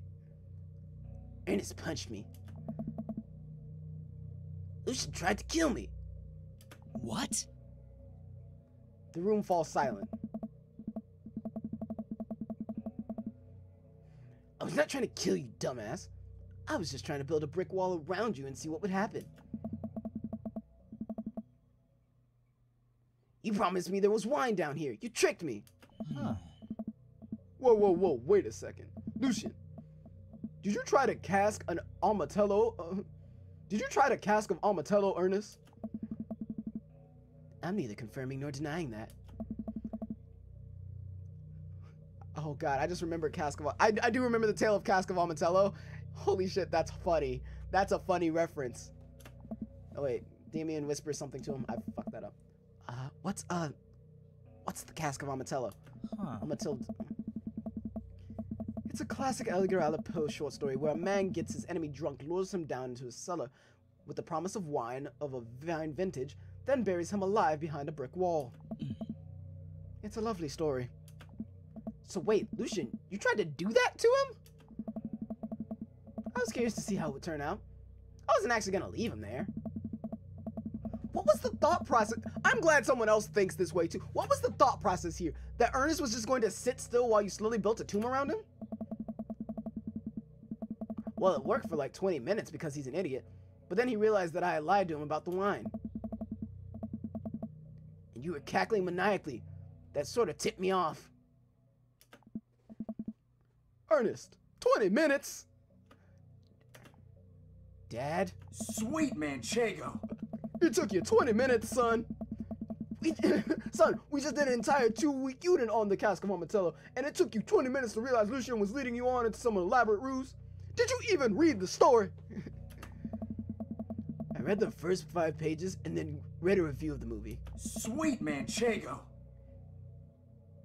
It's only 5 pages long. There is no movie. Yeah, you're right. I paid Lucian to read it for me. I don't know. Actually, he didn't even pay me. So when you think about it, this was me teaching him a lesson. Damien and Hugo both have their heads in their... Damien and Hugo both have their heads in their hands. You guys are always telling me to engage in the literature, and I did. I don't see a problem here. Alright, I'm filing this under what the hell. Don't do whatever that was again. You two are both suspended for a week. Ernest and Lucian high five. The teacher starts to stomp up the stairs. Hugo, I'll cover your class. Wait, Hugo, I'll cover your class. Take your son home. Mr. Bloodmarsh, you too.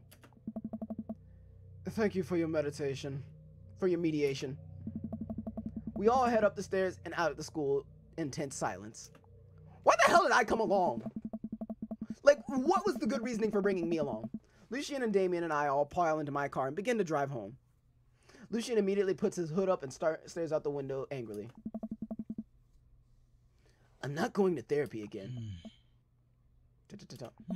I know, son. It's entirely up to you whether you want to go.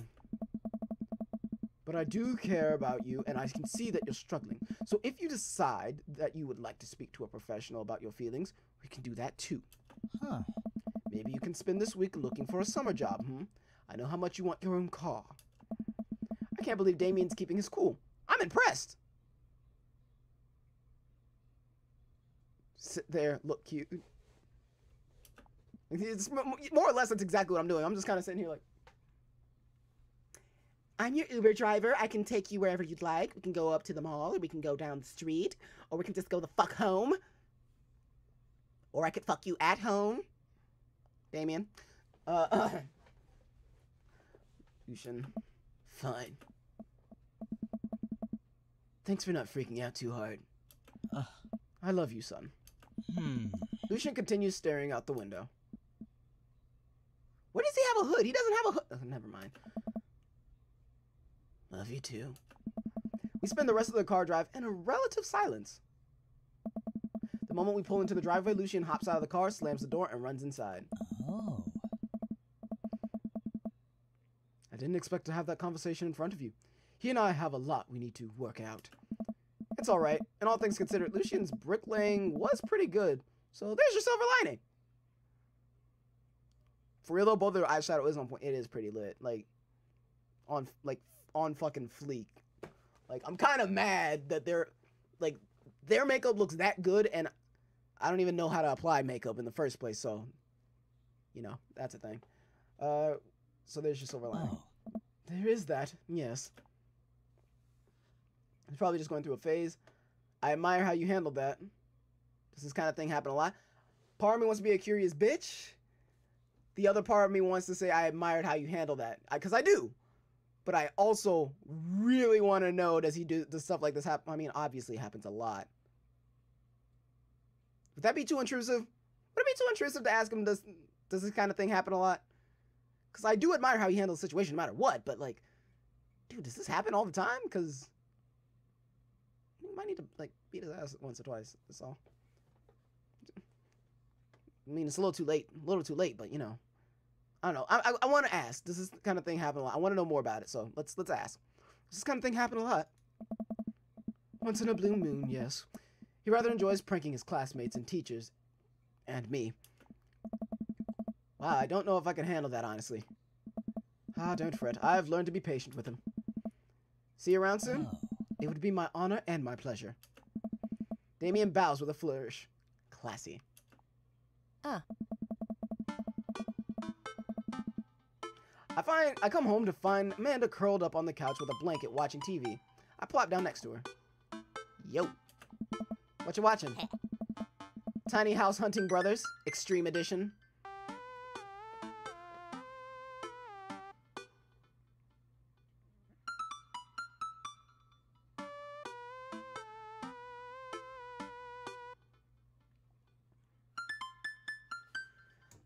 Okay, Tiny House Hunting Brothers Extreme Edition. Ugh, I hate this show. Same. A couple on screen bickers back and forth while standing in an extremely small house made out of recyclable bottles. The Tiny House Hunting Brothers watch them with bemused expressions. Both of their heads touching the low ceiling. I told you I wanted a 2-bedroom, 2-bath, shabby chic cottage. This house doesn't even have a bathroom. But honey, the outhouse is only 20 yards away. It's not that bad. I am not pooping outside, Greg. Why don't they just get a regular sized house? I don't know. How'd afternoon tea go? It got strange. We had to pick up Lucian since he tried to. He lured Ernest down to the cellar with the promise of fine wine and fine vintage, and then tried to brick him into a wall, right? How did you know that? Has everyone read this story except for me?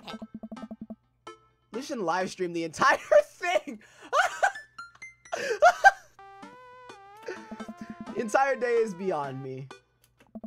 But otherwise, it was a fun day. The Damien guy is a character, but he's really good company, and a surprising diplomatic dad. I dig his style. You know what? Me too.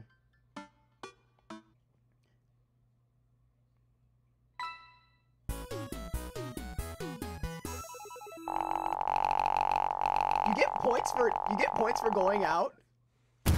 Hey! Simply marvelous. Rank A. Turn up. Does that mean I can fuck now? Can I smash or no? Interview with the Vampire Part 3. Oh. I guess you gotta go on like 3 dates and then you can fuck? I'm guessing? 3 dates then fuck? You want some fuck?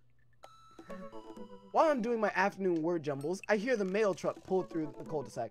I wonder if we got any coupons today. The nice mail person slides the couple letters and a large yellow envelope through the slot. It takes a couple of tries for them to get in. Hey, my coupons! I take a closer look at the large yellow envelope. I likely knock on Amanda's door. She probably has headphones on. Amanda? She yells through the door. What? Bitch. I have something for you. I'm kind of busy right now. Can you come back later? Okay, just thought you'd want to get this big envelope we got from HIA. Yeah. Immediately, Amanda pushes her door open. Horn Institute for the Arts? I mean, if you're busy, I can come back. Father, please. I hand her the envelope, which she tears open with her teeth. That's probably bad for your teeth. She doesn't seem to hear me and spits out the piece of envelope. She pulls out a letter and unfolds it.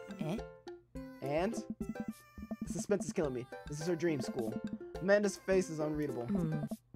I can't believe this. Oh, honey, it's okay if you didn't. I got in! Hey! Turn up, turn up, turn up, turn up! Alright. Oh! I got in! Amanda tossed this letter aside and gives me a big hug. Congrats, sweetie. That's amazing. I'm so proud of you. She pulls away and looks at the letter again. Oh my god, I really can't believe I got in. Well, of course you got in. You're a great student, you nailed the interview, and your photography is incredible. Wait, Dad. I know this one's really expensive, and it's so far away. I think for a moment, HIA was one of the more expensive schools that Amanda applied to, but I know that for her heart's set on it for the longest time. It'll be tough, but we'll make it work. Really? Of course.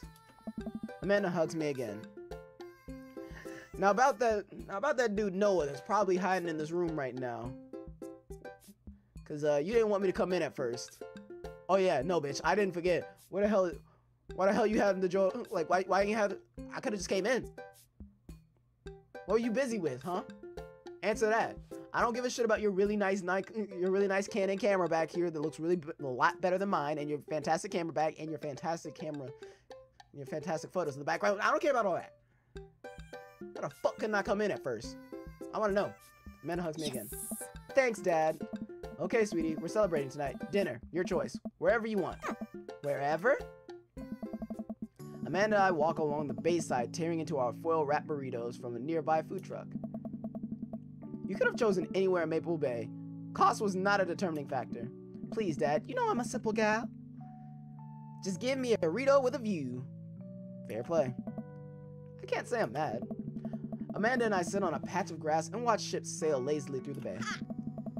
And the dorms are right near a bunch of cafes, and there are all these galleries nearby, and there's a discount if you bring your student ID, and... Amanda, slow down. You're gonna choke on your burrito. I know, I'm just excited. Did I mention that the students get their own studio space once they're seniors, and we get all the professional photo editing software for free? It's nice to see Amanda so enthusiastic about HIA, but I wish she wouldn't do it between bites of her burrito. I thought I taught her to chew with her mouth closed.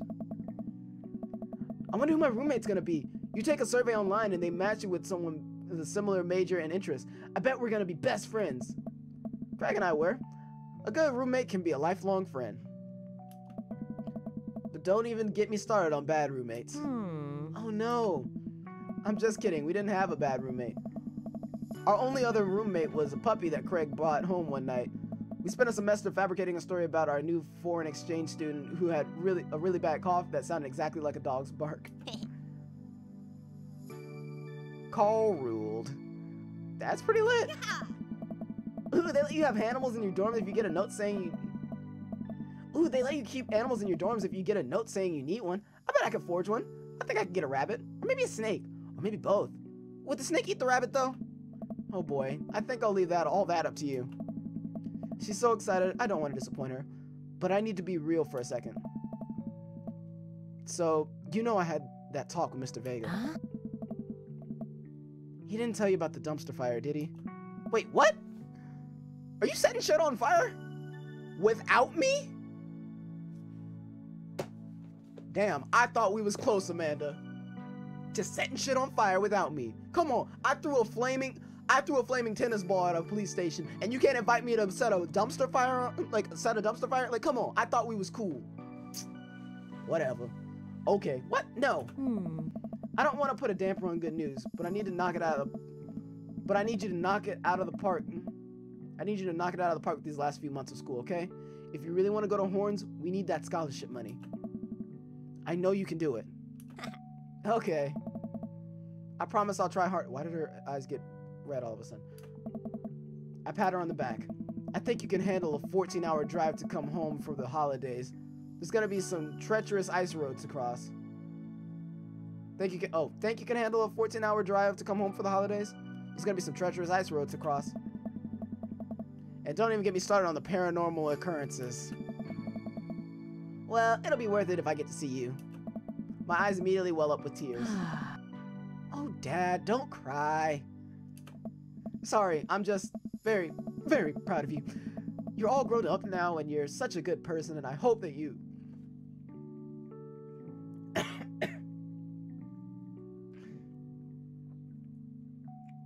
I was like doing really good and then suddenly just died. Excuse me. Sorry, I'm just very, very proud of you. You're all grown up now and you're such a good person and I hope you know how important you are to me. Dad, stop. You're gonna make me cry too. It's too late, honey. It's happening. Dad, I can't get tears in my burrito. It's gonna make it taste sad. I pull Amanda in for a long hug and kiss her on the forehead. Love you, kiddo. Love you too, Pops. It's so Welcome. cute. You've got dads. I'm not getting over that. You've got dads. So wait, let's see.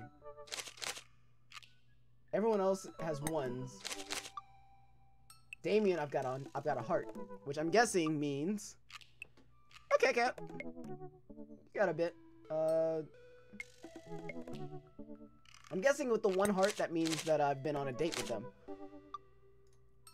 Now, I already said if we have time, we're going on a date with Craig. I'm just saying, like, I understand we was gonna try to get Damien in the sack, but Craig was doing the one-handed push-ups. He's asking to get his dick sucked. Let's go talk to Craig, shall we? So let's message him. I know he's about to get it.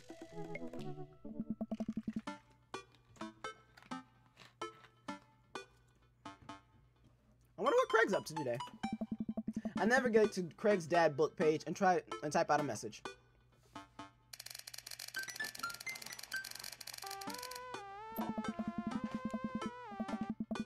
Hey bro, or should I say neighbor, let's catch up on like old times.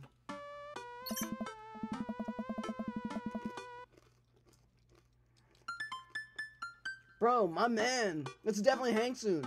Might be a little different from our old weekend-long benders, but it'll still be fine. We exchange a couple more messages, and he logs off to prep for the game. I should see if Amanda wants to join me. I walk over to Amanda's room and knock on the door. Yo, Amanda Panda.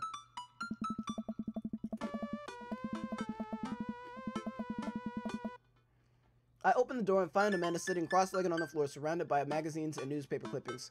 She seems to be making some sort of art piece. What you working on? Just a collage for class. We're supposed to make a piece that represents our goals for the future.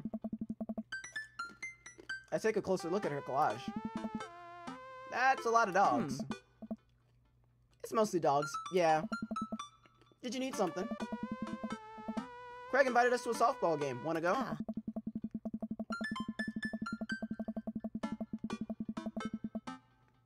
Remember that one time you signed me up for softball and you bought me all the gear? And then you took me to the first game and then someone hit a ball toward me and I just ran off the field crying? And then you hid in the dugout and would scream if I tried to pick you up? Yes. I was afraid of baseballs. I thought you were a gigantic sentiment softball. Sentient softball. I'm dumb. So does that mean you don't want to go? Amanda gets up and looks me dead in the eye and determined. I'm finally ready to face my fears head on. Let's do this. Sweet. Amanda and I make the short drive out to the local softball field. For a kid's softball game, it's pretty packed. We clamber up the bleachers and take our seats on the top row. I don't see Craig anywhere. Ugh. So when do the kids start crying and running off the field? You know that your relationship with softball is very different from everyone else's relationship with the softball, right? Okay, but if I don't see some kids cry, I'm gonna be pretty disappointed. For nostalgia purposes, of course. Not because I take joy out of children fighting for my amusement. Although if that was a show, I'd probably throw money at it. It'd definitely be worth watching. Just saying. Definitely not that. The game starts and the kids run out onto the field. I see Craig by the dugout with a clipboard. He has River strapped to his chest as per usual. There's a guy in a pancake costume doing jumping jacks across the field. I guess that's the mascot. Reading the kid's brightly colored jersey, I see that it's the Maple Bay Flapjacks. I keep wanting to say Maple Leaf. It's Maple Bay. Against the Pinewood Ocelots. Go Flapjacks? Oh, man. Choke up on the back, Miranda. Yeah, Miranda, square up or circle up. All your choice. You have choices in your life. How much do you know about softball? Enough to know the balls are relatively hard despite their name. But yelling is fun. Give it a shot. It's cathartic. Keep your eye on the ball. What's important is that you're having fun. What are you willing to sacrifice to win? Oh, I could be a huge douche. I'm gonna do the keep your eye on the ball. Keep your eye on the ball. And also an eye on the bat. And the outfield. And the other players. Just keep your eye on all the stuff simultaneously. Yeah. Nice. We watched a couple innings of softball. They aren't ready for major leagues yet, but Craig has trained his team pretty well. It seems like he's really good with kids. Keg Stand Craig is good with children. Whoa. It's amazing how hard they're hitting the ball and how no one has run off the field crying yet. Oh, that was Amanda, not me. Amanda, dear, you have to let it go. Let what go? I'm perfectly fine. The opposing team is up to bat. They hit a fly ball out into center field. The tiny little girl tries to get under the ball, but it misses her glove and hits her straight in the forehead. Hey. See, it's a completely justifiable fear. The girl plops down on the grass and starts crying. Craig makes a beeline to her, checking her forehead and comforting her until her parents arrive. He carries her off the field, and she sobs. As she sobs.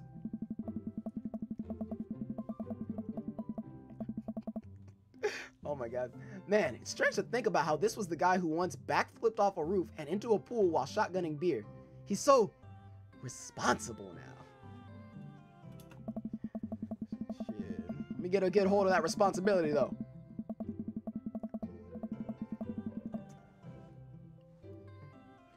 The game resumes after the girl calms down a bit, and we watch a couple more innings. Craig's team is crushing the other team in the 9th inning. The Ocelots seem to have given up by this point. I see one outfielder eating fistfuls of grass. Ooh, that's gross. That's really gross. A batter on the other team knocks out a foul ball into the stand. A foul ball into the stands. I follow the trajectory and oh no, it's coming right for me. Oh no. I close my eye and brace for impact.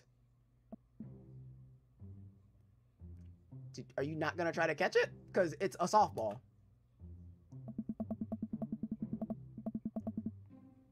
I open my eyes and look over to see Amanda holding the softball, staring at it in amazement.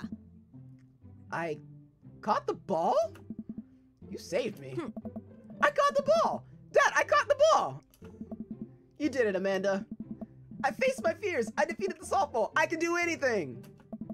Amanda and I share a big hug. It's a tender moment that I don't think anyone else watching really understood. I'm proud of you, kiddo. The game ends and Craig's team are declared the victors. We sit patiently as the girls line up to shake hands. Great job, everyone. We walk over to the dugout to congratulate Craig, who's talking with some of the parents. Craig, great work, man. Thanks. We've been working hard all season. It's great to see it paying off. I'm so proud of all my girls. Speaking of which, have you met Rear and Hazel? That's odd. Hello. Hey, killer playing out there. Yeah, you guys rule. Thank you. You guys are twins, huh? So which one of you is the evil one? Hazel. Yeah, it's me.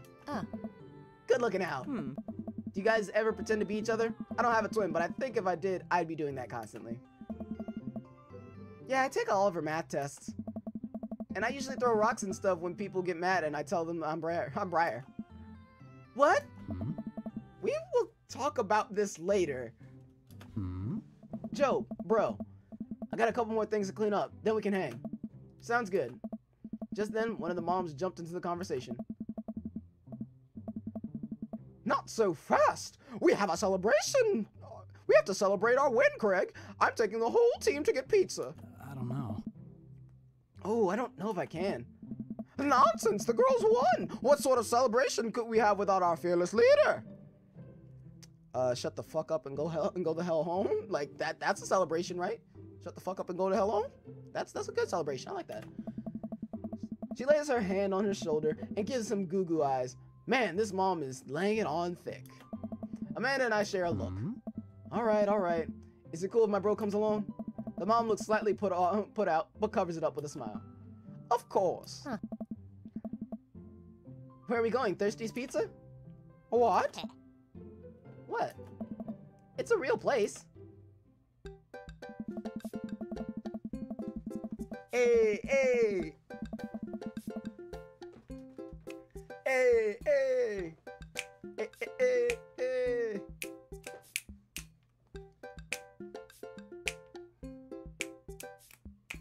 Alright, we're done.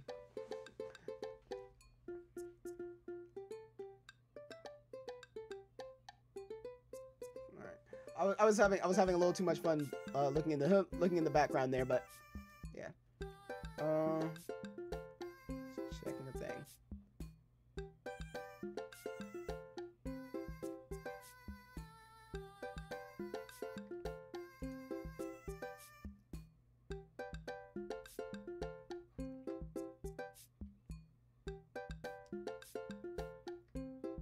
Alright, sweet. I think.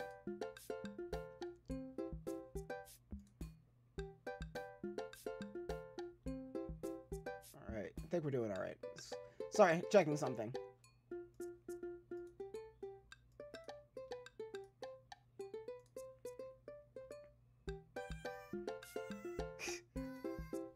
Hashtag Team Schmo.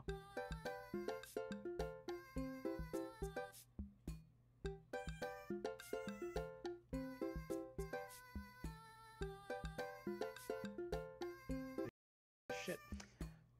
Okay. I think we're good. I want to say we're all good. Sweet. Alright. An endless stream of girls clad in softball gear pile out of a minivan into a local pizza buffet, which is actually called Thirsty's Pizza. Amanda and I trail behind them with Craig. Reminds me of all the awful pizza we put into our bodies back in the day. Oh. Remember how we used to just fold whole pies in half and then put taco fillings inside? Ah, pizzacos. I could never forget. How did we survive college? Our bodies were younger back then, more elastic, more able to handle the toxic waste we put inside us. The good old days. The kids run around playing arcade games and eating greasy food. Amanda and I jump on a couple slices of mediocre pizza. Amanda and I jump on a couple slices of mediocre pizza. There we go. Oh. Hey, give me a pizza that. Give me a pizza that.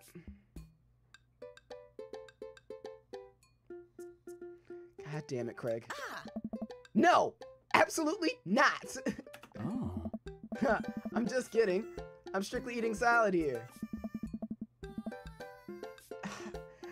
Thanks for addressing the issue, Amanda. Huh? Dad.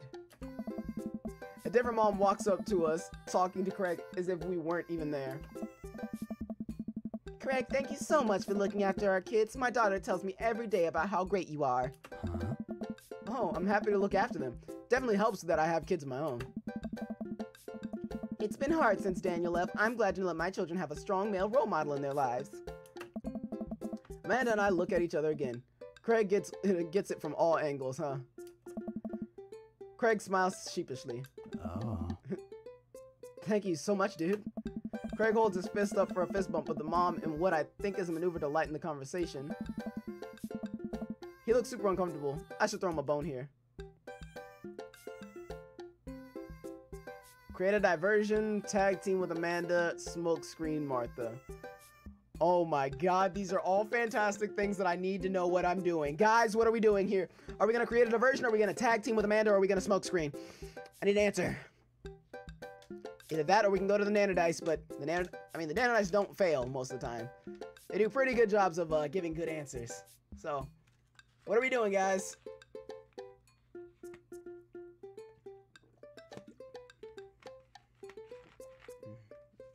Personally, I'm kind of torn between tag team with Amanda and smoke screening Martha. Vote tag. I see a vote for tag team.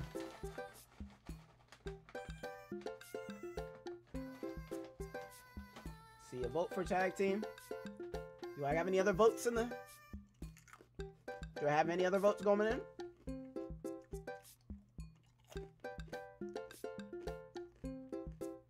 Tag team or diversion? 2 for tag team. Alright.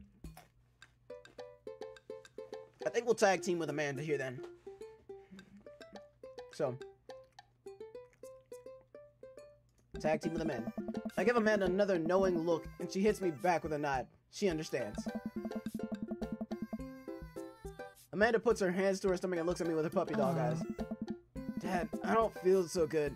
I think I ate too much pizza. Oh no, sweetie. You're not gonna projectile vomit everywhere, are you? Yeah, I think I'm gonna projectile vomit everywhere right now. The words projectile vomit and right now usually seem to get everyone to clear out, but Martha's not budging. Back it up, Martha. You're in the splash zone. I drank a lot of orange juice this morning. It's feeling pretty acidic. You'll be fine.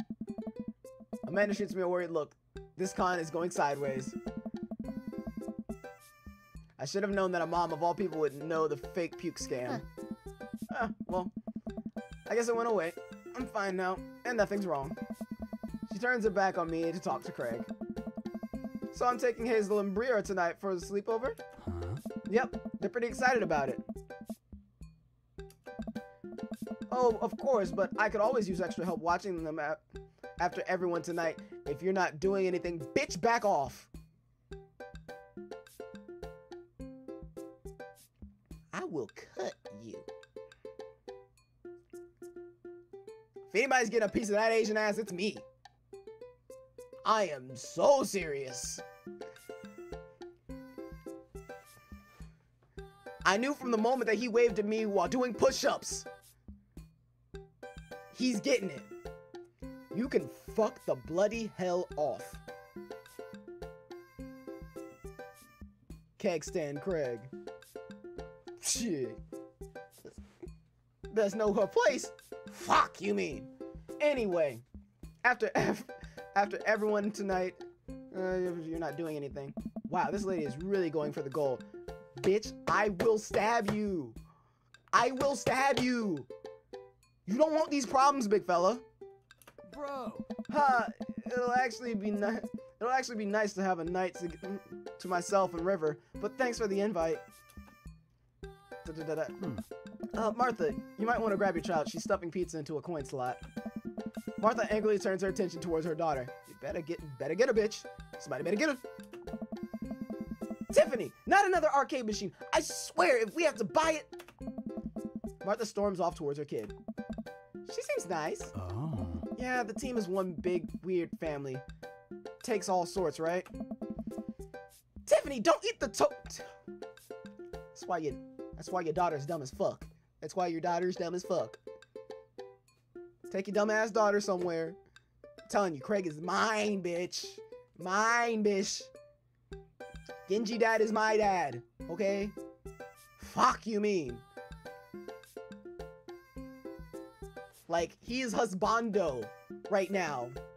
Don't get me wrong. Matt's up there too. But like, for sure. Like, no.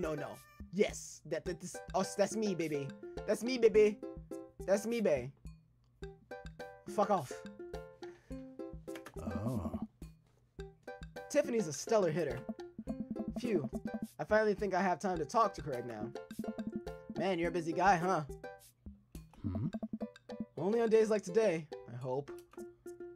Dad! Hmm? Hey, girls. Dad, can you help us beat our record on DDR?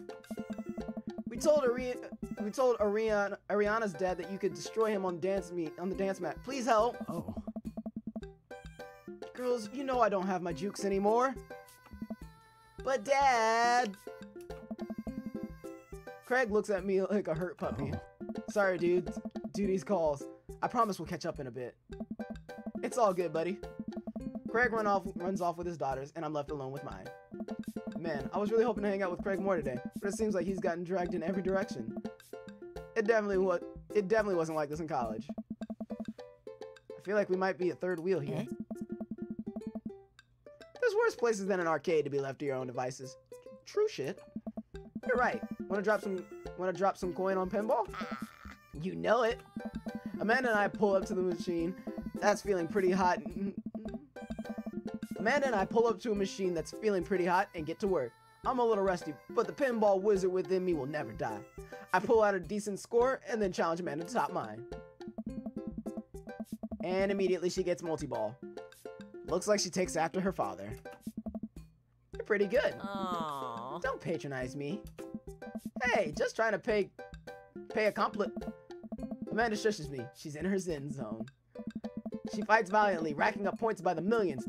She's this close to beating my score, but I feel honored just being able to watch. You're friends with Craig, right? Janet from earlier walks up and leans on the pinball machine. Yeah, we went to college together. Please don't lean on my thing. Huh? That's so interesting. So, do you know if he's, like, available? No, bitch. No, he's not. No, he's not. Okay? He is taken. He's got somebody. He's got somebody. It's like, I'm already on it. So fuck off. Fuck off. Gonna walk up to me trying to take my man. Bitch. Oh, I honestly don't know if I could say. Seriously, you're gonna make it tilt. Because it's just like, it seems like so much work to watch after his kids. Don't you think it'd be great if he... Lady, I swear to God. All of a sudden, a buzzer sounds, and the game is over. Janet made the pinball machine tilt. Huh? You stone Harvey? What? Aww. I said I have to go over there now and put pizza in my mouth so I don't say anything that'll hurt your feelings. That's my girl! That's my girl! Amanda. Hey! Bro! What's going on? Oh.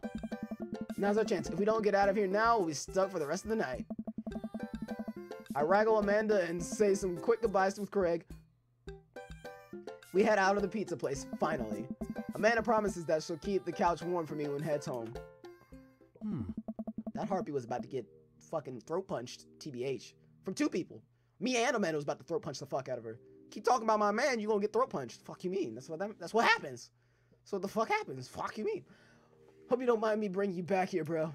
Not at all, dude. It's good to finally get all to myself for a second. Oh, damn right. River burps. Well, almost all to myself. Hold up. Craig walks over to the trunk of his car and pulls out 2 gloves and a softball. Up for some catch? This might be less catch and more you throwing the ball and me running after it, but sure. We stand in the middle of the empty baseball diamond and start tossing the ball back and forth. I have a cooler in my car that we could grab, but there's only juice boxes in it. Man, fatherhood is strange. You're telling me. I can't believe I'm looking back on my keg stand Craig days and reminiscing about it. Those were some good times. I don't know anyone else who could pull off the rare horizontal keg stand. Not unless it's catching some feelings. Oh, I like that. Good. 10 points to Julia. 10 points to Julia. Oh my god. That's great. I like that. Those were some good times. I don't know anyone else who could pull out the rare horizontal keg stand. Oh. It was a feat of discipline, bro. Trust me. I haven't properly hung out with Craig in so long, I don't even know where to begin. Ask about coaching softball, ask about the business, about the kids. Let's ask about the kids. I can't believe you're a father of 3. Oh. Neither can I. You know me. I'm an indecisive person. You switched your major 4 times. Oh. Yeah, I had no idea what I wanted to do in my life, but raising kids when Briar and Hazel were born, it all finally made sense. It was all like the time I had spent trying to figure things out leads to them. I couldn't be happier about it. I don't think I've cared about anything as much as I've cared about them. I had the exact same feeling when Amanda was born.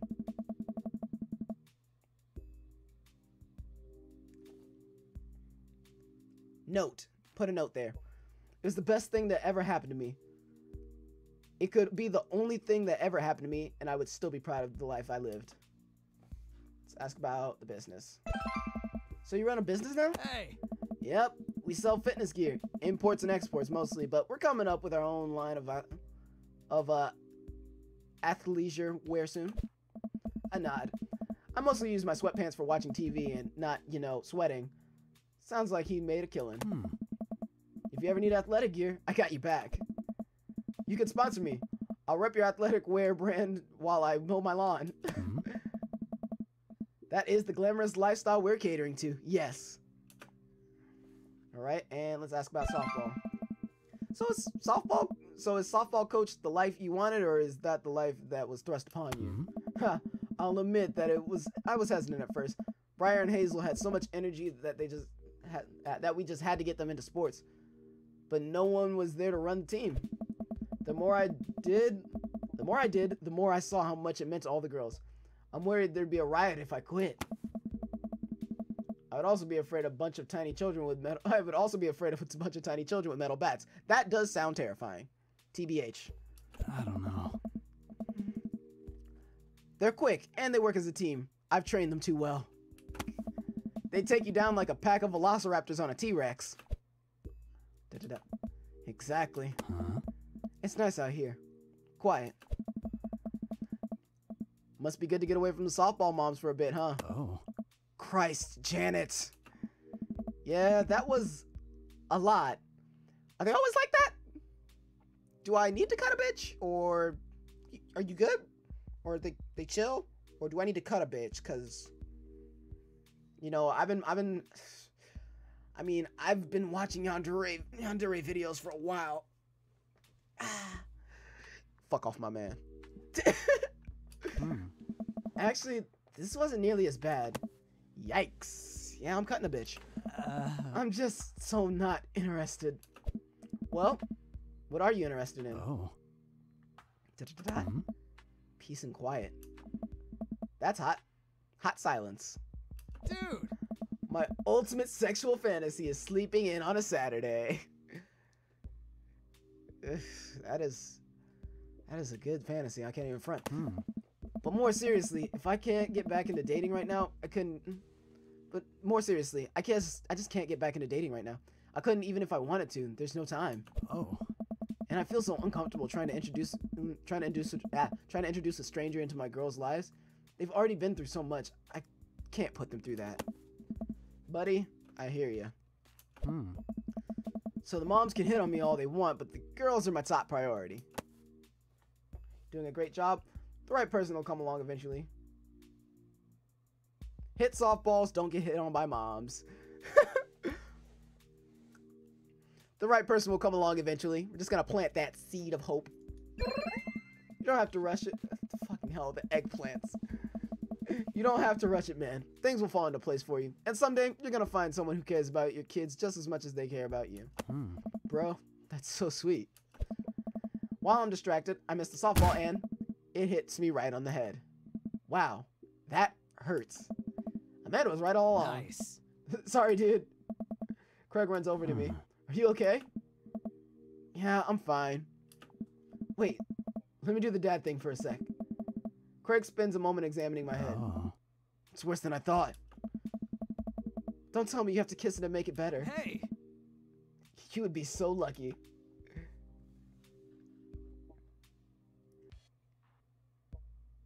That was planned? Or I mean, personally, I'd probably go with the middle one.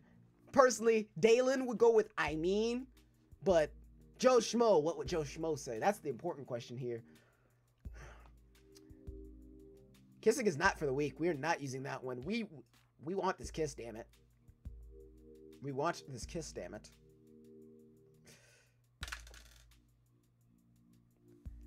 I mean, my Satan dice, Nano dice say that, I mean is the one that we should choose, so I think I'm gonna go with that one. I feel like, I feel like I've earned it at this point, waiting all day to hang out with you. Well, Craig leans in and kisses my forehead.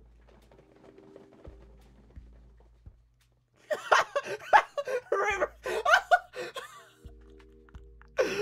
Oh my god, River was so much just like, bruh, are you really doing this fuck shit right now? Like, really, dude? River's definitely just completely like, just like, the fuck are you doing? Like, I could put that reaction for so many things. Just like, the fuck are you doing? Just, the fuck are you doing? Fuck off. Craig leans in and kisses my forehead. Walk it off, champ. Are the lights on? Are the lights on this softball field really hot, or is that just me? I get up and dust myself off. River yawns. She is unimpressed. She is so unimpressed. Hey, little buddy, you must be getting tired, huh? I hate to say it, but I should probably head out. Sorry things are so you get older and life just kind of gets in the way, huh? We start walking back to the parking lot. Hey, remember that one house party we went to? Remember that one house party we went to that got broken up by a helicopter? The fuck happened to this house party? Hey. How could I forget? You and me hopped over a concrete wall to get away. But the other side of the fence was a parking lot where a bunch of cops were parked. Oh man, yeah. Could you imagine the looks on our faces? We just walked straight past them like we were out for a stroll.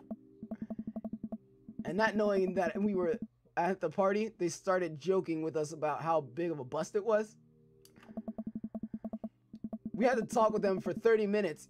You told them you were interested in joining the academy. Nice. And then they started giving me pointers for the exam. Longest 30 minutes of my life. That's the best way of getting out of a police thing ever, and that's amazing. Man, college. Good old days. We get back to our cars. Craig pulls me into a hug, or at least as much of we can manage without baby between us. River, you're adorable and shit, but fuck off a little bit. Nice. Never enough time, huh? Guess not. Let me make it up to you. Let's hang soon, yeah? I'd like that. I yawn as I walk through the door, spotting Amanda hunched over her collage glued stick in hand. Burning the midnight art oil? Figured I might as well do something productive between episodes of Shark Hunter lip sync battles. What the fuck is this? This is exactly what TV is nowadays, and I hate that it's so accurate. Do the Sharps lip sync or do the Shark Hunters lip sync? River is protective of her daddy. Well, she gonna have to do a little bit more if she's trying to keep me away. Fuck you mean? Joe Schmo getting up in that boy. Fuck you mean? Do the Sharks lip sync or do the Shark Hunters lip sync? Yes. I look over her shoulder at the collage. Amanda, this is some good art. Look at this good art you made. Thanks, I'm just about done. Like before, it's still a lot of dogs. In one corner is a giant pile of cash. In the other, it's... Amanda, is that me? Yep. The whole thing is about my goals for the future. And those are basically just to sit on a giant pile of money with my 20 dogs and also have a strong, mutually supportive relationship with my father into adulthood. Oh, now you've done it. Get ready to watch your dad cry. Here it comes. It's happening. Aw, Dad. You did this with your good art. You did good art. She pats me on the back. Hey, how was your hang with Craig? I wipe a tear from my eye. It was good. That Craig guy sure is busy. Yeah, dude, the softball life isn't for quitters. Also, I'm very proud of you for facing your fears today. How does it feel? I'm on top of the world, Pops. I should start facing my fears more often. Oh yeah? How about tomorrow we hit the empty parking lots and practice, dare I say, parallel parking? Baby steps, Dad. I'll work my way up to it. Alright, I'm gonna hit the hay. Take care of the late night television for me, alright? I'll let them know you said hey. Nothing can beat reading in print. Date complete.